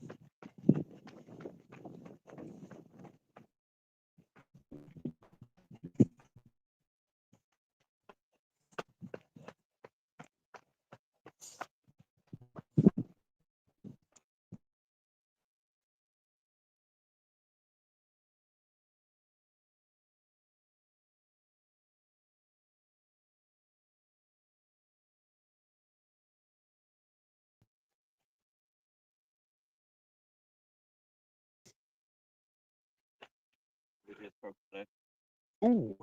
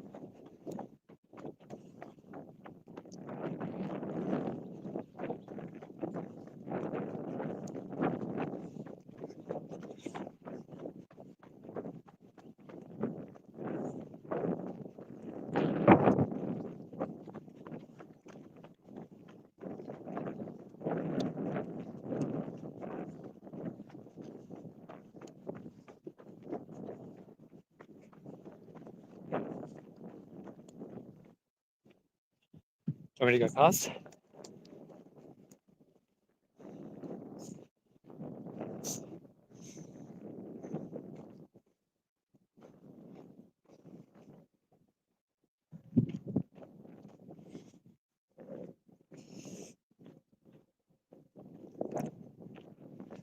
Check out this view at the top of this hill.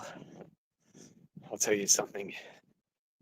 There's no better way to reset the soul than walking up a hill and looking at the view.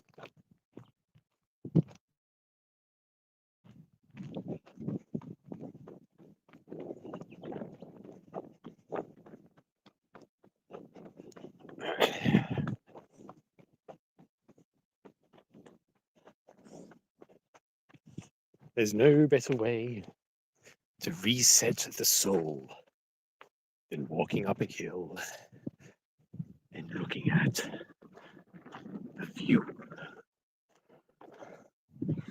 I love a good view. Look at that.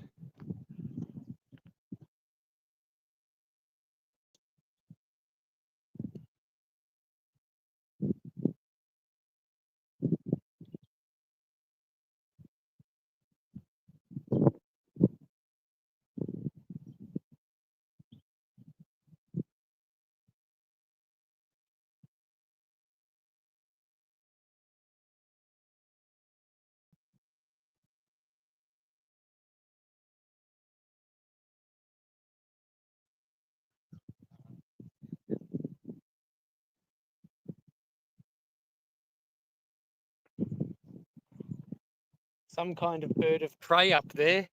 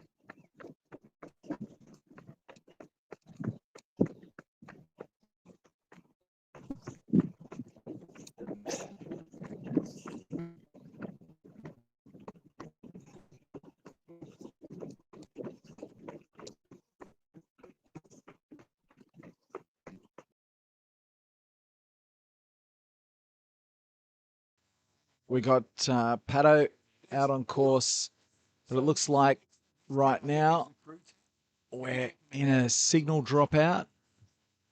Oh, we've got a little shadow action here. Let's take a look, a little shadow action from Pato. Oh, I don't know if that's deliberate, but it's very arty, Pato. Very arty.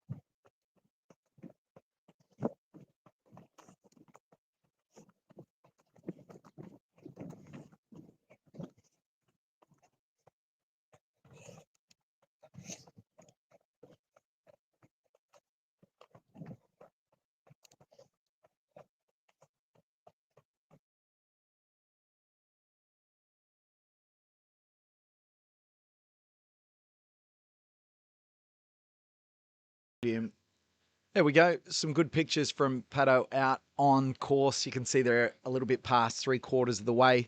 I think the gimbal has given up on its battery life there. And Pato did a wonderful job. We had signal drop in and out. That's because we're just using a SIM card. And oh, so excellent. All right, 50K. We've got a lot of things going on at 50K. So Adam's just said once we get to 50K, he'll go out and do a loop on the bike as well to do a tracking shot, see how that goes. At 50K, I'm also going to build some widgets for the all Phil's timing and his GPS. So we've got a lot of stuff to do. I'm just working on some stuff in the background right now. That bloke on camera, he stalls in front of the camera as if he's looking at something. Like blue steel. There we go. Terry Muffins, ladies and gentlemen in the house. Oh, this is his chance. Here we go. He's yeah, can you grab me some things from downstairs, Tez? Gatorade downstairs. Can I get some Gatorade, please? Yep. All right. There we go. Oh, yeah, I'll have that one. Thank you, mate. Wonderful. Oh, excellent. Needed that. Perfect. It's good stuff.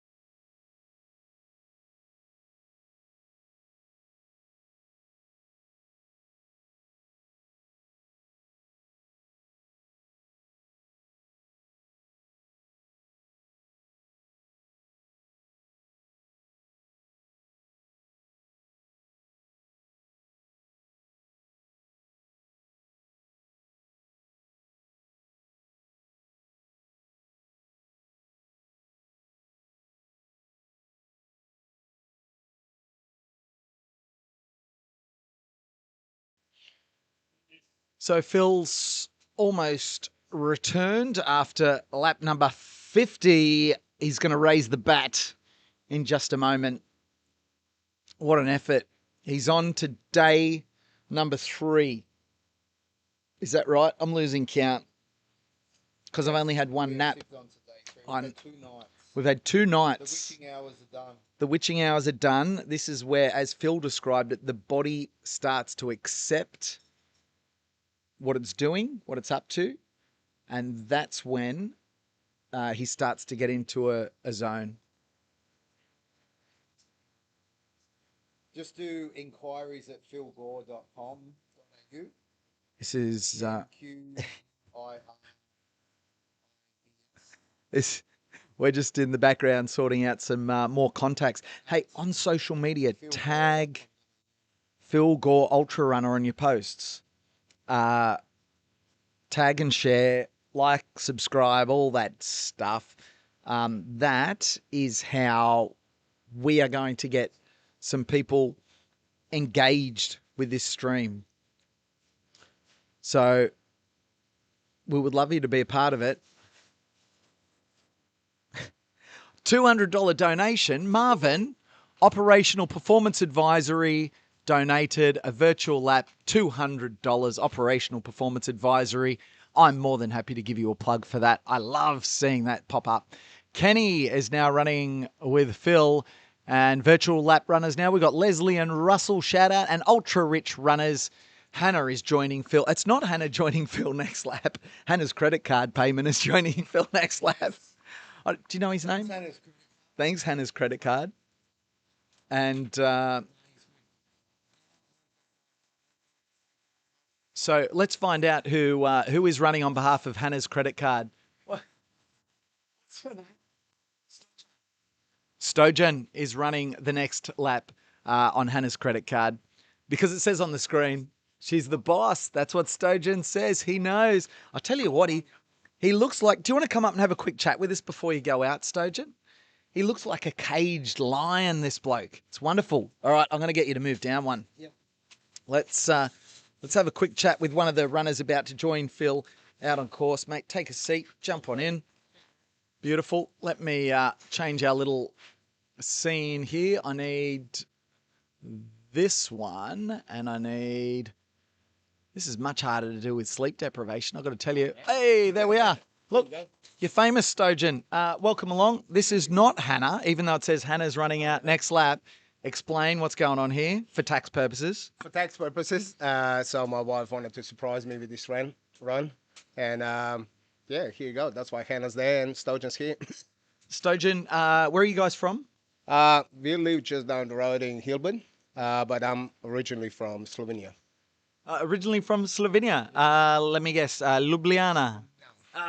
No. I don't know many other Slovenian towns. About half an hour out, yeah. So from a small town on the Austrian border called Tržič. It's about 50 minutes from Lake Bled. And that's pretty much it, yeah. Wonderful. And how you guys married? Just got married in May. Been together for 4 years, but yeah, just got married. Congratulations. Wonderful. And this is a pretty superb gift. She knows the gifts. This is a good one. She does know her gift. She bought me shoes. She bought me this. She bought me everything. As I said, she's the boss. Mate, you run a bit? I do a little bit. under the weather for the last 2 weeks. So I was like, oh, I don't know if I can do it. So I asked my brother-in-law, and they both pulled out. So I was like, you know what, screw it, I'll do it. Let's get out there. So the next lap 51, you're going to be sharing with Phil out there. He's already been running for over 2 days. Do you have any expectations of what kind of human you're going to run into? Well, he's the GOAT, man. Like, what can I say? Like, he's the best in the world. Like, so he'll lead, I'll follow. That's pretty much it. There's nothing much I can say. He's like the best of the best. So. It's funny. I was having a chat to him, and he said some laps he's going out, and he just needs to lock in, and he's not necessarily conversational. He needs to put the headphones in, and we were having a chat late last night, and he said, I feel really bad sometimes because I just have to lock down. But then at the same token, because you ride this roller coaster over this lengthy period of time, then there's other laps when he's just like, no, I'm keen for a chat. It's wonderful to have people around. So you don't know which Phil you're going to get. Hey, whatever it is, I brought my headphones. If he plays music, I'll play music. I'm used to running on my own anyway, not talking to anyone. So that works for me just fine. So whatever he goes, I'll follow. You listen to tunes, podcasts? What do you listen to? I do. I listen to Christian music. Yeah. I think it gets me going. We got some personal problems in the moment health-wise with the in-laws, so that's kind of keep me grounded. Got a question for you. You'll like this one. Every runner is running towards something or away from something. Stojan, which is yours? Away from whatever's in my head. So I've been up and down. I've been in the military for a long time, so I had like a lot of mental health, whatever comes with every ex-service member, and that's me running away from that or towards it. Depends how we take it. Like if you can't go around it, you got to go through it. So that's pretty much what it is. How's it working for you? So far I'm 47 and still alive. I reckon pretty good. Here we go. We've got Pato coming back. Pato gets back across the line. I'm going to let you go and get ready, mate. Cheers, wonderful to meet you, Stage, and enjoy the list. Thank you. Thanks for carrying me. Cheers, guys. No worries. See you soon. There you go. This is what I'm talking about. This is what I'm. Mate, I'm not just a pretty face. I tell you what. Speaking of a pretty face, well done, Pato. Such a nice day. Do you want to go and just kind of get a drink of water and? All right, go and grab yourself a drink of water. We'll plug that back in. Yeah, well done, Phil.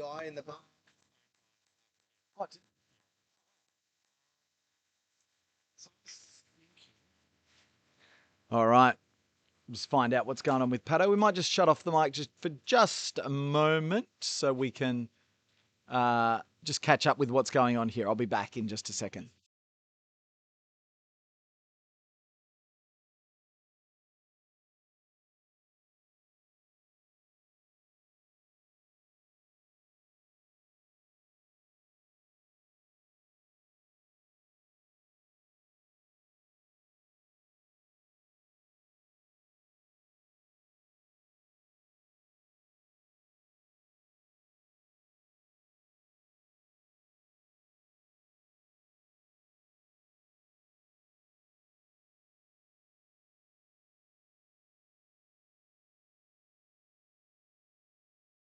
I'm getting in trouble. Gemma's telling me to go to sleep. I don't know what she's talking about. What's she talking about? Is that a compliment or is that a concern? How does she know I need sleep? Surely I just look fresh as a daisy. Oh, hang on a second. We've got Phil.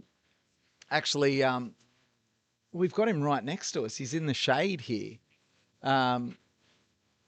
We kind of need a camera just here. Let's see if I can get that up. He's right next to us. Adam, can you hold the fort for a sec, mate? All right, PK is going to try to get some imagery. Get an R shot of me. Beautiful. Oh yeah, cool. He's jack of all trades, that kid. Oh, no, he's gone. Beat me to it.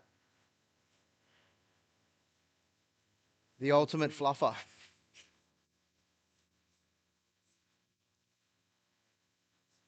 This one needs a charge.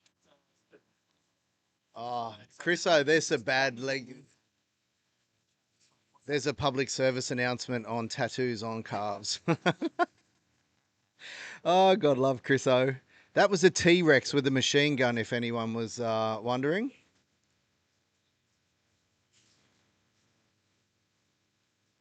The boys are just rejigging the cameras. He's good spirits. We're on lap 50. Halfway to lap 100. Lap 100 is going to be a special one for lots of reasons.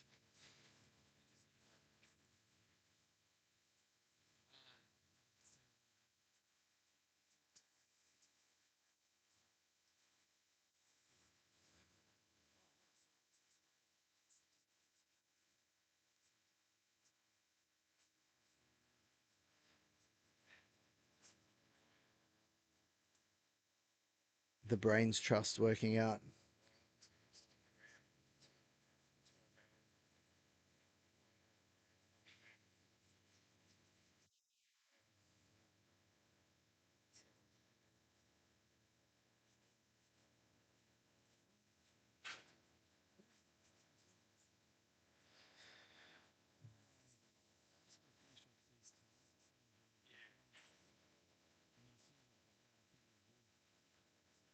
The boys have the plan worked out.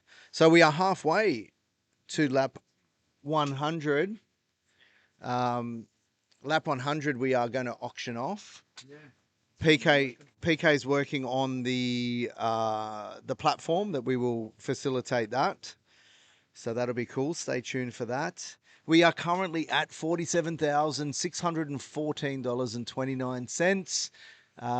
Mateo's still up there as one of the bigger donors at 500. He got a bit of love on the stream last night from everybody. Marvin, $200. Operational Performance Advisory, awesome. $25.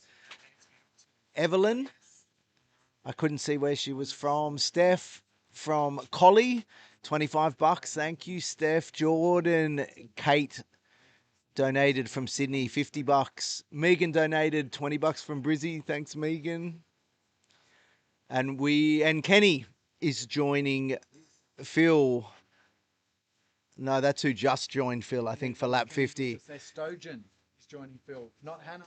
Are Hannah's you- credit card's joining. Oh, that's right. Hannah's credit card is joining in the next lap. Did we want to chat with Kenny? Where is he? Is he gone? Do you want to have a chat? No. No, we'll bring him on. Yeah, bring him in. Chat. Yep. And then I can... There's your Gatorade.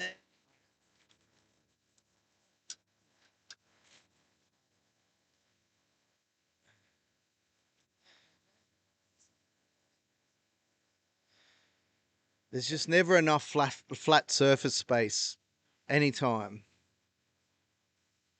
All right, Kenny, come on in.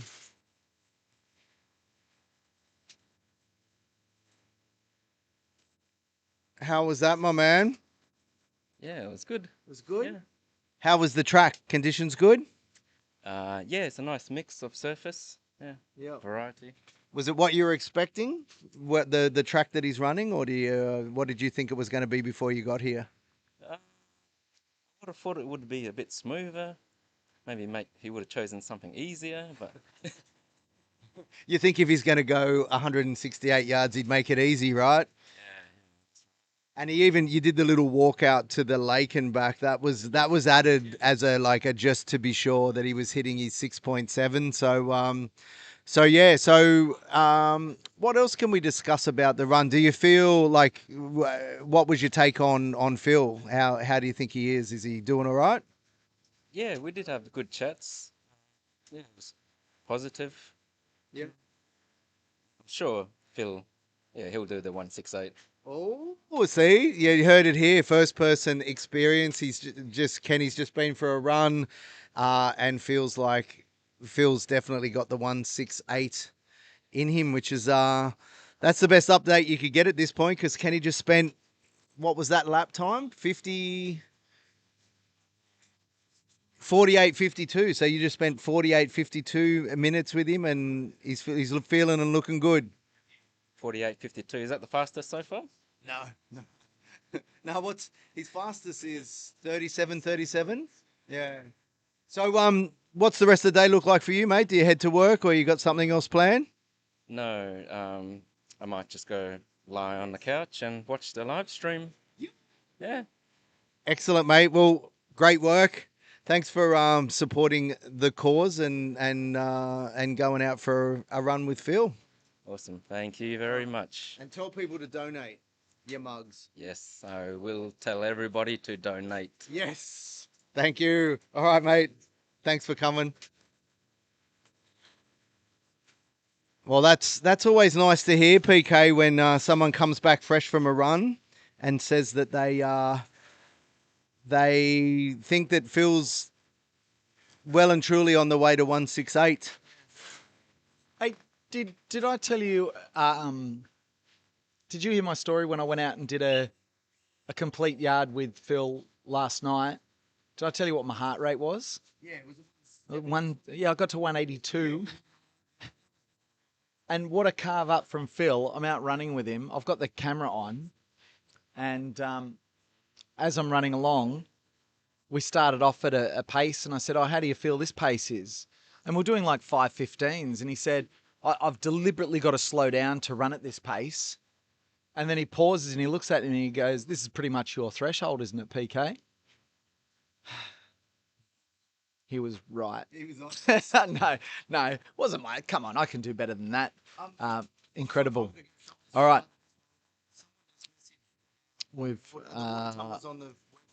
Yes, so I'm getting the. Look what I'm doing right now. So anyway, that's what I'm doing right now. We're going to have Phil head out on the next yard in just a second. We've had the 3 minutes. What have we got? This one, let's see if we can get a start finish camera here. I tell you what, of all the runners that have joined Phil, I think my favourite paddo is Stojan here. He is looking like a caged lion. Look at him. He's pacing around. He's hungry. He's ready to go, isn't he? I tell you what, I was just following Phil on that last loop with the camera. Boy, that man is in some good spirits. Very good spirits. He even made a joke. I saw a bird of prey. I said, hey, there's a bird of prey. He said, it's after you, paddo.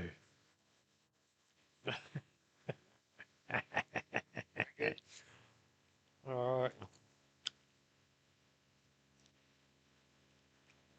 All right.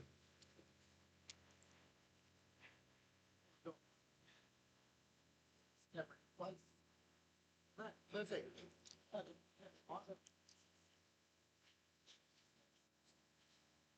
Have you got the audio of the Mevo on?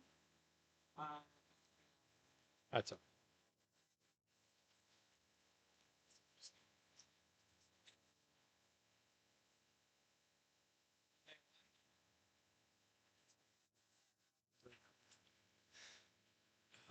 I'll turn it on there, yeah. Oh, no, you're good. Yep. You're a good director.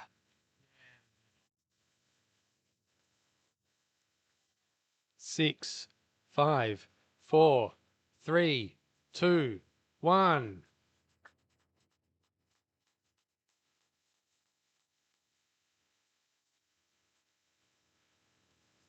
Time to pull out the Legionnaire's hat.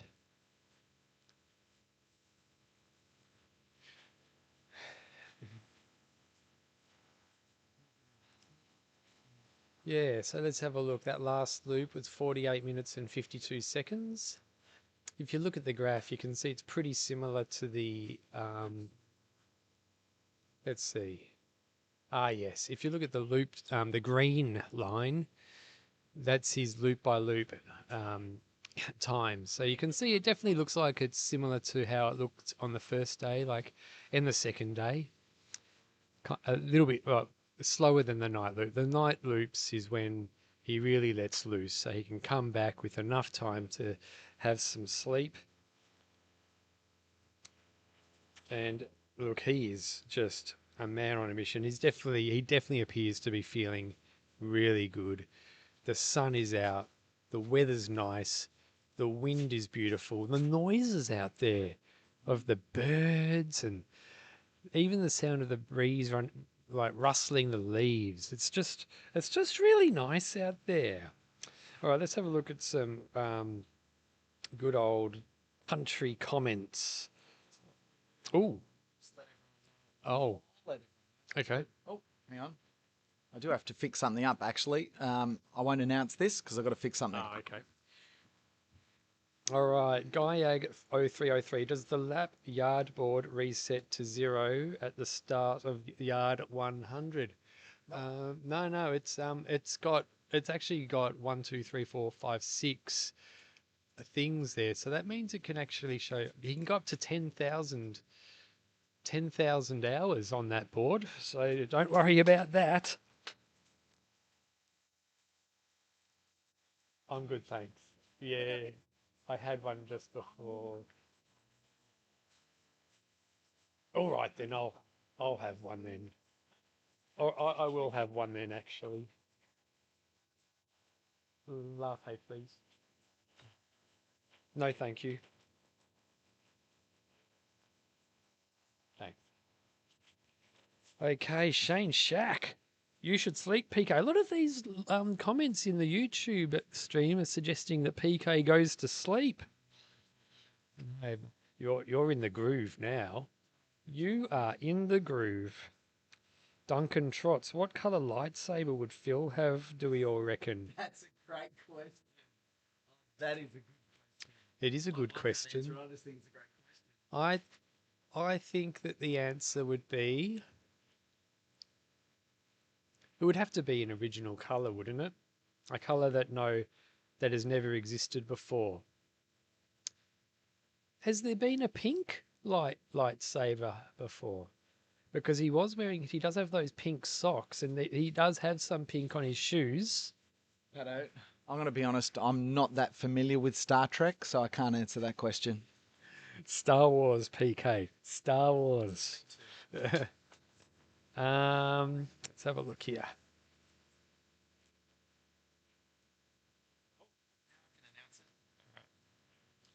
All right, quick little update, my friends.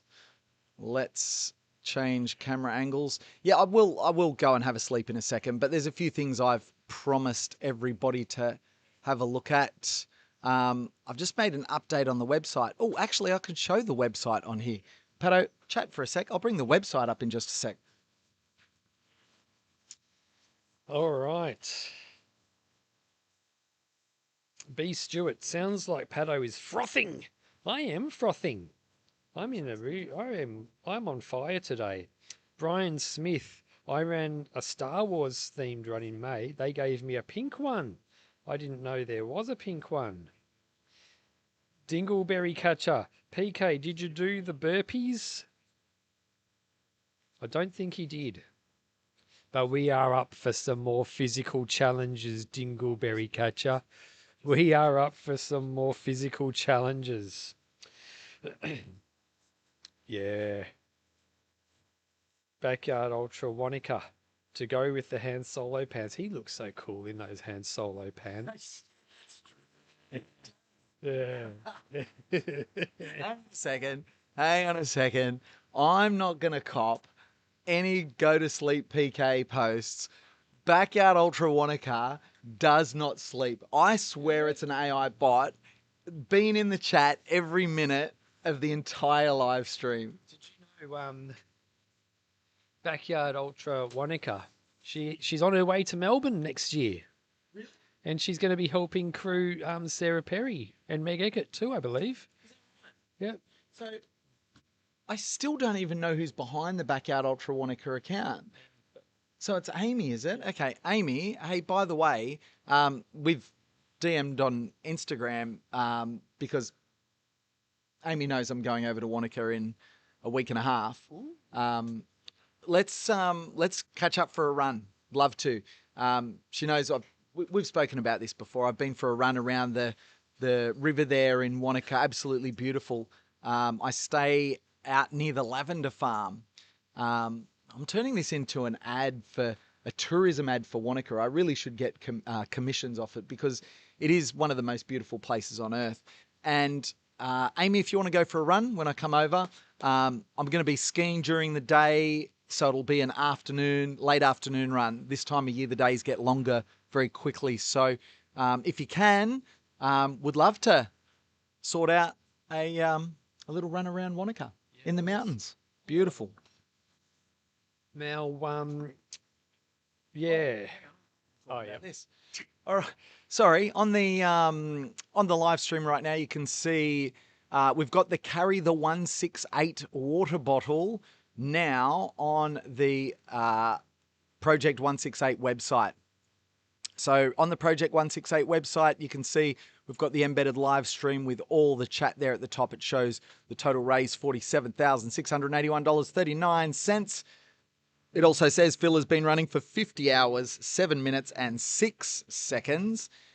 It has all the other details about the event, with including Run with Phil in person is sold out. All public places have now been filled. Laps 100 and 167 will be auctioned, with details coming soon.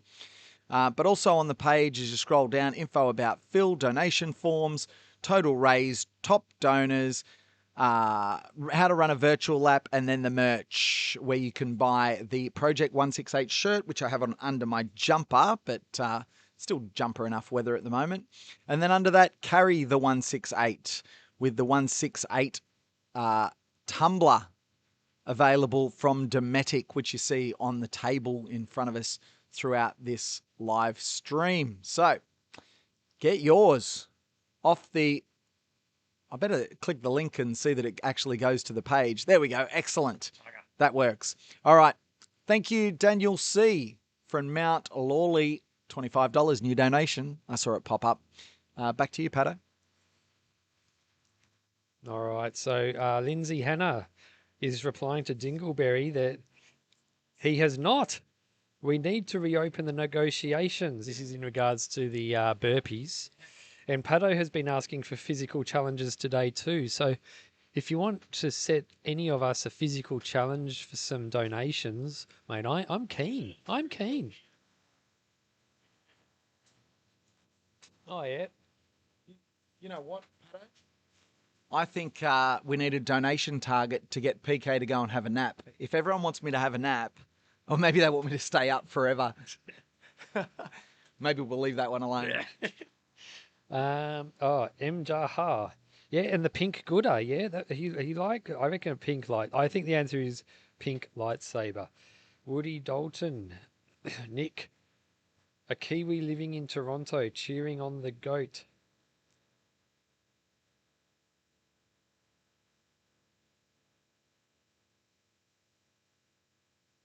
Dingleberry Catcher.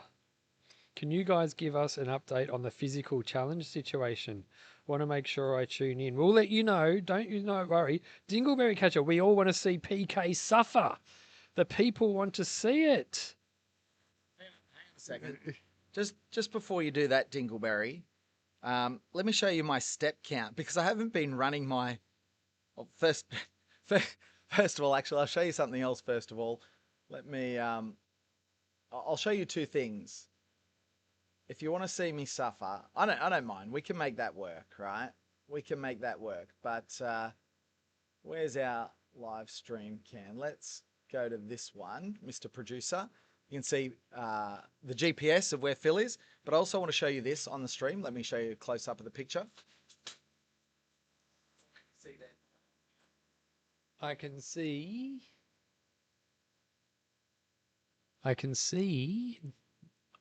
Or I don't have very good eyesight, PK. So. It's my sleep data. Oh, your sleep data. Let's see. Yeah, that's a good thing. Let's see how I slept last. I always liked zero sleep. Yeah. Here we go. 39 minutes. Oh, okay. Yeah, that's good. Actually, that's one of my best sleep graphs I've ever had in my life.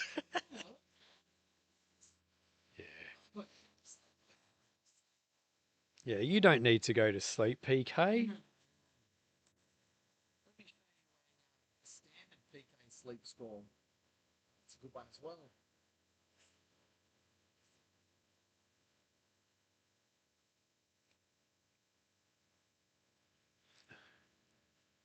This is more like a standard PK sleep score. Oh, yeah. Yeah, rubbish. Absolute rubbish. Or this one's even better. Go at this. Look at the awake time. Oh my goodness. So quality sleep yesterday. All right, let's see. This is awesome. But yeah, this weather today is just the best we've had so far. And that loop I just ran up behind Phil, that man is in the best spirits I've seen him since the start of this. He is in the zone now. He is in the zone.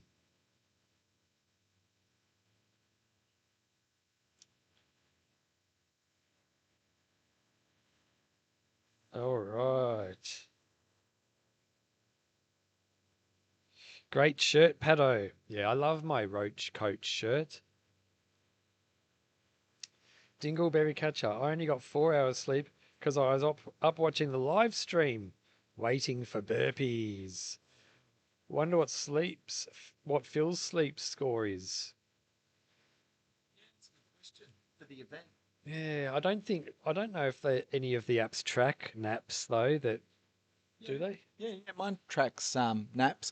Interestingly, when I was crewing at Reds recently, and I had a 45-minute nap in the car, and then I was napping between my runner being out on course, and it actually took it as one sleep block.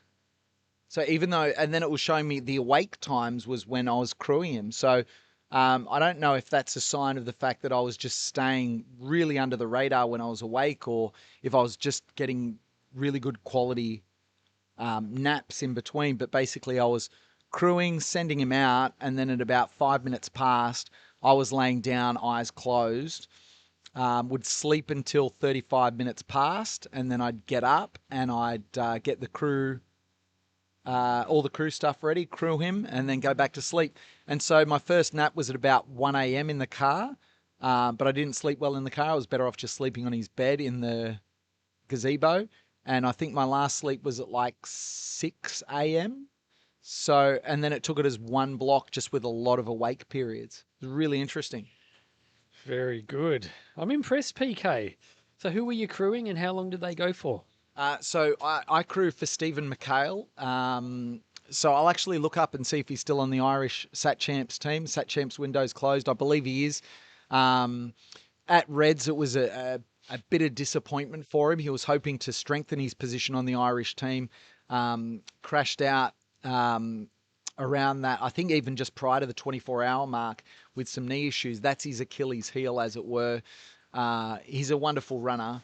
He is an exceptional athlete. He's fast. He's got tactical speed, but he also has the ability to go big. The only challenge is his knees. And when we did 32 at 32, I'll have to look it up. I can't even remember it. Dead Cow Gully. No, 30. I don't even remember. I'm gonna have to look this up, Pato.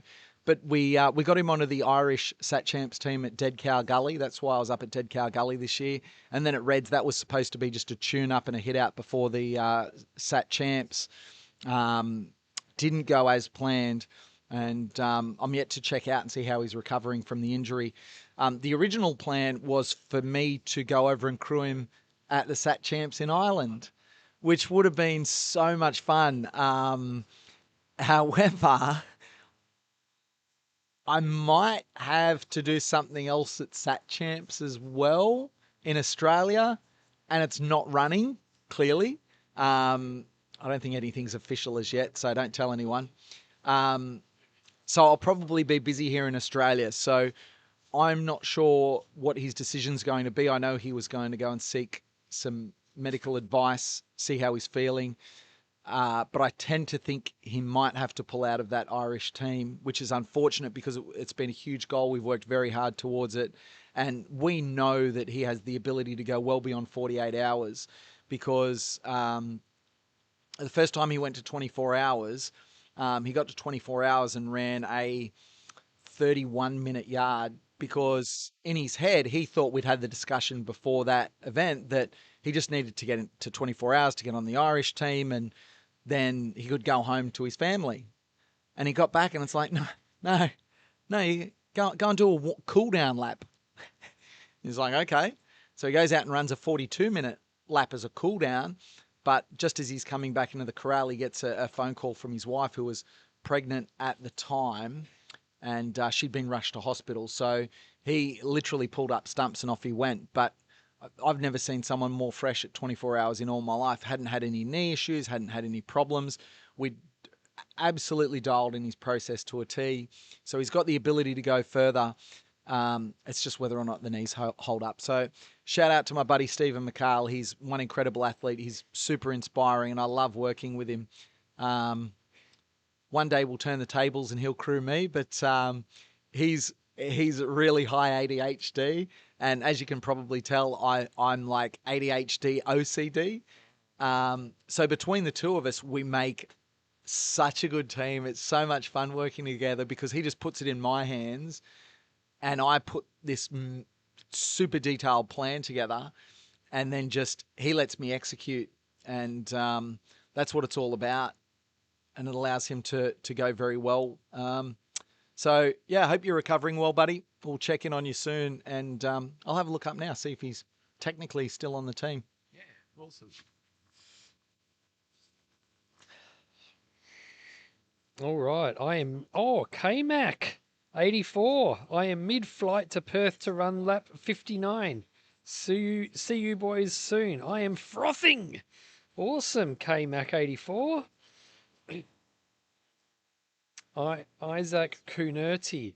A lot of chat about Mark Dowdle after last Seoul Ultra. Would love to see him at Melbourne Front Yard Ultra to go against the best. Yeah, that would be awesome.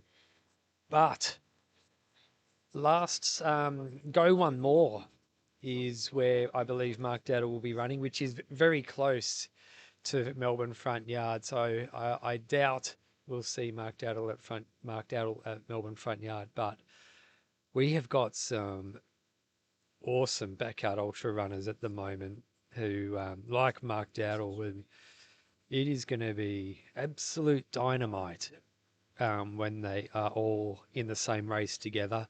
That is something that I am looking forward to. That is something that is going to be good. Kiwi Cam. It was nice to share that crew time at Dead Cow Gully with you, PK. Shout out to my buddy Sean Pollock. A 15-yard PB. Well done, Sean. KMac 84. Where are you coming from? Oh, where are you? M Jahar asked KMac 84. Where are you coming in from? Oh, the Sheikster. Oliver Sheeky. What's up, lads? How we going? Well, we are going good. Ollie Sheeky, we are going very good. The sun is out. Everyone's in a good mood. Phil is the best he's looked since the start of the race. This is the real deal. KMac 84 is coming from Brisbane.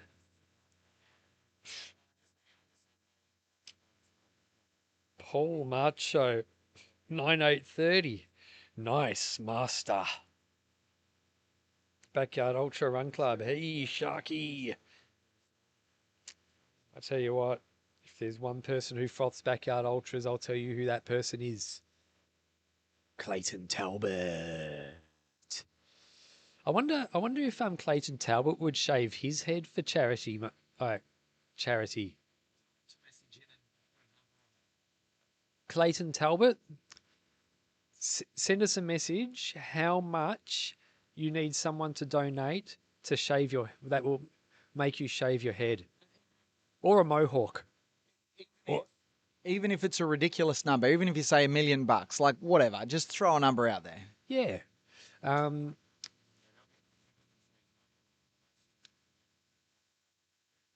You will. Macca. Yeah. Macca and PK are both putting up their hands to shave their head, a la Phil Gore, for a figure. Put in your bids. Put in your pledges. Put in your pledges.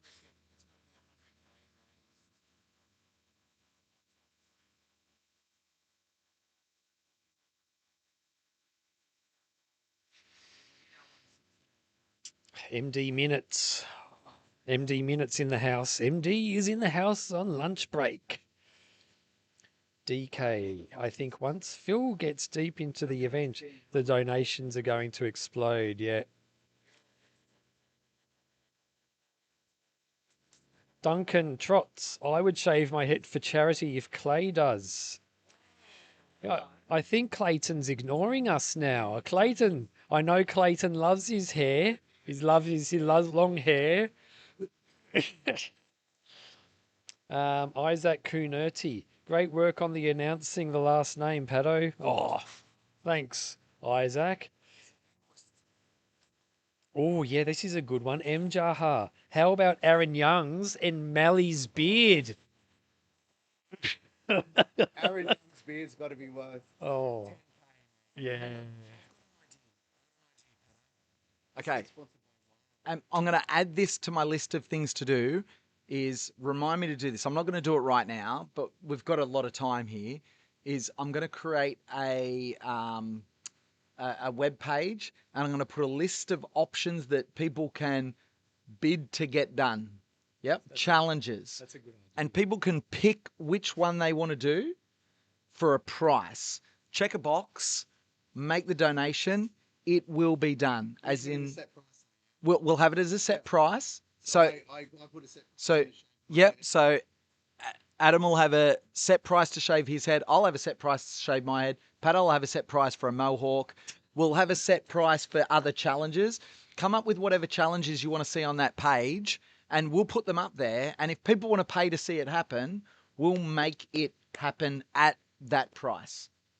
Fair deal? That's a great idea. I'm not sure about a mohawk, but you can put it down and we'll see how we go. All right, Oliver Sheikey, the godfather of backyard ultras. Not sure who you're talking about, Oliver Sheikey, but yeah. Brian Smith, I haven't shaved in almost 4.5 years. Match mine and I'm in for shaving. Brian Smith.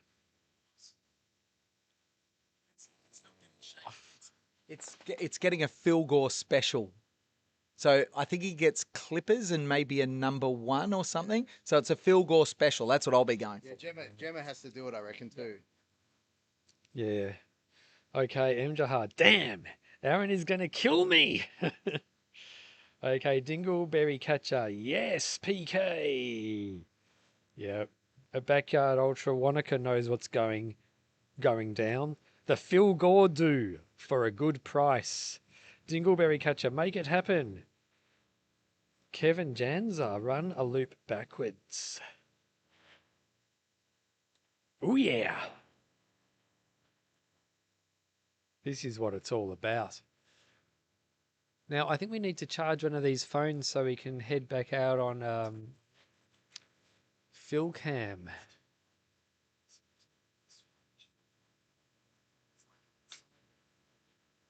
Oh, here we go.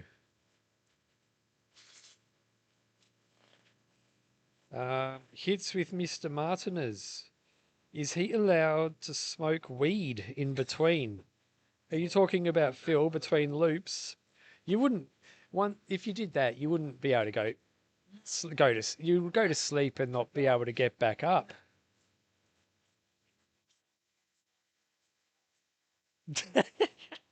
It would help. Yeah, it would definitely help with getting the calories in.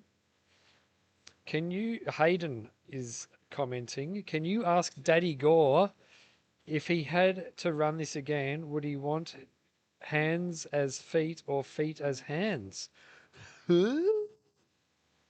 Brian Smith, why weed? Gimme nicotine. Isaac Kunerti, no mohawk, Paddo. What about a mullet? Ooh. If someone donate, okay, Mally, let's get Mally in here so people can see his beard. It's a beautiful beard. And we'll let take a seat, Mally. Take a tell us how much someone needs to donate or pledge or donate in one go for you to shave your beard. 20 grand. Oh yeah, 20 grand. Yeah, yeah. Oh, yeah, I reckon. Well, I reckon someone out there will do that. Hey, Even if someone does 10 grand. I'll lower it. oh, 10 grand. Nice. All right. I like. Will you leave a mustache or something like sideburns or anything like that? That's up to the person who donates 10 grand. Oh yeah, they can decide on what style. Maybe a goatee. Oh yeah, that's a great idea. So not only donate 10 grand and Mally will shave his beard, but that person can also choose which style. Okay. How good's that? All right. All right. Isaac Kunerti, no mohawk, Paddo. What about a mullet? I've had a mullet before, actually. A mullet and a mo. Back in my halcyon days.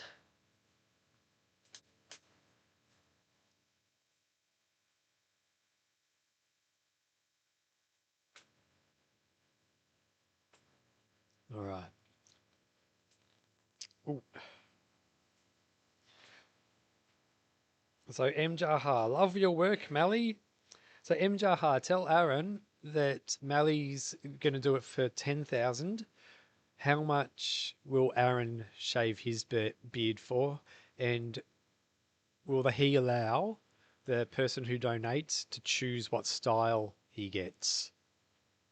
Benny Boy Russell, I'll get a 168 tattoo if someone donates $5,000.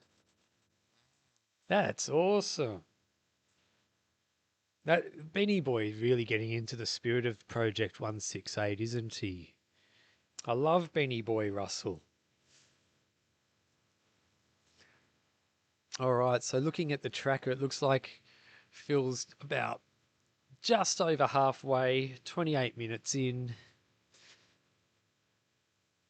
It's definitely heating up out there. He's got his Legionnaires hat on. I will. Fakes M. Jaha.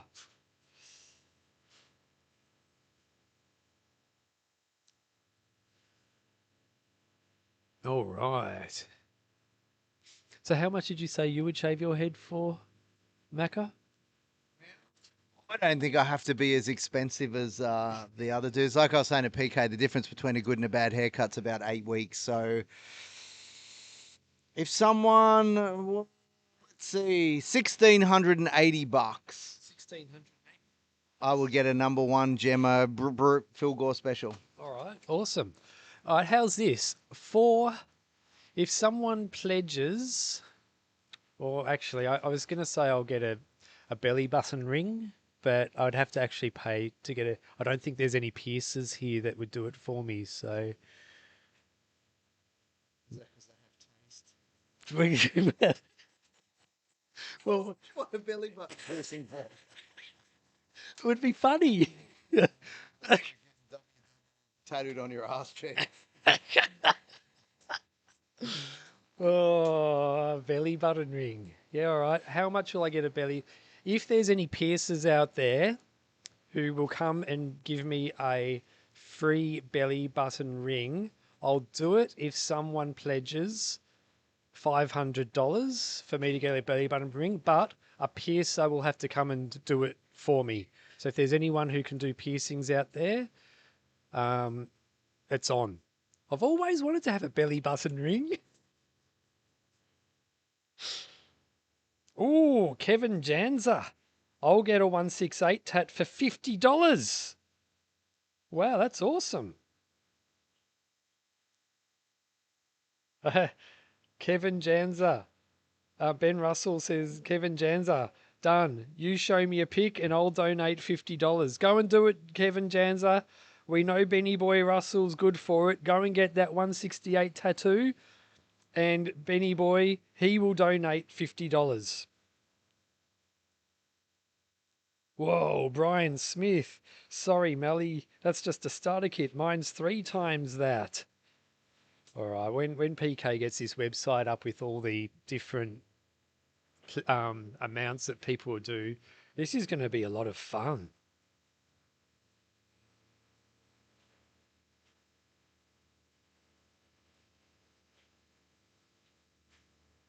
Ooh. Oh, yeah.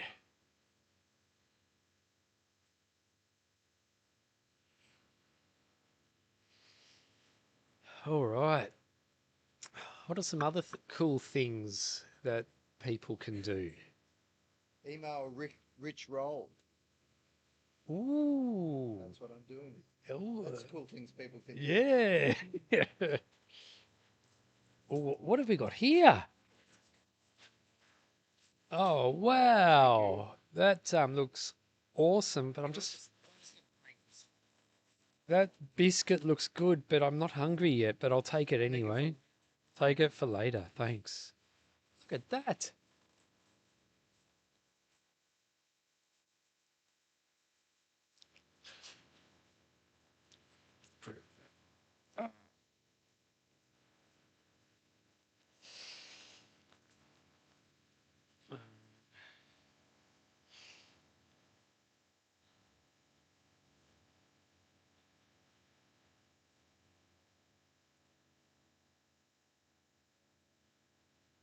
Okay.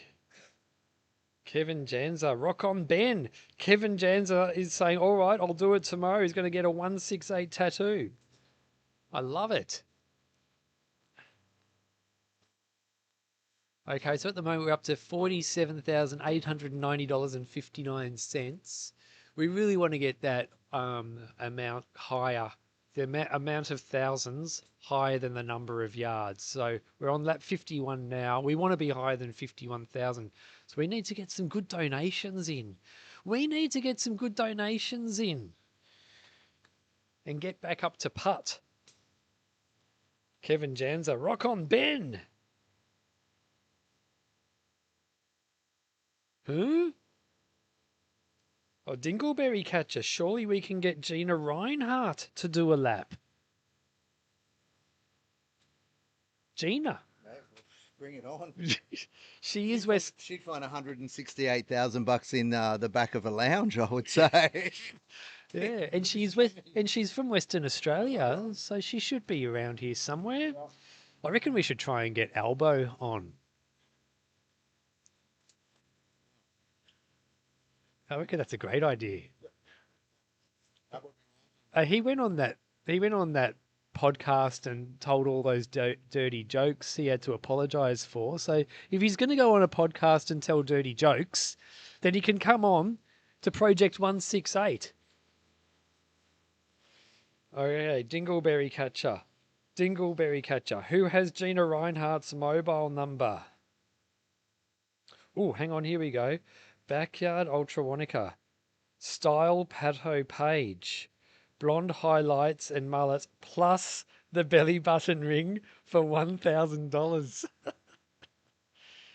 Ooh. WA Attorney General for a lap. No, we don't want any. Susan Runner walks a lot. No politics, please. Oh. Dingleberry Catcher, Twiggy Forrest as well. If he's unfit, we will get him a bike. Or even like what we could even do is have a time trial. People can just run instead of getting people to do a lap, Macca, what we can do is get them to run just as fast as they possibly can from that goalpost to that goalpost. We can have it on the live stream and we can have a leaderboard of the times and What do you reckon? I'll see if PK reckons it's a good idea. Something up there. Add it to my list of things. GPT. And you code me a new widget. Okay. Kiwi Cam. Saw Ant Middleton cheering Phil on over Perth Now's Facebook post, so I reached out to him. Pretty cool seeing Project 168 getting noticed far and wide. All right.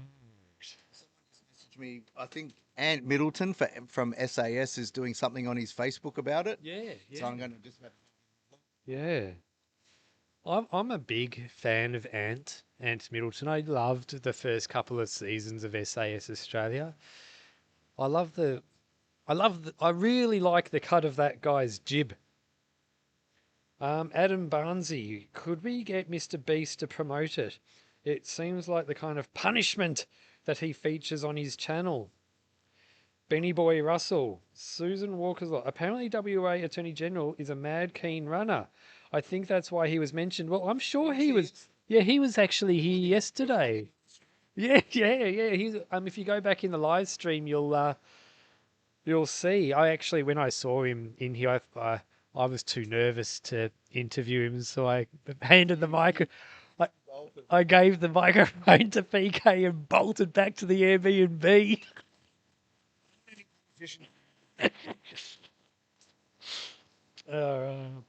We've got some, I don't know what they call it. It's like the fire and rescue dignitaries coming in tomorrow morning. Oh, yeah. I've got an idea, PK.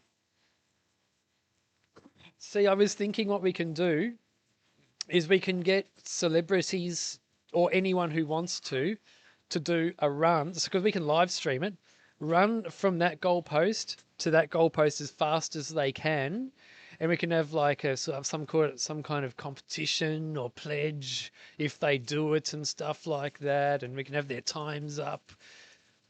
Is that a good or bad idea? Maybe if celebrities can get in touch with us and say, hey, I'd be willing to do that for this sort of donation, no matter small, large, whatever, and we can add that to our list of things that people can buy. And I was thinking, like, because people are saying, oh, such and such should do a lap, such and such should do a lap. But I think a lap might be too much for some people. So that's why I thought just doing a run from there to there would be a good alternative. Yeah. And we can live stream it. Well, you and me can go head to head, PK. See who can go fastest. Tell you what, although I'm a bit concerned about my hammy potentially, I reckon we should get some footies down here, and you and I should have a little bit of a kicking duel out on the field. What do you reckon? I'm not very good at. I don't want to hurt my feet by kicking the ball. All right. Okay. Benny Boy Russell, I agree. This live stream is so good. No need to ruin it by getting into politics. I suggested we try and get Elbow on.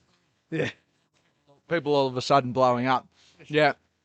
We look, for something like this, we want to leave political bias out. If any politicians wanted to be a part of it, that's something that we'd run past Gemma and Phil. But it doesn't matter what side of the political spectrum you're on. We're here for the event. We're here for Project 168. It's not going to be hijacked by that sort of talk. But if that's going to add to the visibility of the event, then it's something that we have to seriously consider, just because it's going to get more people to look at the event. And then if you disagree with that person, well, then get in the live chat and make it. No, we don't want to have political debate in the live chat. I didn't think this through, did I? All right, let's see. Dingleberry catcher. Yeah, like a Top Gear hot lap. Sounds great. Yeah, the idea's taking off, PK. Dingleberry catcher. Ooh, Aussie Man reviews. He'd be fun. I'll spam his Instagram too. Is he from WA? Oh,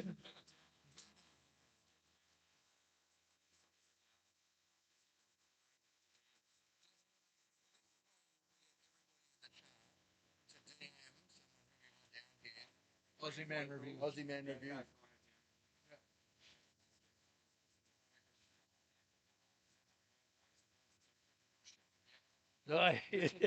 On the Saturday. Yeah. Oh yeah. Yeah, So for Rich sure. Roll, Yep. Who else? Who else would we want to? Oh yeah. We want Run Travis Run. Yeah. We want Travis Barker to have a chat on the because he loves his running. I put a reel up on Insta and tried to get people to tag him. Didn't really take off. Not my best work. In my head, it was an awesome idea. Yeah, I checked how many likes it had after like 24 hours of being up. It had like 10 or something like that. But I thought it was a good idea. So here's Oh, this is the guy from Last Soul. yeah. See, this is the guy from Last Soul. I've been kind of commenting on his stuff and messaging, but I got a like or whatever. But he's brushed me because, you know, why would he come on this live stream? But you know, I reckon he would. I reckon he should. Get him up here. Yeah, if he doesn't come on, it means he's jealous that our live stream's better than Last Soul. All right, McMartican. Good morning from Thailand again. I remember McMartican. That's my thumbnail. He put my thumbnail in the video. Show the camera. I can't because you can't rewind on Instagram. So Okay, Susan Walker a lot. Agree, PK. Shouldn't exclude participation by people who happen to be politicians. Lindsay Hannah, who can skip a faster lap, PK or Pato? I reckon if I skipped a lap, I would get injured for sure. Isaac Kunerti, Wiz Khalifa is a runner now. Skoko Kex. Huh? What? Huh?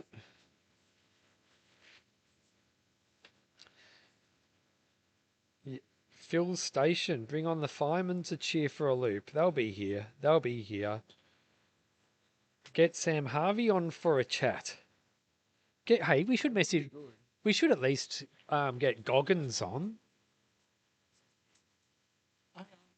Oh. So Diggs Ultra, commentator from over at Last Soul, he's actually given our live stream a plug. So my hat's off to the bloke.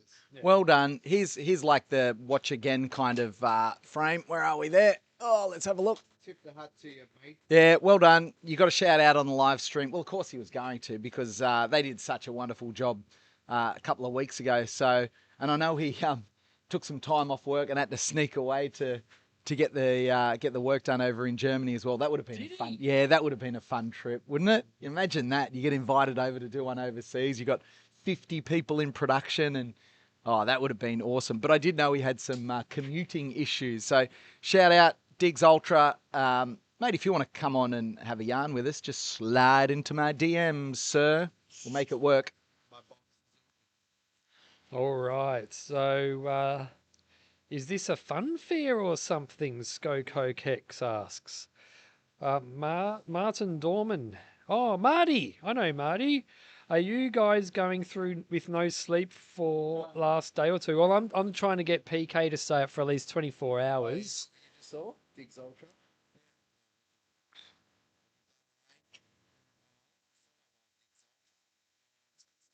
Brian Smith. Make a mural out of all the items Phil goes through this week and auction it off. Maybe even a few of them. Should get Harvey Lewis on. Oh yeah, she likes the Lego. She likes. Get you up to speed. Yeah, it's just sitting there. Should get Harvey Lewis on. Christoph says. Well, send him some messages and tell him he should come on. That would be awesome. Royal with cheese. Dowdle versus Gore. Mind games versus method. Yeah, you're right. Everyone wants that, don't they? Better not say it. Oh. Skinny J18, get Ned Brockman on or Dylan Gross. Oh, so you can all message Ned Brockman because, and I probably should reach out to be fair as well, because Ned was at Sydney's Backyard Ultra earlier this year, just bunging around with his dog, and like, what a lovely bloke. I rocked out and literally said, "Hey, mate, I'm PK. I know I'll grab this from you. I know you're just out here to catch up with some of your mates, but do you want to come in for a quick 5-minute chat?" And he was very polite and said, "Oh, yeah, sure." And I said, "Look, you don't have to." And he's like, "No, I want to. This will be good." And he came in. We ended up having one of the most deep and meaningful conversations about running. And literally there was multiple times and I'm like, "Yeah, well, I know you're busy. You got to go." And he was going, no, I'm good. I'm good. No, I'm having a good time. This is a good chat. We had the best chat. We had a great time. So, yeah, Ned, if you're catching up, mate, it'd be good to have a chat again. I know he's a busy man, but he might be a great one for everyone to message and tell him to reach out to PK on Instagram. I don't know if we follow each other, but he certainly knows who I am. So it's not a cold contact, and I'll message him as well. I wonder if he knows who I am. Possibly. Yeah, he's the guy that wants to get a belly ring. All right. Brian Smith, no, not a contest. Phil's another level plus no ego. Dan Bright, how the hell is he physically doing this? I can't even fathom it. Branbury, is this by far the world record? 168 hours is by far Phil's PB. Right, it's by far the world record. It's not an official world record, but yeah, Phil's PB is 119. So he is looking to absolutely smash his distance PB. Yeah, which is 119. We talked about it the other night. Is there any like 7-day distance records or anything that we can look at? There would be some stuff on DUV, but I mean, there's not that many races over. There's been 6-day races, and I know the record is Giannis Kouros, I'm pretty sure, but That's what everybody wants Phil to have a crack at. yeah. Like when I ask if he wasn't doing Backyard Ultra and you'd like to see him do something else, everyone's saying have a crack at a couple. He's got 2 records, I think, that have been mentioned. So the way I reckon the Backyard Ultra format is the way to break a record like that, but I think you would need to the way I would suggest is instead of doing 6.7k loops for the first 24 hours, do 8 kilometers loops and bank some distance, and that way you're not forced to run as far later on in the race when it gets really, really hard. Yeah. You'd have to do something like that. Josh Squid, will you both be doing the live stream for Sydney's Backyard next month? Well, PK, you're doing the live stream for Sydney's next month, aren't you? Yeah, sorry, what was the question? Are you going to be doing Sydney? Sydney's next month. Yeah, I'll be there. Yeah, I'll be there with bells on, talking to the Lumina boys about ramping up that live stream a little bit better. I've just watched Alex Cleary's video on Insta. I know you mentioned it, where he goes through what's the cheapest possible live stream you can get for an event. If you don't follow the Alex Cleary, actually, I don't even follow him. I just see stuff pop up. Sorry, Alex. I'll follow you now, buddy. I see all your videos because they always pop up in my feed. He's on the ball, and I love listening to Alex and the way that he's piecing together stuff for Hardcore Harry's, because they're building it from the ground up and they're pushing boundaries with what they're doing. So I really respect that. And the video that he created, he is absolutely bang on the money with regards to the minimum viable gear for an event like this. And then he talks about the Harry's budget, and he talks about 53 grand for gear.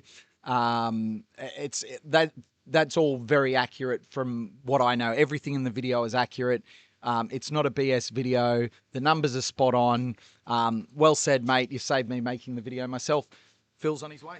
You know, I knew that Alex Cleary was a man for all seasons, but when I saw him make that timing clock, like they needed a clock for the longest mile, but no clock actually existed. So he made one from scratch. Like he is a man for all seasons. All right, let's see, Phil. Nice job. How much charge is in this? Let's have a look. Well, we can keep charging until it's time to go. Oh, yeah, 63. Oh yeah. Oh.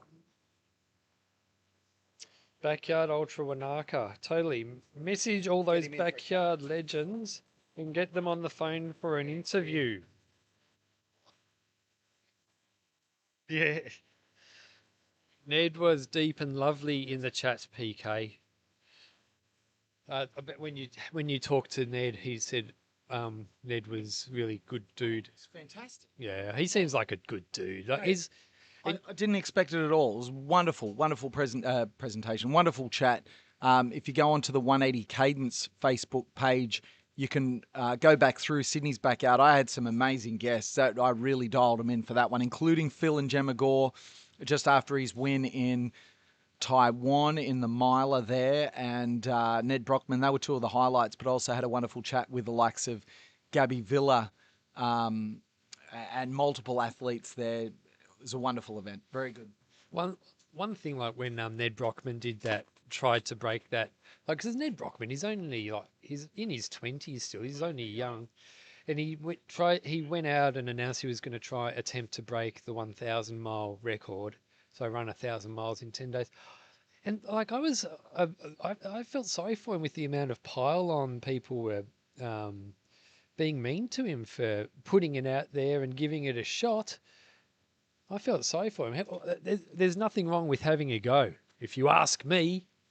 I got called out for giving TED Talks last night. Yeah, I got called out for giving TED Talks last night when I was coming back from running with Phil. But I'm going to give another snippet from my TED Talk here as well.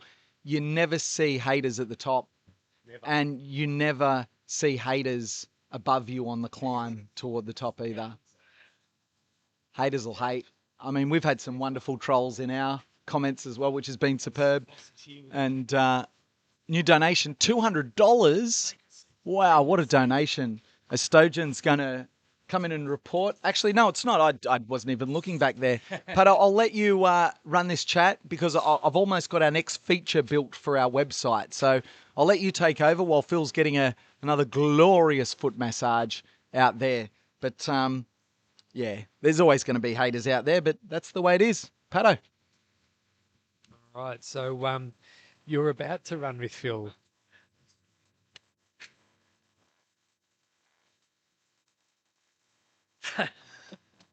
All right. So yeah, tell us your name, how you got into running, and all that kind of jazz. It's Pete. I got into running because of my lovely wife, who's been a runner since she was in her early teens. And yeah, she kind of just like dragged me along one day, and that was it. And I used to love like the gym and lifting and stuff like that. And I always thought cardio and running and cycling and stuff was super boring. But yeah, turns out it's not, and you can do both quite nicely, one alongside the other. And yeah, it's done a marathon or two, a half marathon. Never done a backyard. So this is my first time looking at anything like this. But yeah, maybe it might push me in that direction a bit, maybe. Awesome. And you're a Perth native, are you? Not. I'm from the UK. Yeah, okay. I'm from Huddersfield, in West Yorkshire. Yeah, okay. But I've lived in Perth for the last 12 years. Yeah. Well, and we've had a few people from over that way running loose. I had a guy from Wales on before, another dude from England or something like that. Yeah. Perth's pretty popular for UK people, I think. Especially in the northern suburbs, but that's not where I'm just down in Kwinana, and yeah, I'd heard about this, and it's like 8Ks, down the freeway, and I thought, yeah, how could I not?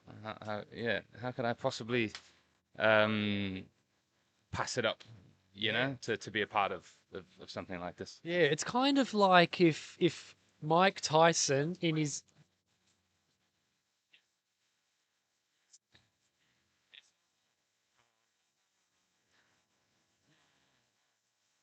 It's kind of like this is kind of like Mike Tyson in his prime going 168 rounds, and people have the opportunity to go around with Mike Tyson. And I was trying to explain to some people about, like, 'cause, I mean, Phil's pretty, like, you know, he's a kind of understated kind of, you know, he keeps to himself. He's not like a braggadocious kind of guy, is he? I don't think, anyway. And I was trying to explain to some people at my work, like, who Phil is. And Mike Tyson, and I said, this is like just going to do a round of sparring with Mike Tyson. Like, that's exactly the analogy that I used.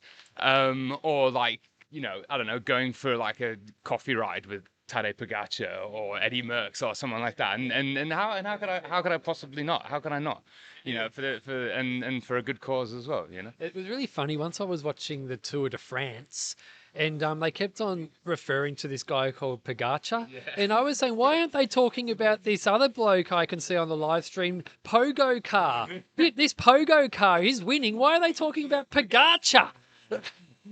I'll let you get ready anyway. Is that what you used to think, PK, when you watched the Tour de France? You wonder, why are they talking about this Pogacar person? Why aren't they talking about Pogo Car? Very good. Thank you, Pato. Very good. Oh, but I'm serious. That's not actually what I thought. That's how dumb I am sometimes. Oh, yeah. I'm going to head out on a loop. I'm in form today. All right. I'll just put my microphone down here.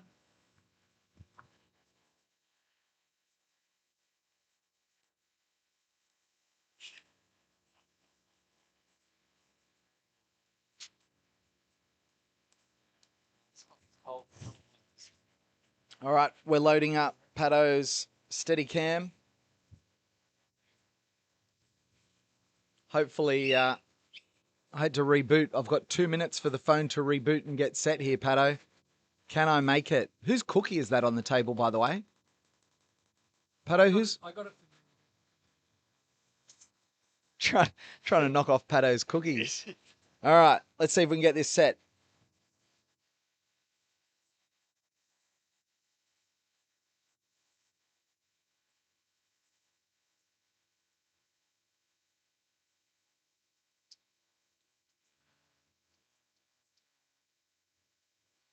Go. Microphone will be on.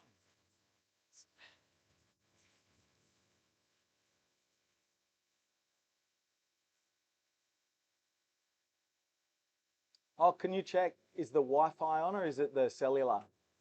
It is?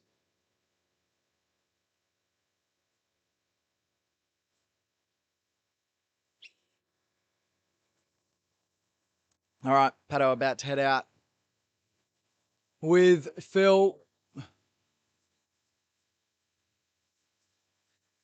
What have we got here? Phil just preparing himself. Pato just preparing himself. Has he still got his speed tracky dacks on? He has. For extra pace.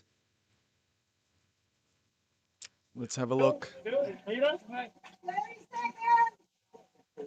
There's the call for 30 seconds. Plenty of time. Phil makes his next runner. Another pair of good sunnies on. Looks good. He's got the purple T8 shorts on, purple creepers, couple of gaiters, Tarkine shoes. 9, 8, 7, 6, 5, 4, 3, 2, 1.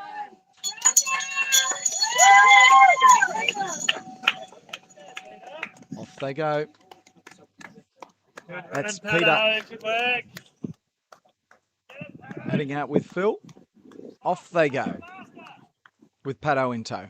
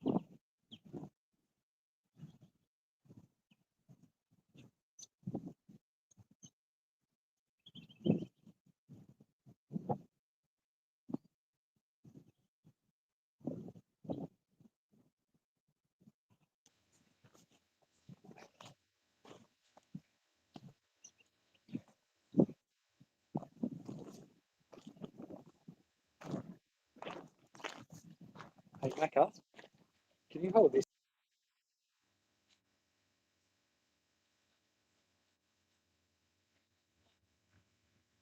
All right, Pato, about to head out. He's just setting up the camera, so we'll cut away. Phil taking a comfort stop.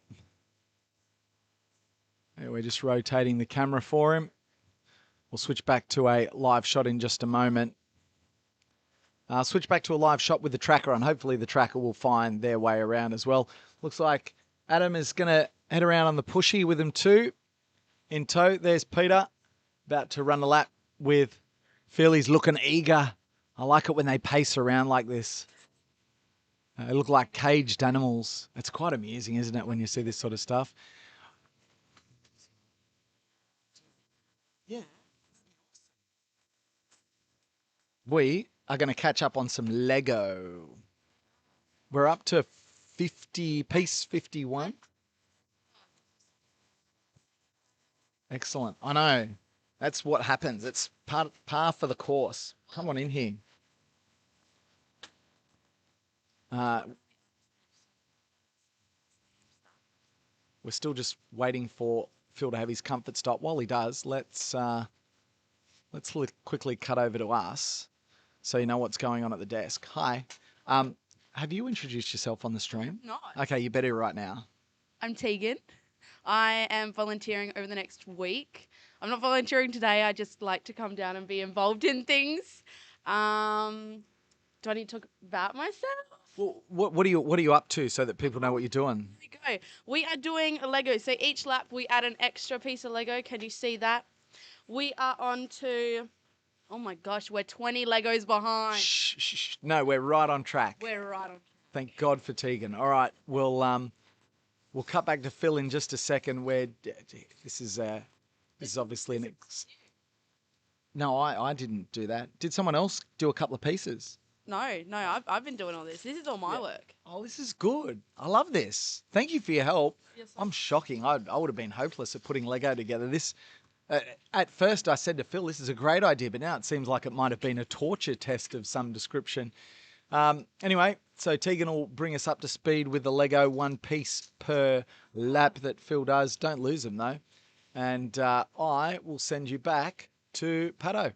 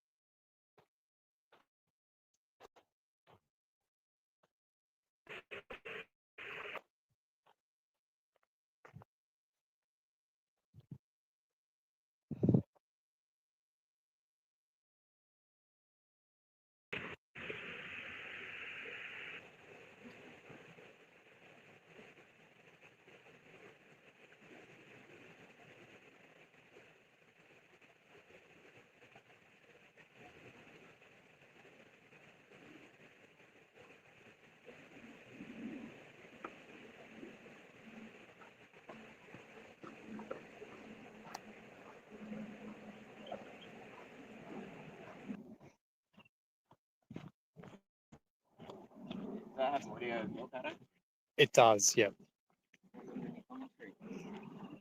Oh, no, I'm reading out my splits every now and then, and the pace that are going every now and then. But I want the viewers to get a sense of what it's like out here.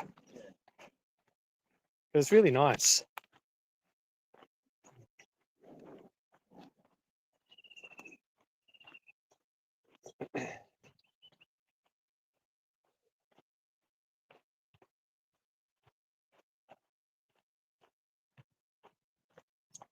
So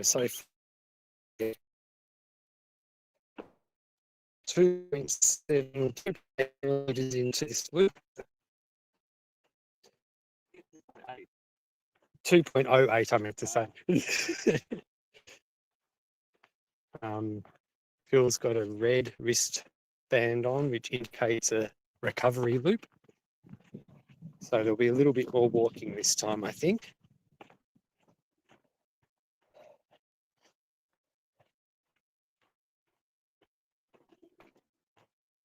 I've got my eye out for some roos. I want to see some roos. And I want to see a snake.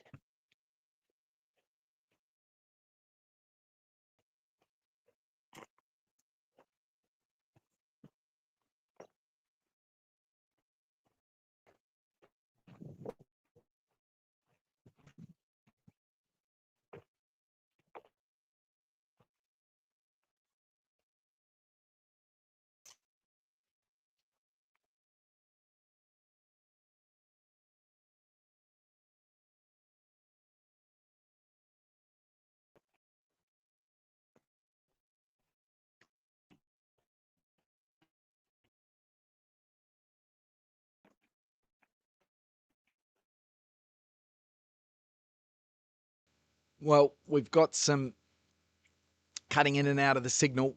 They're on the far side of the lake. They're on the far side of Forestdale Lake.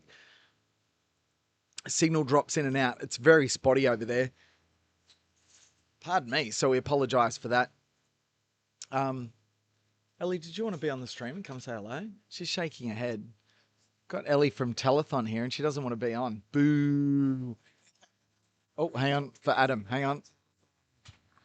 Another reason why we need to get this telethon number up before tomorrow morning. So today needs to be a huge day. Is there could be a statewide publication doing a big article tomorrow, but they want me to update them in the morning as to what the total is.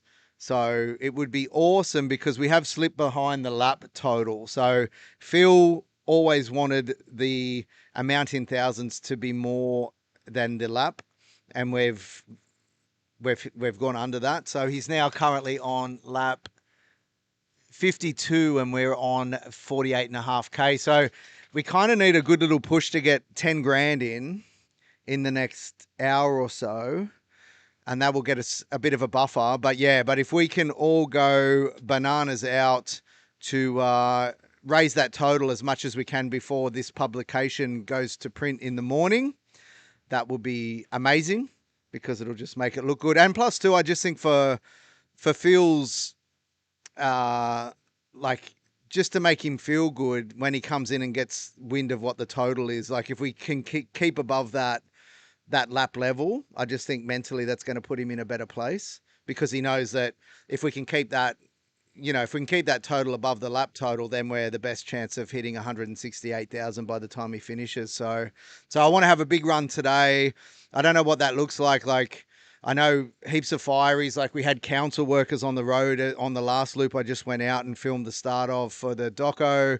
There was 5 guys in the truck. Yeah, Phil, like, and I'm like, so everybody knows it. There was 5 council workers just sitting in the truck not working. What? They were preparing for their next job, PK, and they took the opportunity to pull up and give Phil some support. So PK needs a sleep. So, but there's so much support. There's fireys. There's people that are coming down. Like, rattle the tin. Get to your workplace. Get people donating. If it's $5, $10, and you've got 100 people working in your workplace, that's how we hit the number. We're not going to hit the number. There's only so many heads and beards that we can shave here. There's only so many push-ups PK can do or burpees. Actually, Pato's got to do burpees. I think we let slip about $500 worth of burpees last night. So if we can get that back on the table, I think Timmy Kaprazak was part of that shenanigans. And who was the guy that you did the push-ups for? Something Chaser? Catcher? What was it? Diddly Squat Catcher or something was it? But like, if those guys can get back in and we can get Pato doing burpees before he tags out tonight for his sleep shift, things like that just go a long way to building up that total. So, and then also we have Phil Gore merchandise. We've got the shirts and we have got the guzzlers. We've got the Dometic guzzlers that is engraved. They're the only items that you can get to commemorate this epic project. They are both only available until Phil's running. I think as soon as he stops running, we will no longer be selling them. And all of the profits from both of those things go towards Telethon as well, which wouldn't be seen in this total just yet. We will add that at the end, but just to be sure with the buffer, we want to keep that total above the lap count. So we need to get our skates on. If anyone in the stream has any ideas around fundraising that we consider as well. Yeah. Yeah. Yeah, Chris has a good idea. So we're tagging local WA celebrities to come down, give support. And if they're not in WA, like I know Ant Middleton's been on some comments and someone just messaged me saying that he did something on Facebook about it. Get him to do a video of support for Phil and DM it to Phil's account. And we can obviously show Phil that to amp him up, but we'll share that on the stream as well. Everything helps. So maybe hey, PK, the stream's looking good if we want to switch back to his audio. Cool. All right, we're going to switch back to Pato and see if he's having a chat.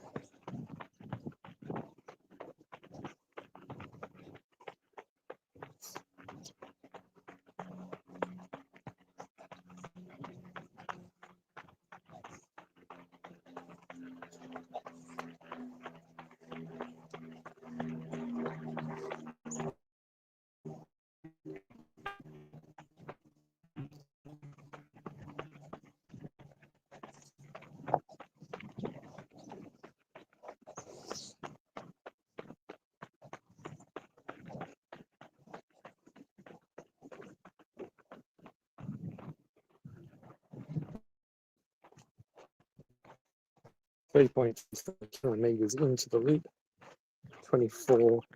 25 minutes.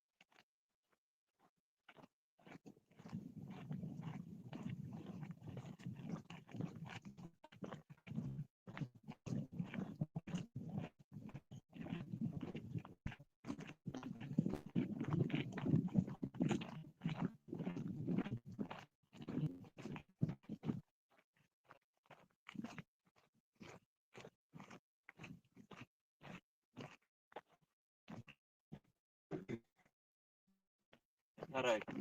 Would you shave your head for a $10,000 donation? Only because you're asking. Yes, I would. Well, we all heard that. Maybe I'll leave a nice at the back. Is that what it's called when you shave your head? Yeah, oh, that's what I'll do. I'll get a skullet.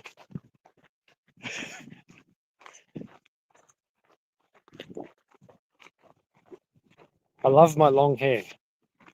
You know, Melly will shave his beard for 10,000. He said. Yeah, I saw that. Yeah. That's what I was asking. Clayton went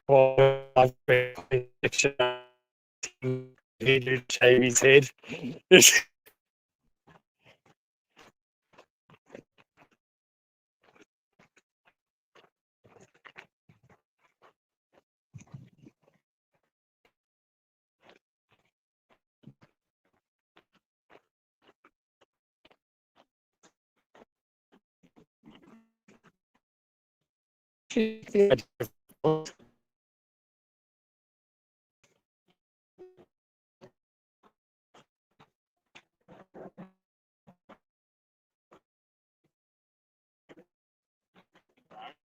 Pardon? I do have a. She. Oh.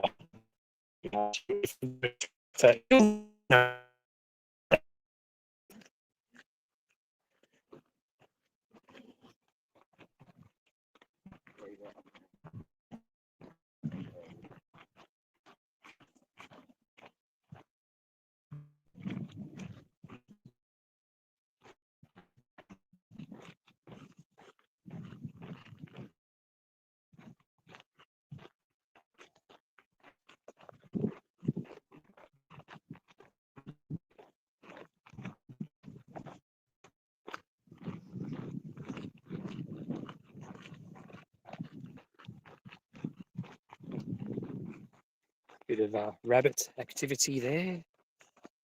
A lot of rabbit activity.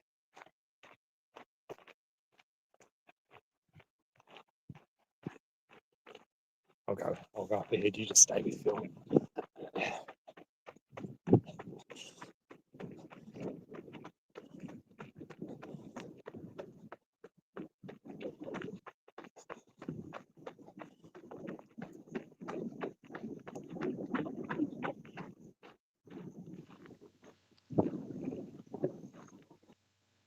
So while Phil's out with Pato and they're wandering around, we just got a little voice message back here. Pato has said he will shave his head if we get a $10,000 donation to Telethon. Have you seen Pato's luscious long locks? It is wonderful. And for $10,000, you can see him get a Phil Gore special. We will see how that goes. So slide into my DMs at Pete Quist, KVIST, or Phil Gore Ultra Runner. Slide into our DMs if you are interested in pledging for that, and we will make it happen.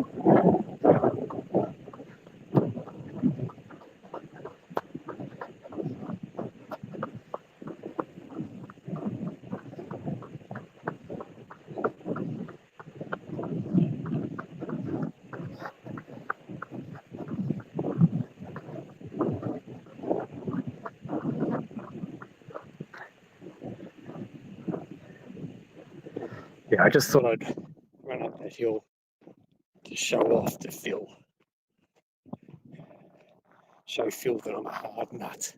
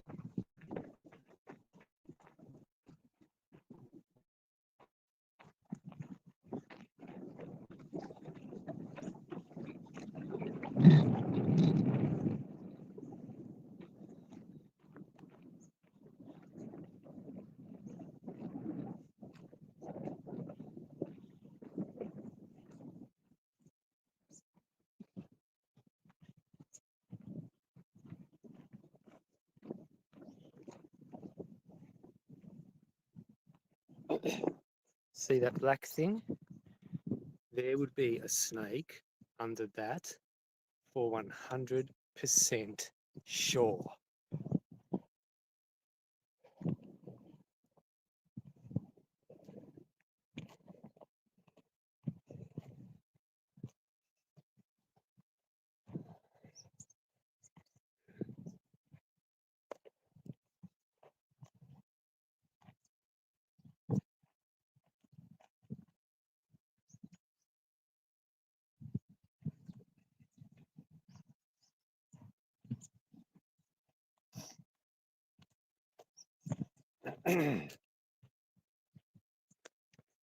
Yeah.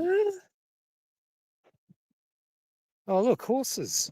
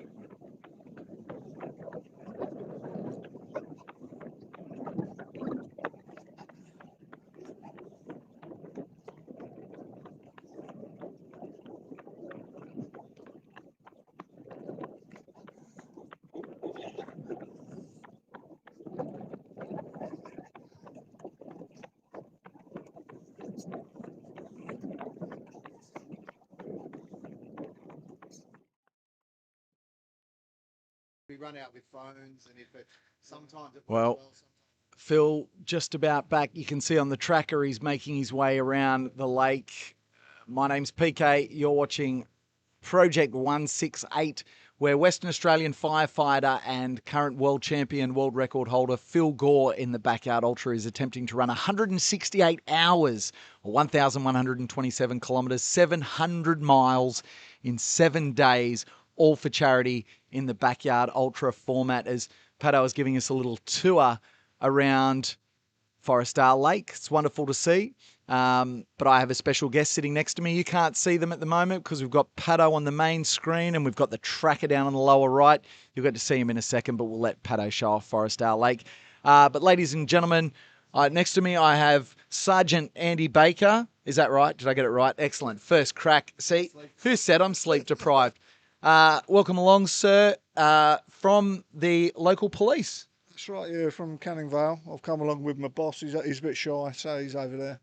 This is what happens. Your boss delegates, right? Is this pretty standard for him? Yeah, oh, very much so. Yeah, he'll say that he's always out and about, but yeah, I had to drive him here after all the talking. Yeah. So he's good. So we said we'd come down and see what's going on. Go and check out the firefighter doing the running. What did you hear about it? Well, my wife is into like running. She's done a few like events, but nothing, obviously, anything like this. This is incredible. So we watched it a little bit yesterday and today, and yeah, phenomenal. What an amazing sort of a challenge he set himself. But from what I hear, he's got every chance of making it all the way in for seven days. Incredible. That's a ridiculous thing, isn't it? Like it seems like such a ridiculous target, but as you said, it seems like he's got every chance of making it. Yeah, I was just chatting to someone there saying that he's pretty much getting into his groove. I thought, wow, it took him 3 days, but yeah, it's, you know, if he's getting into his groove, then I think he's got every chance. I mean, another 4 days sounds like horrendous to me, but I think. You know, and what he's done in the past as well would dictate he's got every chance.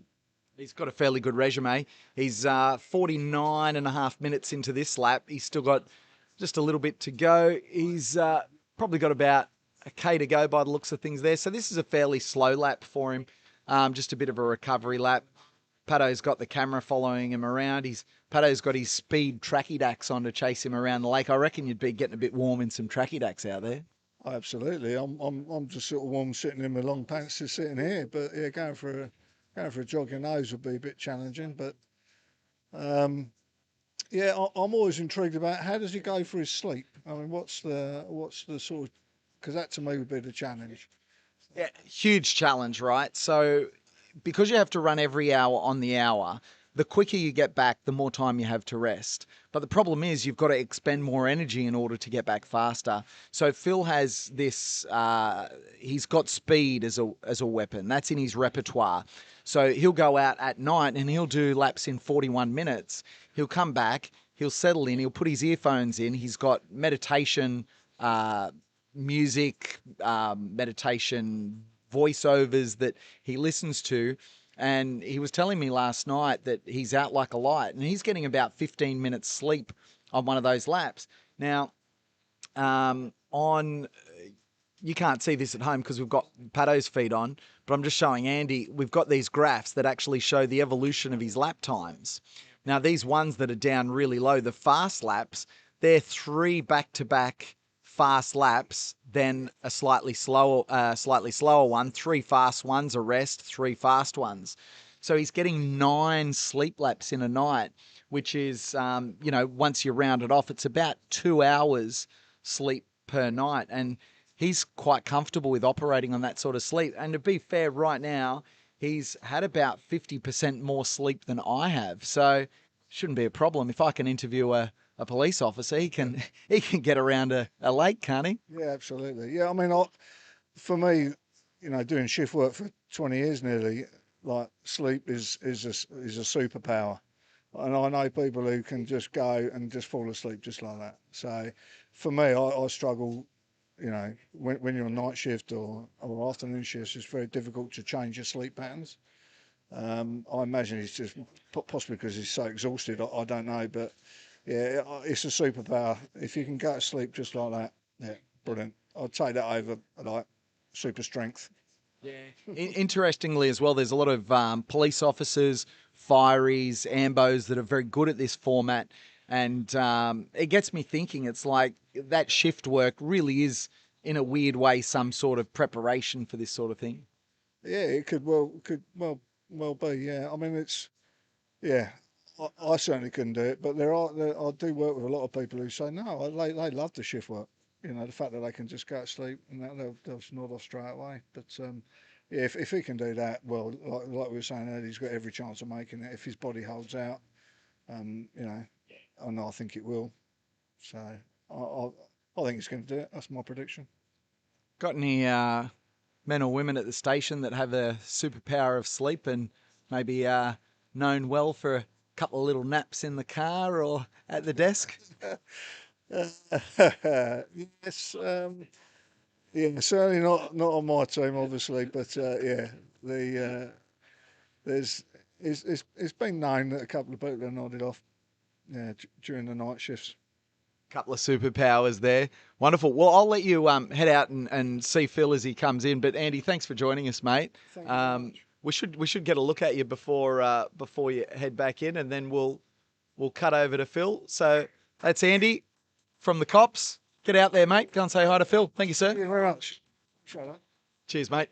Let's cut over to there's Pato.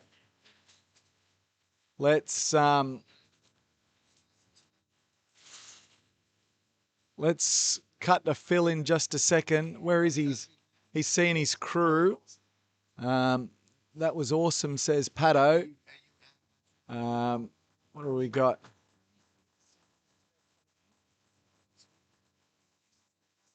There he is, coming over the line.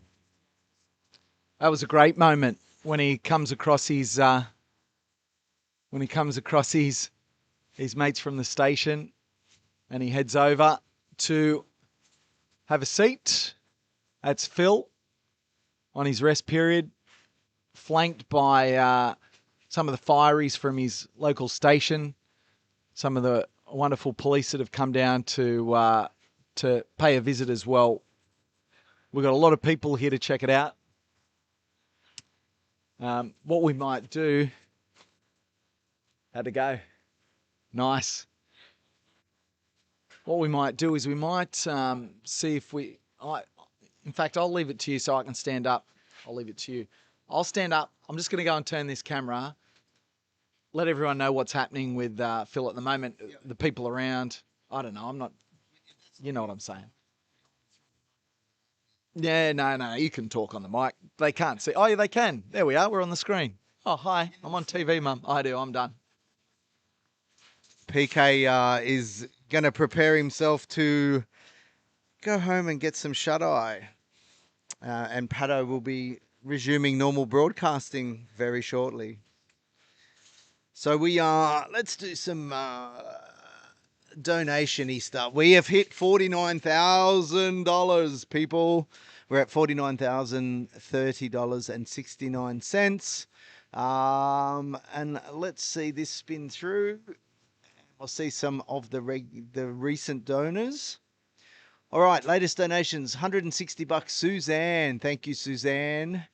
$25, Georgia. Thanks, Georgia. $100, Miss Cornell and Room 1 at Forestdale Primary School. Thanks, kids. $25, Miller and Connor. Thanks, Miller and Connor. $10, Just Keep Swimming. Just Keep Swimming. I guess that's an inside joke somewhere. Peter has just done a lap with Phil, and I'm not sure if he's got anyone with him on the next loop or not. It might be a solo one. But as you can see, he is just taking in some nutrition. That's probably the most important thing is making sure he's got the calories, because he's definitely burning some. And the sleep. And I heard that the sleep was pretty good last night. So He's hoping he has a really solid day today. Gabby, we spoke to Gabby, who's nutritionist, who said that the first 2 nights are always the hardest for Phil because it's as his body gets used to consuming so many calories, he can have some issues, and it's usually after the second night that he starts craving to want to eat more, and that's when the gut issues sort him out. As we hear the whistle for 3 minutes remaining. So, yes, we are getting it going on. We've got a pretty decent crowd here now. We've got Phil's crew from Armidale. The Fireys from Armidale are here. As you know, we've got the police. A couple of members of the law enforcement WA have arrived as well. We did have someone with the police dogs was here, but he seems to have taken off. He was in a wagon over there, but Divvy van. he might have got called off to something, unfortunately. What'd you call it? Divvy van. Divvy van. I do. Or was it? Well, we used to call them paddy wagons. I'm guessing same. Same.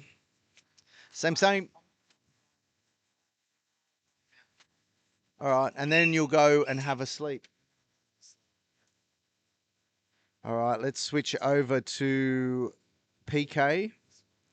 And you'll hear the last bit of delirium while running.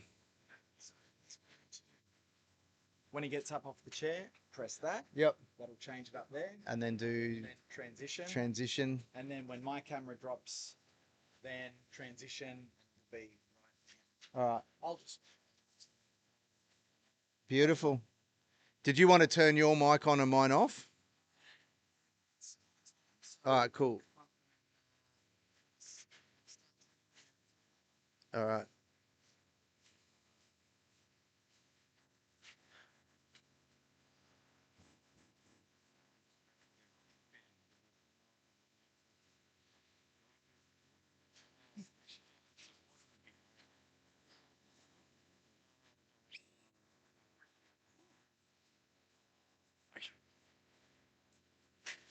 Do you know which one his mic and our mic is?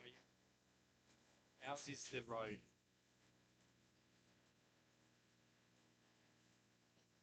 Global.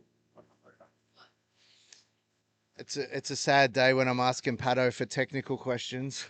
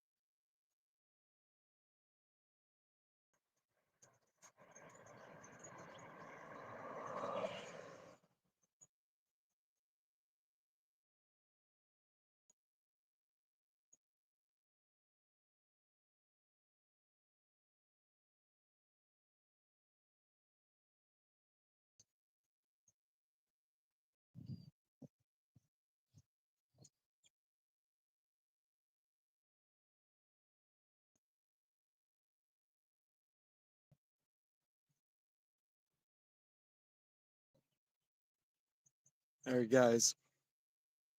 Phil Gore. Wow.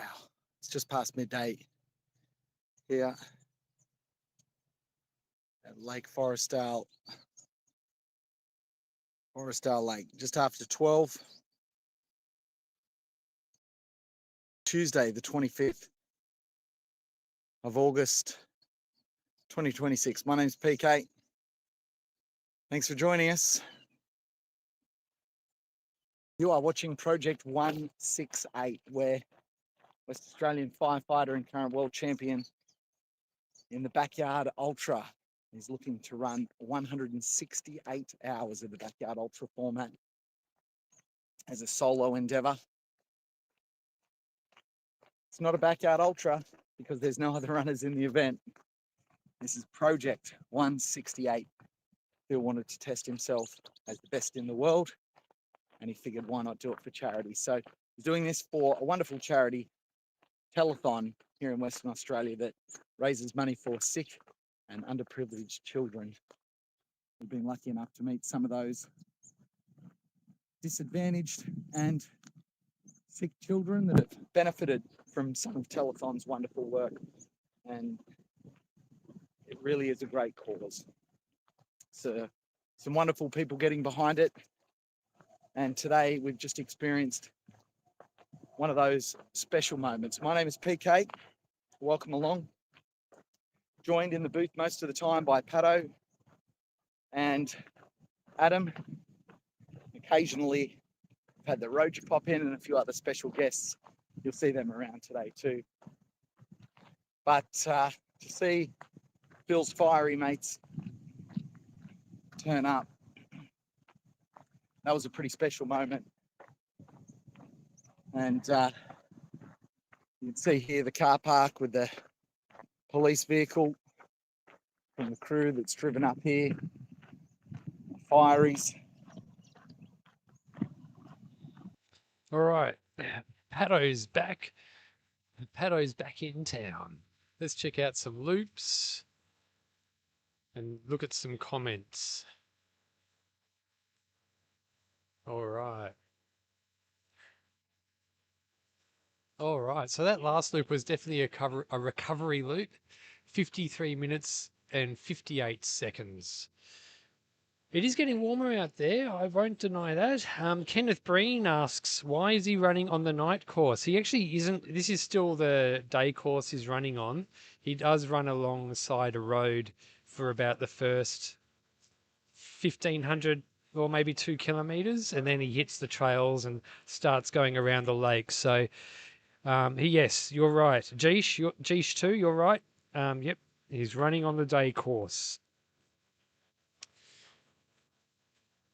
Rowan Sprigg, I'll donate to see Pato check for sneak.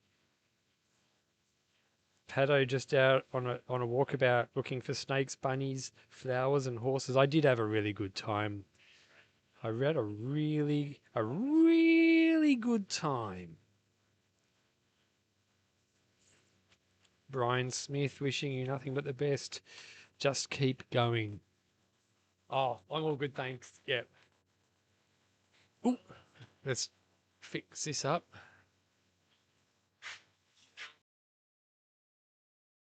Is he going to make it? Yeah, he'll do it. Why are you so confident? I've just seen him run. Yeah. Yeah, yeah. It's yeah. 7 days. Yeah, but he does it. He's probably the only human on earth that makes it look easy, doesn't he? Well, I mean, officially he's the best human on earth at this format. So. Yeah, he'll do it. What do you reckon is going to be the hardest thing for him to overcome? I reckon it'll be just before he sets his own record. I reckon that'll be the hump he's got to get over. I reckon he'll feel. I've run a few longer ones, nothing like Phil, but it's that just getting over your previous longest, I reckon, is always the hardest hump to get over. Into uncharted territory. Yeah. Yeah, so I reckon around that 110, he'll be doubting himself, but I think he'll do it. It was interesting hearing him talk about night 1 and night 2, and he said they're the hardest. Yeah, that was interesting on that feed, seeing how they're saying that his stomach gets upset in those first 2 nights. It's like his body's trying to get in the groove, and I just had to chat to him then. I said, "Are you in the groove?" And he said, "Yeah, he's feeling good." So he's gotten over it. He's in the groove now. That was his comment. Like, the body now has accepted that this is the reality. This is what I've got to do, and gets into the zone and away he goes. Yeah. Wonderful to see. I gotta go. Out of here. See ya. Take care. All right. That's the some of the fireys, the fill-ins. The filling in for Phil. Coming to pay a visit, along with the some of the local cops from around the area. It's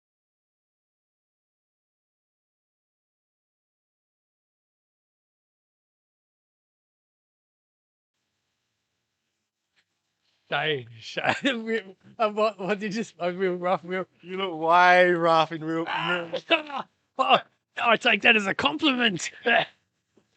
Oh, what's going on?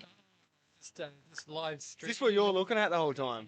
The moment that there in the top right hand corner, that's what people see on YouTube. So see we're in the corner there. Oh yeah.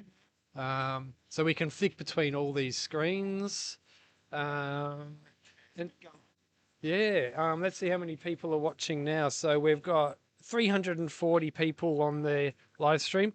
We've got Shane Iris here in the house.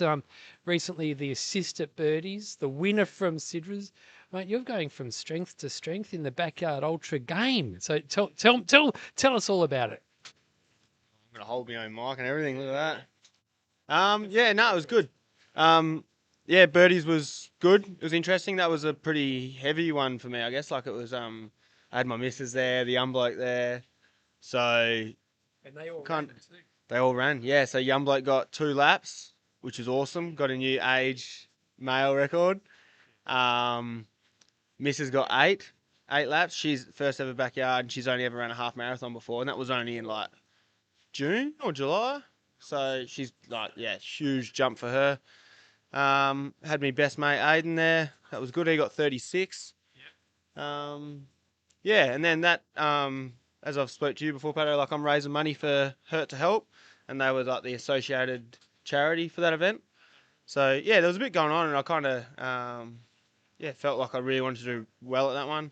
Body felt good, like I had no excuses going into it. It's been a pretty big year, so I have had some races where just haven't been right, and I've just had to hustle it out. But that one I was feeling good, so yeah, no, it was good. Spewing I couldn't get it done, but yeah, I'm happy with what I did. Like it was, yeah. 41 in the end. Yeah, I was probably kind of done at 38 to be honest, and then those extra 3 I'm pretty proud of. So yeah. Because, I mean, I reckon there's something about 38. I don't know what it is about 38, but you just brought it up again then.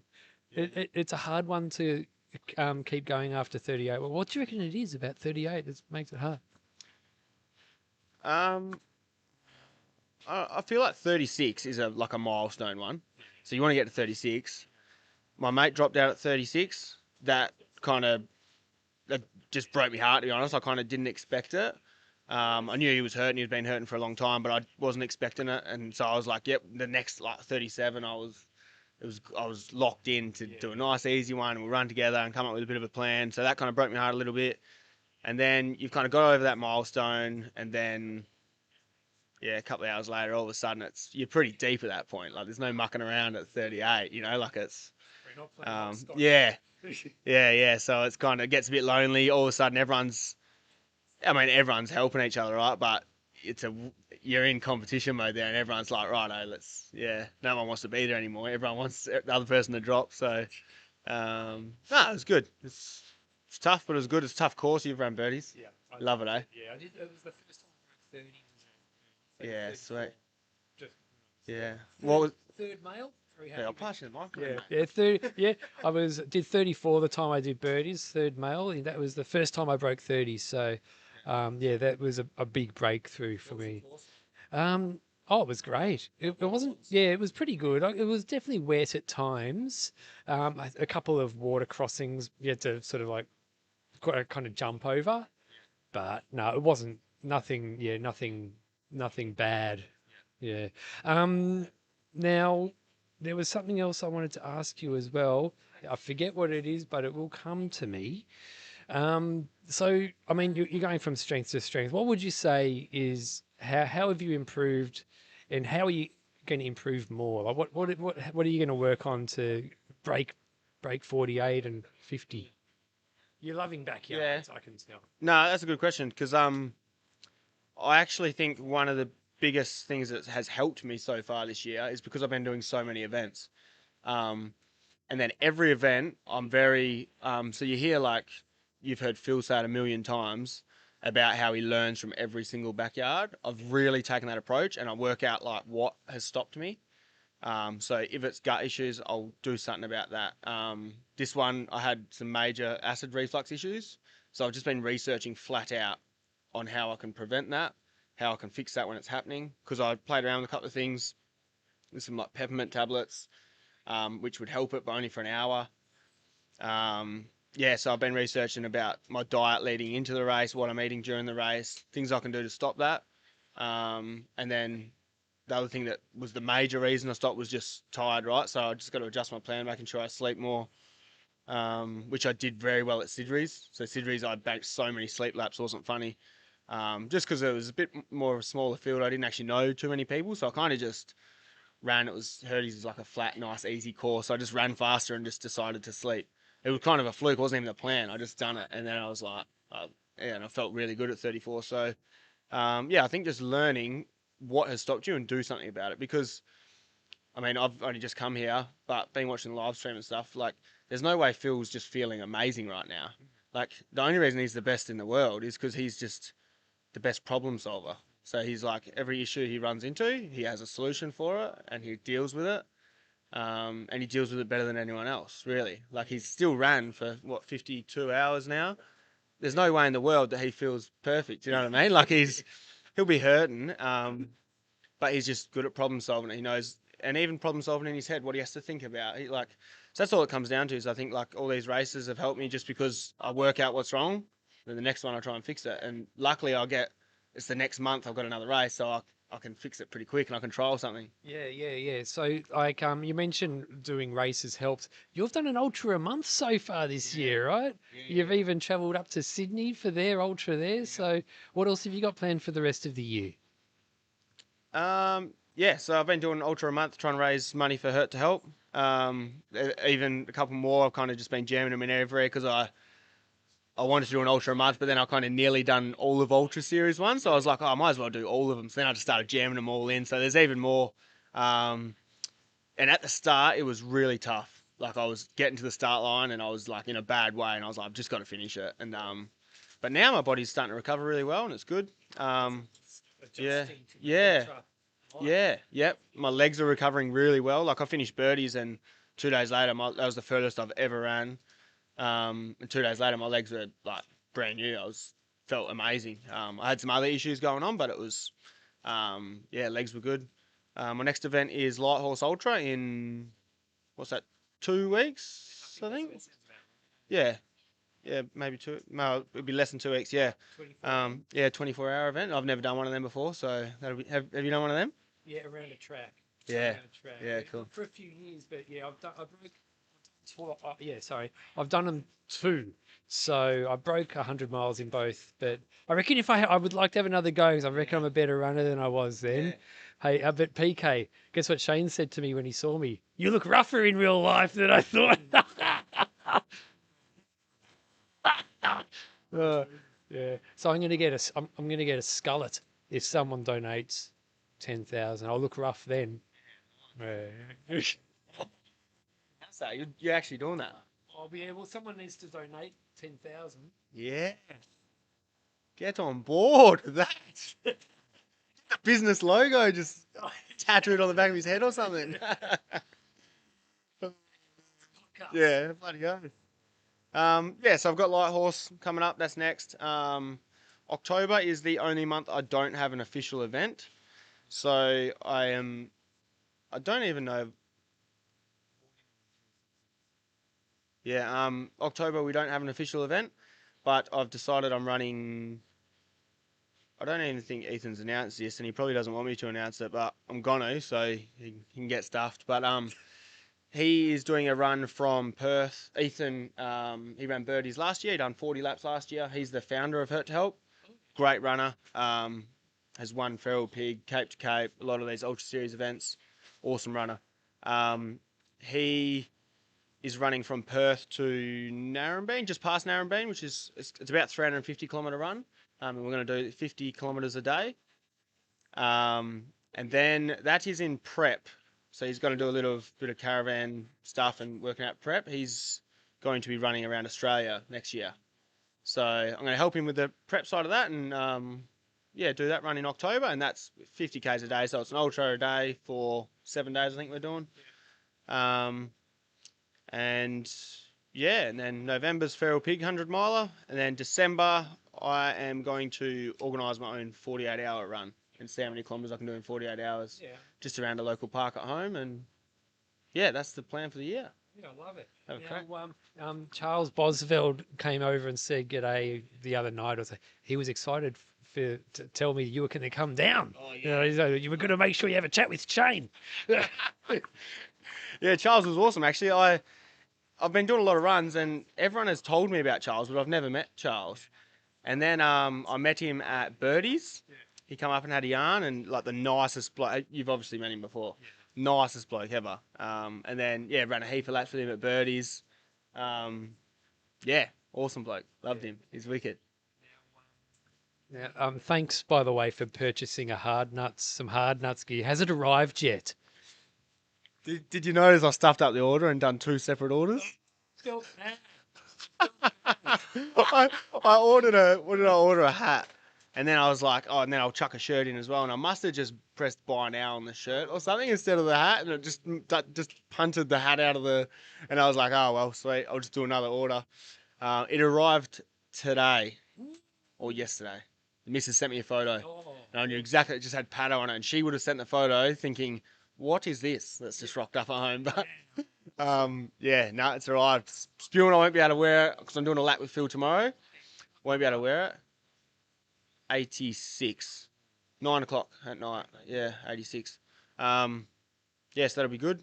He'll be well and truly deep into it. Night loop as well. See. Yeah, bloody oath. Yeah, I wasn't planning on coming down today, but I just finished work, flew in, went to check into the hotel to get a couple of sleep. You flew in? Yeah, I work up north. Oh. So just just done night shift last night.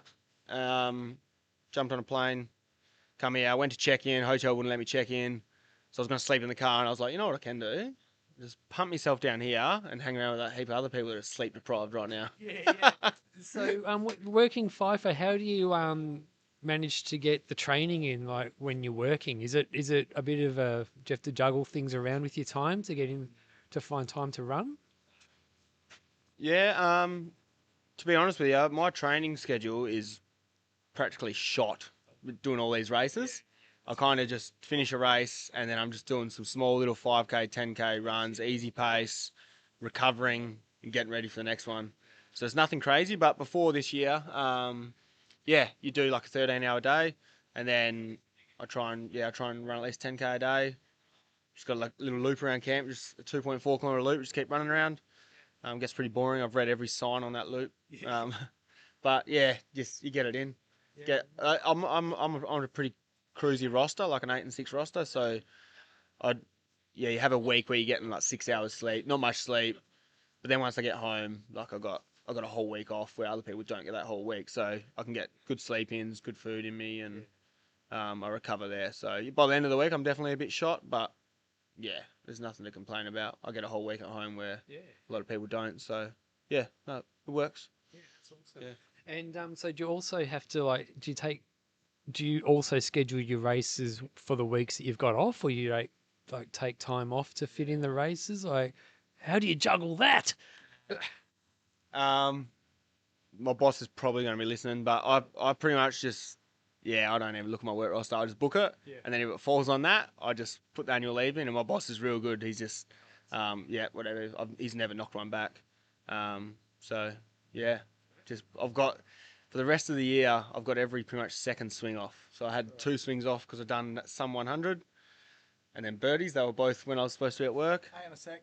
Did you run the Sun 100? I did. How'd you go? Time wise, 13 hours 56. What did you get? I ran around with Lee Warren, who the week after knocked off 45 yards at Reds. So Ooh. that was a week later. So it was a warm little training run for him. So we got to about 70 Ks and just kind of took it easy and just enjoyed it. We ended up getting in before midnight. So what was that, like 16, just over 16 hours? So yeah, It's good a event. brutal course. That's, yeah, tough course. I would say that's actually the hardest course I've done. Like if that was a miler, yeah. Gee, I was struggling out there. I was just like far out, and this is how unprepared I was. I flew over there. I brought trail running shoes because I was like, it's a trail. I seen an ad on Facebook come up about what are they called? I think it was called STM or something, like Sydney Trail Marathon. Oh yeah. Talking about another event they had. And the fact that I seen that, I went, hang on, if that's Sydney Trail Marathon, does that mean this one's not a trail? And I've just signed up to a 100K like road race, and I've got trail shoes. So I had this was the day before. I was like, I don't even know what the course looks like. And then got a rude awakening when I went out on that course. I've never, because we don't have trail like that over here, like all the rocks and the like, insane. Couldn't believe it. And got lit up and found out the hard way, and yeah. But you got it done. Yeah. It's a good course. It was amazing, but yeah. Yeah, it was rough going out there, that's for sure, yeah.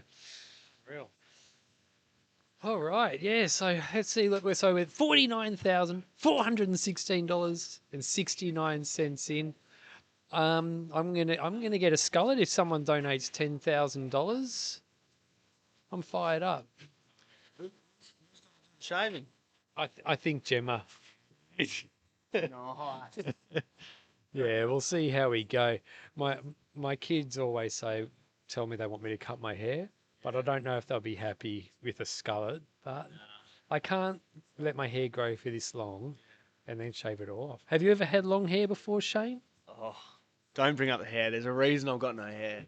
Mine turns into a perfect bowl cut, and I grew up all through school with a perfect bowl cut. So very early days, I decided that the missus was going to just shave my head with a number 3 every time I get a haircut. And that is what I've stuck with since I was about 15. So I'll stay away from any sort of long hair. I can't grow this crazy stuff you got going on. I actually asked Phil before we did this race. I said to Phil, "Have you ever had long hair, Phil?" And he said, "Yes." His hair, he used to have hair down to his bum. He said, "Can you imagine that?"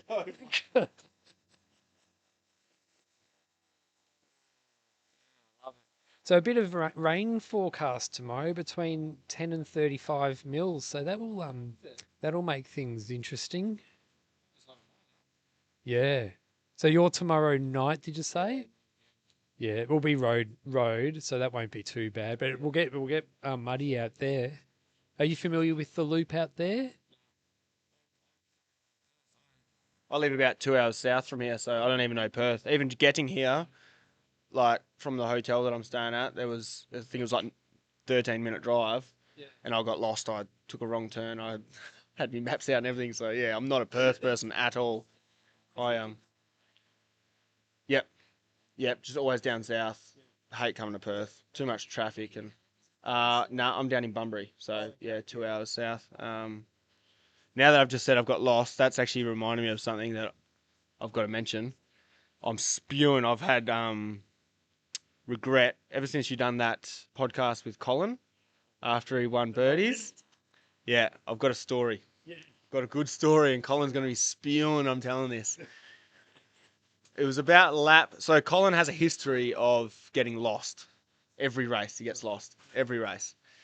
We're running birdies. We're all running together. You can't get lost on the backyard, right? It was about lap 21, 22. And Colin just randomly goes. So he's fully with it here. He's not fatigued at all. Like mentally, he's on the ball. And he goes, "Isn't it weird how Ultra Series advertise this event as if you run around the lake?" Yeah. And we're like, "Yeah. What do you mean? You do run around the lake?" And he goes, "No, like they advertise as if we run the whole way around the lake, but we don't." And I was like, "What do you think we do?" And he goes, "Well, we run out, we go over this bridge, and then we turn around and we do like a bit of an out and back." And we were all in stitches laughing because that's just every race he gets lost. And this one we were like, "You didn't even know we were running around this bloody lake." Like, it was gold. And I regret that I didn't send you a message before the podcast and be like, ask him about running around the lake. But yeah, now everyone knows about it, so you've been put on blast. Yeah, well, I hope he doesn't get lost when he runs for at Sat Champs at Reds. You're going to be crewing there for him. Is that right? Yeah, that's awesome. Yeah, we'll have to talk to Phil or something to get someone to run with him. So he just can't be left alone. Otherwise, it'll be a DQ. So yeah, someone will have to run. Someone on the team. Out of you 14 guys, just someone run with him at all times. So, Jam, how are we? It's all right. Is that for me? Oh, thanks. I love it. Rockaby. Oh, very Melbourne. Very, very Melbourne. What's news, Gemma? What's going on? Interrupt.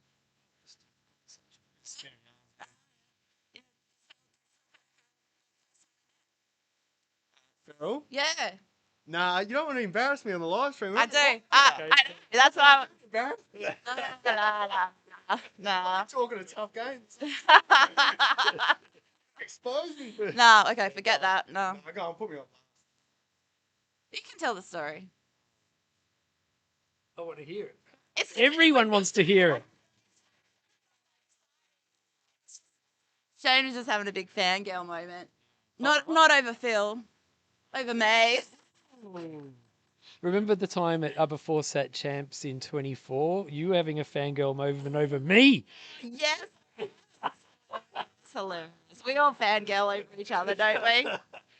Yeah, it's true. Yeah, that's the best. It's the best. Ultra running community. It's the best. And do you know what Shane said? Like when he saw me, the first thing he said, I look rougher in real life. He was surprised how rough I looked. But He's done 52 laps. I watched him. This guy's ran all 52 with him. Yeah. Fresher than me. oh yeah, Phil always looks good. He does. Yeah. Just remembered what else when we met. This is what he didn't want me to say. So when we first met, yeah, fangirl, it was the middle of the night. We were doing check-in at Feral, I think. I was one of the RDs and you were volunteering. What were you doing? I can't remember. Yeah, I was checking all the mandatory. That's right, checking the mandatory equipment. And we're just getting into a bit of convo. And Shane hadn't actually run a backyard at that point. And he said to me, Gemma, I'm going to win Hurdies. And I believed him. And he didn't say it in like a cocky way, or he was just very determined and this is what's going to happen. And so I was so excited to watch him run Hurdies. And we're not talking about you, Tim Moffat. We're talking about, I know, we said Hurdies, right? And who rocks up? Look, he heard Hurdies and he's over. It's not always about you, Timmy Mofo. Because it's about Shane at the moment. Yeah. But he hasn't actually won Hurdies, which is quite hilarious. He's better than you. He won it in reverse. Yeah. Yeah. So, yeah, 100% believed that he was going to win it. He didn't, but what did you? I don't even want to say. I can't say that word. Haddo? I can now. Do it. Can you say? What? Sidras. Sidras. I've been running Sidries. Sidries? I prefer the word Sidries. Yeah. Okay. So, yeah. Anyway, so I was, yeah, Shane and I hit it off straight away and we had great chat all night and, yeah, I knew he was going to do big things and he definitely has, not only like with running, but, you know, raising money as well. Like he's been talking about that a bit. Haven't talked about it Oh. a little bit. No, we haven't. Yeah, let's talk. Let's talk about it a little bit more. Like how. Right. Yeah. So how do people follow you and stuff like that? Yeah, so I've now got an Instagram, as I heard you mention the other day. Yeah. I was like, yes, he's onto it. Yeah, so I've been pressured into getting an Instagram. I'm not all over it yet, but on the, what do you call your Instagram? Your page or profile. Yeah, your profile up the top there. There's a link. So I'm raising money by doing an ultra a month. Yeah, the reason I chose to do that was the charity that I'm supporting, which is Hurt to Help. They look after rural families in Western Australia, people that don't have the luxuries of being in Perth and having all the medical assistance and stuff like that. So the reason I chose that challenge was these families, whatever they're going through, same as Telethon, right? Like they don't get a choice to just not show up that day. They've got to show up and get it done, no matter what. So I decided to run one a month because I knew I would be in a bad way each time. And I've just got no choice. I've just got to do it. So whether I'm not feeling too good, my legs are sore, whatever, I've just got to show up and do it. So that was why I chose the challenge. Yeah, we've raised just over $7,000 now for Hurt to Help. So that's awesome. I'm super proud of that.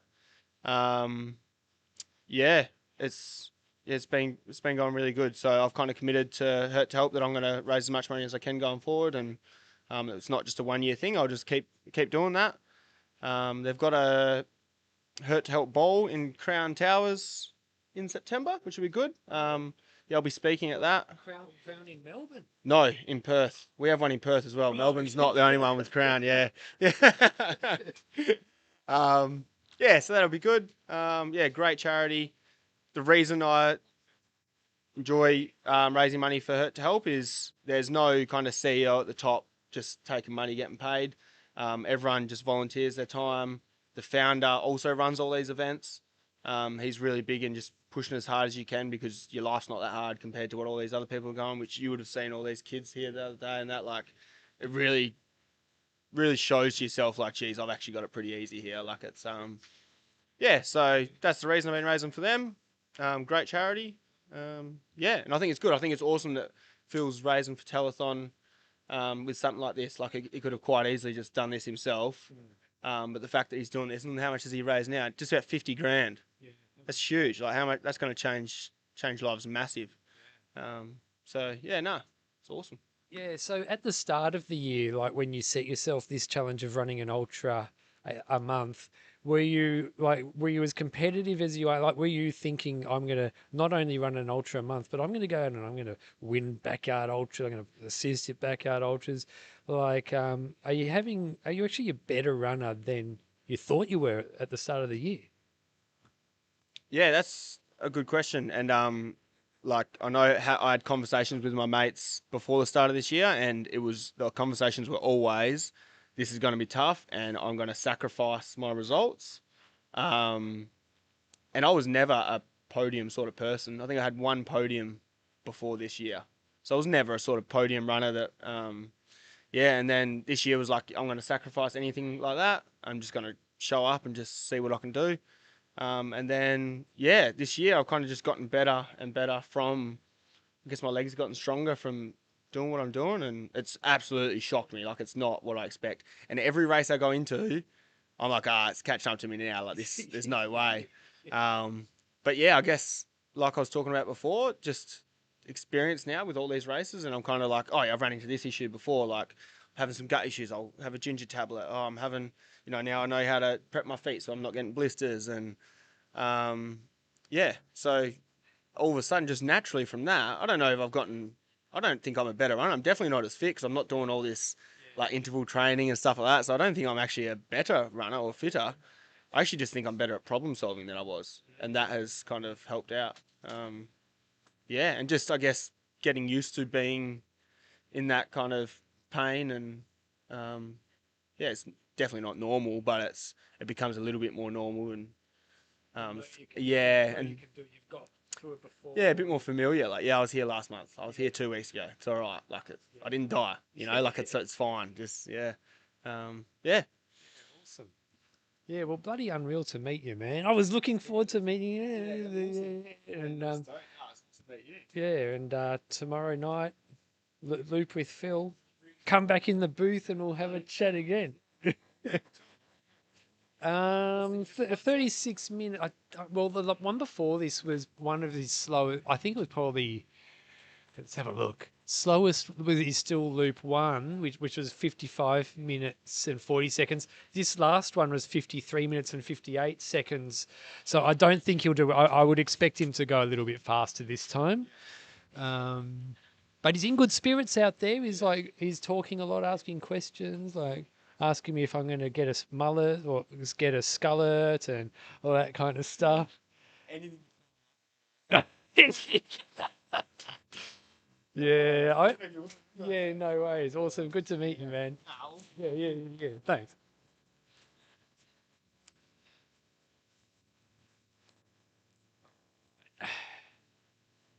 Okay. How good was that?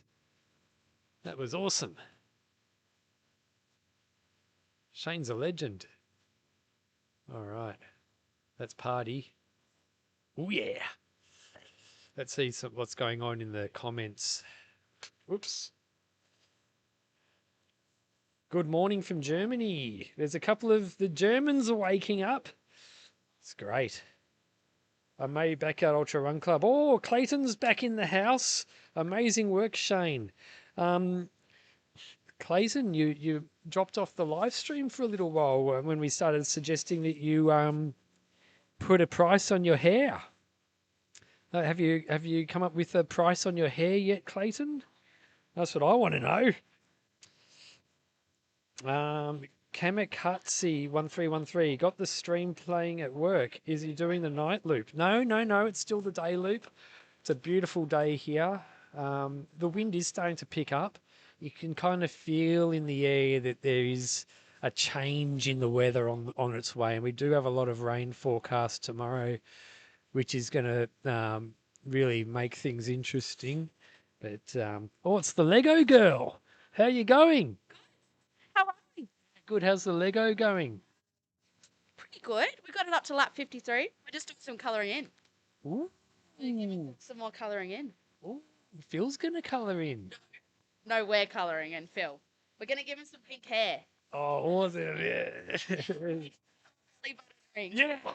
Yeah. Yeah. All right. Kamikaze. So no, I must be delusional. I swear the tracker was showing the night loop. Yeah, it might. Oh, the road. Oh, I'm actually not hungry at all. I've just been. Yeah. I've got a biscuit there too, but yeah, I'm waiting to see what price Clayton's going to put on his hair. Well, sort of. Ooh, well, tell me more, Pato. Tell me more, and tell the listeners that have just joined us what's happening. Yeah, well, we've just been talking about things like I'm going to get a skullet if someone donates $10,000. Mally's going to cut off his beard if someone donates $10,000. I watched that one. Yeah. Oh, you were watching it? What? He likes his beard, like because we're all in the same Airbnb. He even has like a special shampoo for his beard. So, yeah. Look, it's. I was tempted to use it this morning. My beard needs a bit of a wash, but I think Mally needs it more than me. He's got a beautiful looking beard. Yeah, it is a good one. And we also said, well, he said whoever donates the money, they can also choose how he styles. So they might even give him like a full like goatee or handlebar mustache or sideburns. Have you ever had long hair before, Roach? No, it doesn't get much longer than this, I think. I like to keep it pretty short.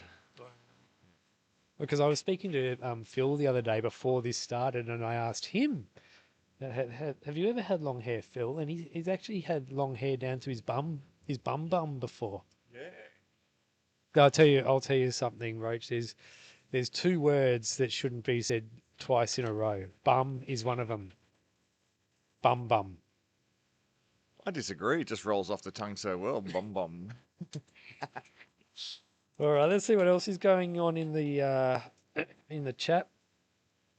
I've noticed that Phil isn't doing laces up on his shoes. Anything special about them? He does wear elastic laces. I know the Roach wants to answer this one. Yeah, the elastic laces. Look, I was busy lacing up the great man's shoes early on Sunday morning, and I can tell you that those laces are fantastic. So basically, you just loosen them up, slip the feet in, and then just kind of like tension them, and that's it. good to go. Like, a couple of seconds and you're out of the chair, ready to run again. So fantastic stuff. That's all I have to say about that. Have you? Do you wear elastic laces, Roach? No, only the elite wear the elastic roach. You're good enough for elastic laces. Oh, look, I should, but I just can't be bothered relacing my shoes. Yeah. No, I do think I really need to get them because people rave about them, and it's interesting you mentioned Clay earlier. I do have the Backyard Ultra Run Club shirt on. Special shout out to Clay. Special shout out to Clay and all the Berkeys out there. Unreal stuff. I know they were doing a virtual lap when Timmy Mofo joined Phil on lap 4 early on Sunday. But I know Clayton wears the elastic laces as well, and he raves about them. And if Clayton raves about them, then they must be good. Well, I mean, let's see. Well, Clayton, when we talk about his hair again, says he's got to go now. He's got to go. Sorry, he doesn't want to put a price on his hair. I'm just sad that he's going. Where are you going, Clay? Come back. I just got here. Hey, hello, PK. Okay, I'm getting called somewhere. Okay. Oh, Phil's coming in. Phil? Who's Phil? Oh, dude, there's some banter going on here in the corral area, and here he comes. Is he?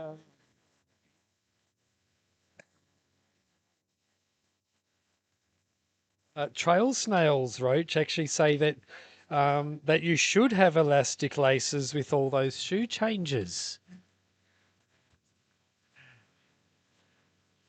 Sorry, I missed that. What was that?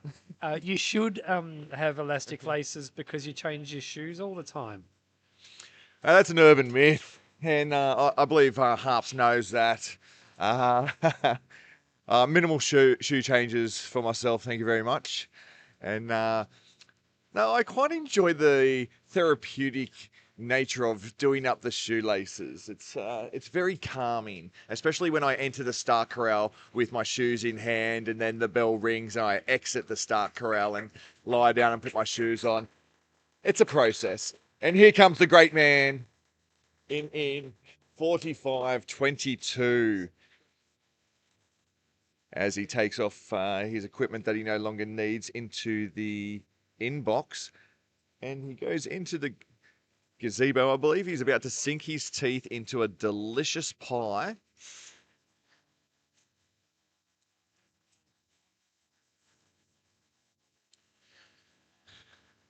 So that pie is from Pinjarra Bakery.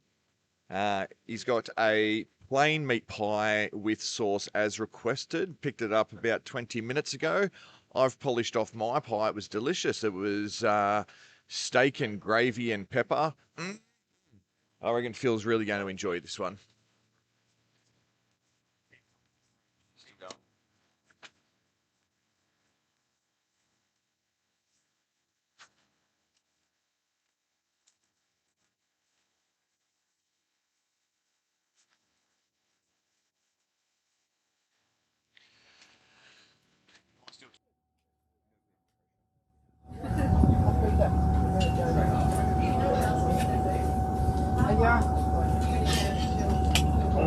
I just decided that. I know you'll take it. No, I'm just checking what's going on. Okay, yeah.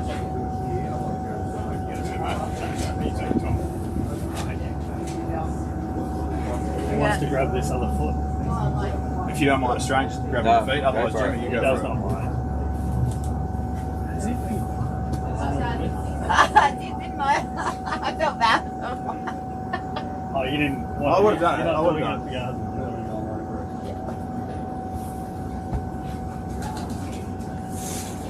Someone get there's like grass or grit in them, just take them out. So, do you think maybe we should lay off the voice messages and the texting and everything? Or you're good? I'm just worried about wasting your energy out there. No, because I come up with ideas, and when I come back here, I forget about it. Yeah, I know. It's just easy. Like I pull it out, voice message, like I don't know why we haven't done it before. Yeah, okay, good. As long as it's working for you. Yeah, I don't normally do voice messages. But No, me either. I've started making phone calls to the car because I just don't have time to like text people. Text in the car anyway. No, but normally like I would be, I don't know, I'm just busy. Good busy. or like 84, you could do like a call out and get people down. Oh, because it's halfway. Halfway then. People ask, I just still think about one. Sorry. This is your answer. I'm surprised that wasn't my voice. We're going to forget.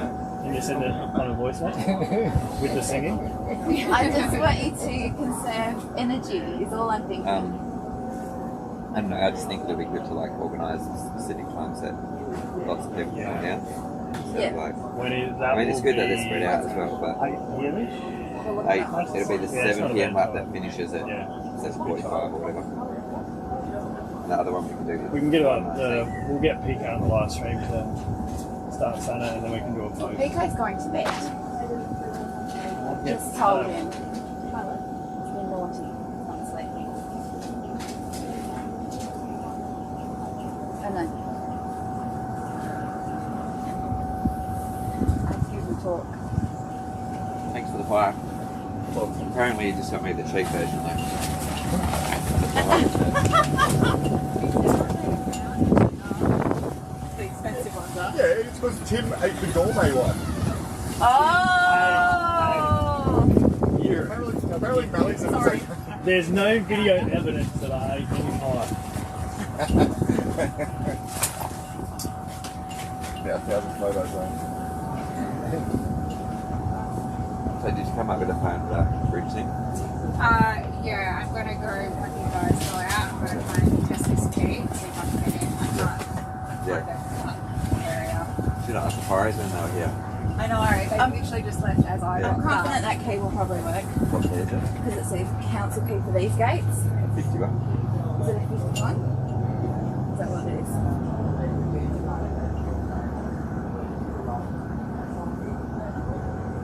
Oh, is it P&G? P&G. Oh yeah. Good. Then I can go grab. Yeah. Yep. It's got to be easy enough to get down there, but yeah, it's so flooded. Like where I can get into the fence, it's so deep. I'm not driving my car. No, I'm not that brave. The dogs had a good swim in it though yesterday. I was going to say, when we do that, just don't like make a big deal about it. Yeah. Because I don't want it to be like, oh, it's not a plane, of course. Because we can Like- take them with us as well, and I'll just make sure it's. I mean, if they do it well, they'll see it anyway, but there's someone who like kind of post about, oh, No. this is what we have to do. No. Good pie? It's not as gourmet as I hoped, but What do you want next time? What do you want? a gourmet people. It's my son's one. Next one. Do you want it this one? It's the sun's out.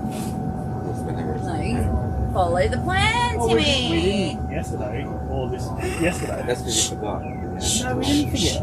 Did we forget? No, it's because the first Oh, one we was did. late. I didn't. I wasn't here in the morning. No, it was because the shower lap, the sunset had gone at the end of the shower laps, and it went on the next. I Then it thought all we got were- pushed forward. I thought we were early. Did I say pish? Yeah, you did. You needed to. I had a great sleep. I'm not going to talk about that. I don't know. Nothing. Running. How good's running? Yes, good. Not a Sorry? I guess a bit monotonous sometimes. Did you see good school kids down the road? Like I'm running back. Time we at? We got 8. So. Do you want some Maximus? Change his shirt this time too, eh? Same Is kids? is that at the school? Oh, that's right. No, it's just where the Oh, concrete where the- paths go. I thought I was you. Yeah. I was running up. Yay! I said, no, wrong person. Want a sun-kissed ginger beer? I'll go with sun.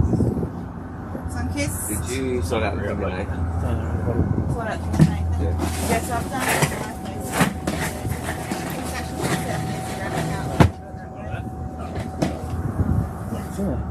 Did everyone have a good luck?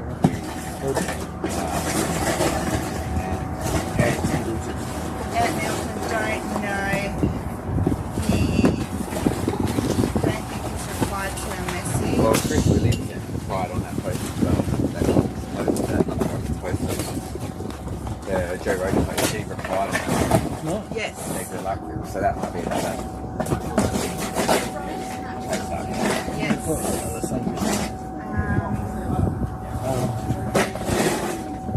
Want a Fanta? There's no sun kiss in there. We'll get one. There's no ginger beer in there. There's no sun-kissed in there. Coke?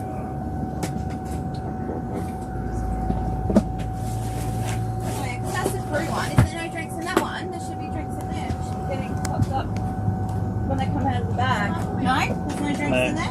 No.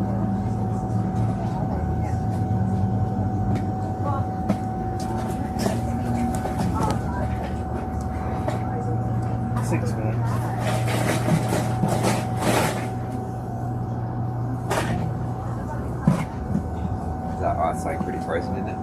Yeah, it's pretty good. Not as good as a Sasquatch. There's got to be somewhere. Have we emptied this new bag out? Today's bag? Yeah, I think we just got ahead. Got ahead of it? Got behind it? No, I think we have had more than on the plan and not topped it up. Okay, have you got a... Do you want a Fanta? Have you got a He's Coke? got- So after this, I will have the project 168. Yeah. So we just thought we would just use use this for one pack. Yeah. Different place? So there shouldn't... Yeah, there has maybe not... And only use it for the TA reel. Yeah, got it. Well, is that the one? Now that is made, If you don't mind, slowly putting some things in there.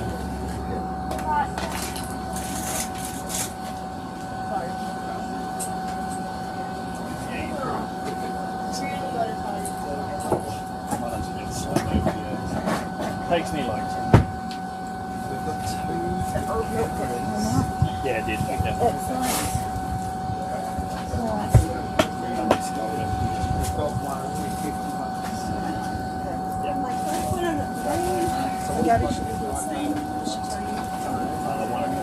you guys want some donuts or pastries at all?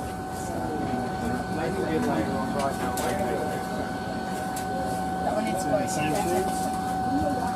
This one has 33%.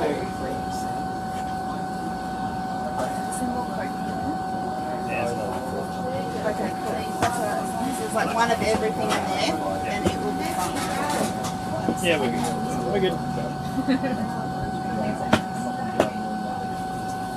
Yeah, true. That's also Yeah. It's only just behind the outlet out. So good. Let's get you another beer, thank you. That's why I told you 4 minutes. Once he runs out, I'm dragging you out the street. Oh, I think it's one. Actually, after he runs out. You want now? No, no, wait to go. Okay, well, yeah, do that and then we'll go. As soon as Do you want to just put other things as well?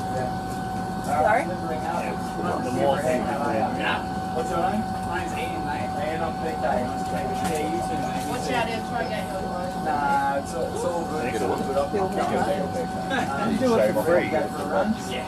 Well, Pato said he'd shave his head for 10 grand. So it's going to be more than that. It's averaging about 24 minutes. Okay, so they tell you to do on a fast, slow, or... All that stuff you just So, here's the funny thing. That ended up on Chris's bike. 3 minutes. He was trailing me, and I'm like, what's that on your back of field? Yeah, I'll put that in there.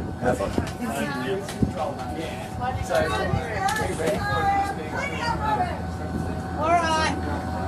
I'll let it go. You guys are messy up there. Yeah, that was 3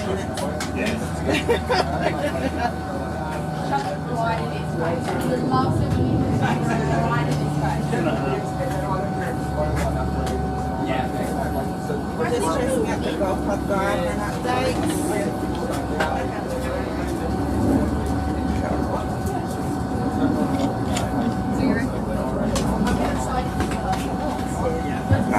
Yeah, well, it's either going to be PG or 51. You can only try. But if it's 51, I'll see.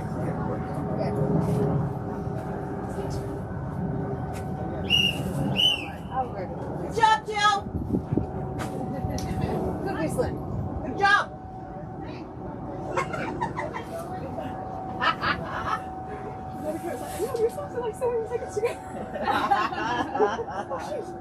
Don't you have some annoying music or something? No, you probably should have. I think.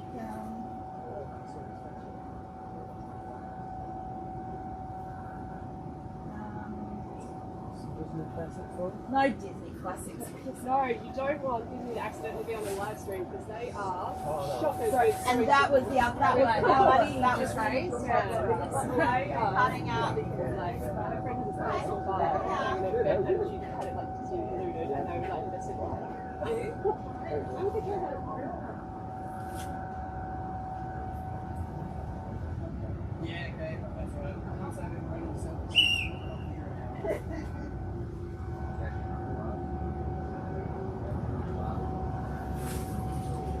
Have you got? Do you need me to change it?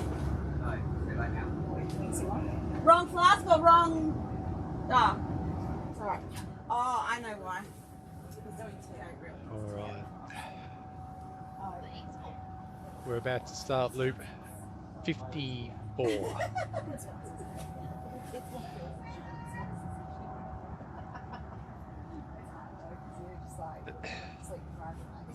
This is going to be sick.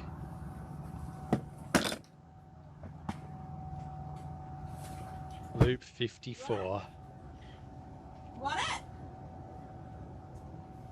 9, 8, 7, 6, 5, 4, 3, 2, 1. Yeah!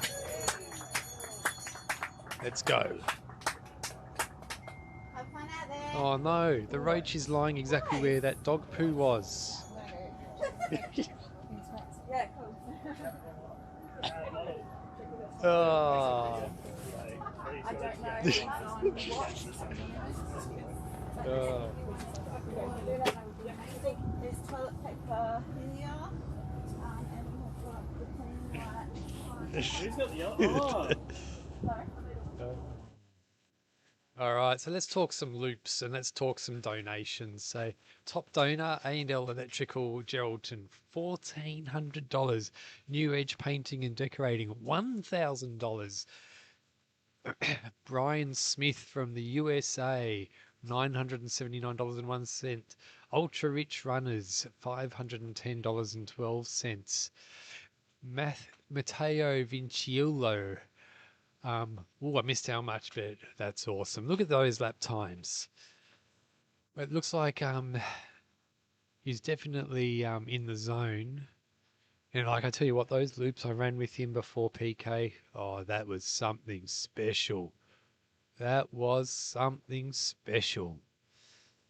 Yeah, he's in good spirits out there. He's chatting, asking questions, cracking jokes, having a laugh. This is really turning into something quite special. We knew it would, but it really is starting to light up good. So let's see. That last loop was 45 minutes and 23 seconds. If we go by the trends, he's generally running 2 medium pace loops, 1 faster loop during the day. 2 medium loops, 1 faster loop. So I think we can see, I reckon we'll see around a 50-minute loop this time, but we'll see. All right, what questions do you dudes have out there? Let's see what's going on downtown. Ian Kingan. Go Phil, looking strong and in control. Ian's right. He's looking strong and in control. That's for sure. Gravel Roads Radio. What a machine. How many people will be watching? Stand by.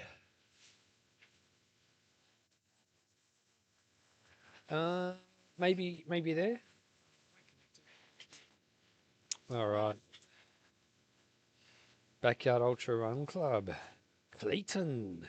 Ask Timmy to stick out his tongue if it's orange. What time will lap 84 be? Finish lap 84 just before 8 p.m. tomorrow. Eh? Mama Bear. Is it? I've got it on my phone fine. Is it what? Yeah, my internet's showing it's okay. Oh, I've got it paused. But yeah, it's playing. Yeah, no, it's all good.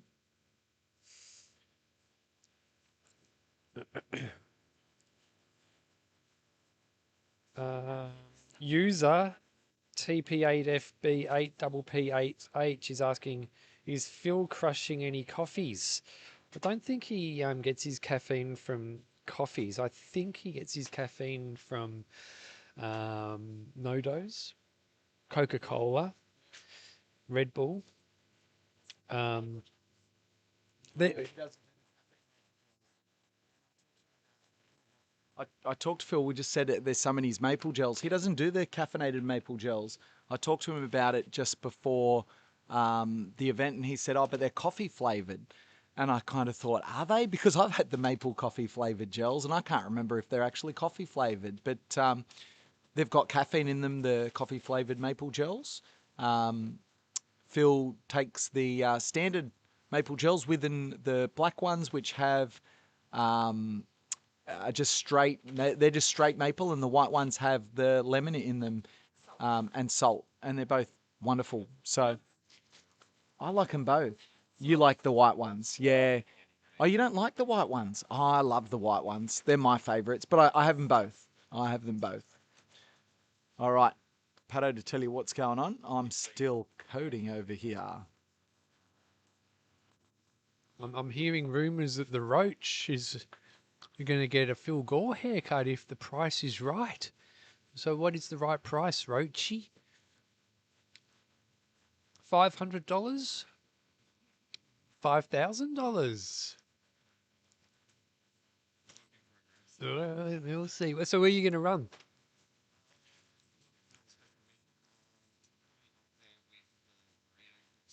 Hmm?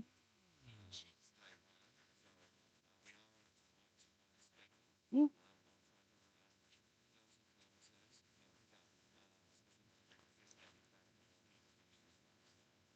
Okay. All right. No worries. Well, have a good one. Sounds clean and simple. I think that's the key with coffee. You don't want to when you have your caffeine, you don't want to have it mixed in with too many ingredients, because the more ingredients, the more things can upset your stomach. Isn't that right, Peaks? So I think that's the thing with coffee. Like, I mean, do you really want to be like chugging down milk when you're 54 hours into a backyard ultra? Maybe, maybe not. Some people. But yeah, look, a man's got to do what a man's got to do. Okay, so let's have a look at let's see what else is going on downtown.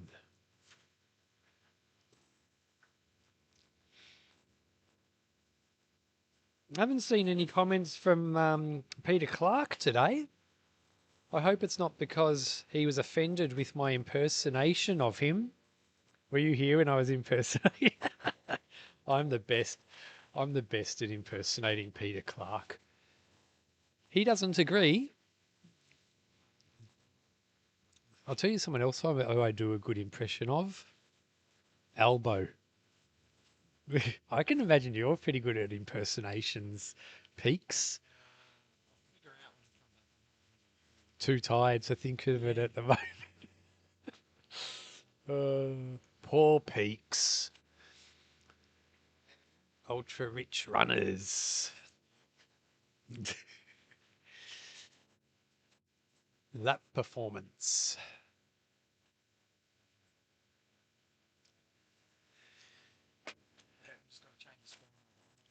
All right, so we're going to be changing streams. Peaks is subscribe first to not only this channel but also Backyard Ultra Live.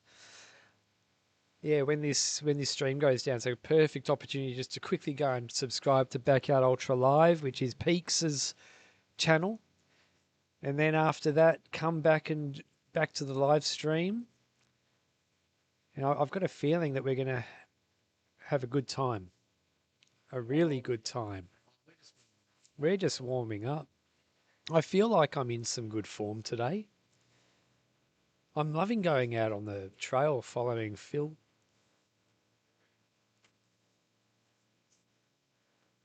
All right, let's party. Let's see what's going on with the levels.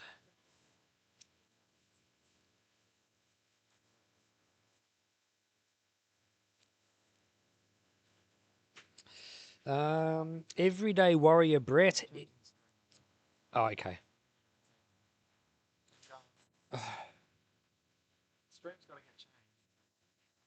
Is it still on now? Is it still? Okay. Everyday Warrior Brett. Will this count for any type of world record if relevant milestones are achieved? I don't know if it will account for any official world records, but it's definitely a world record. But as far as official goes, I don't know. Surely we're going to break some kind of live streaming world record. Surely. Most amount of jokes cracked on a live stream, perhaps. Most number of bum slaps on a live stream, maybe.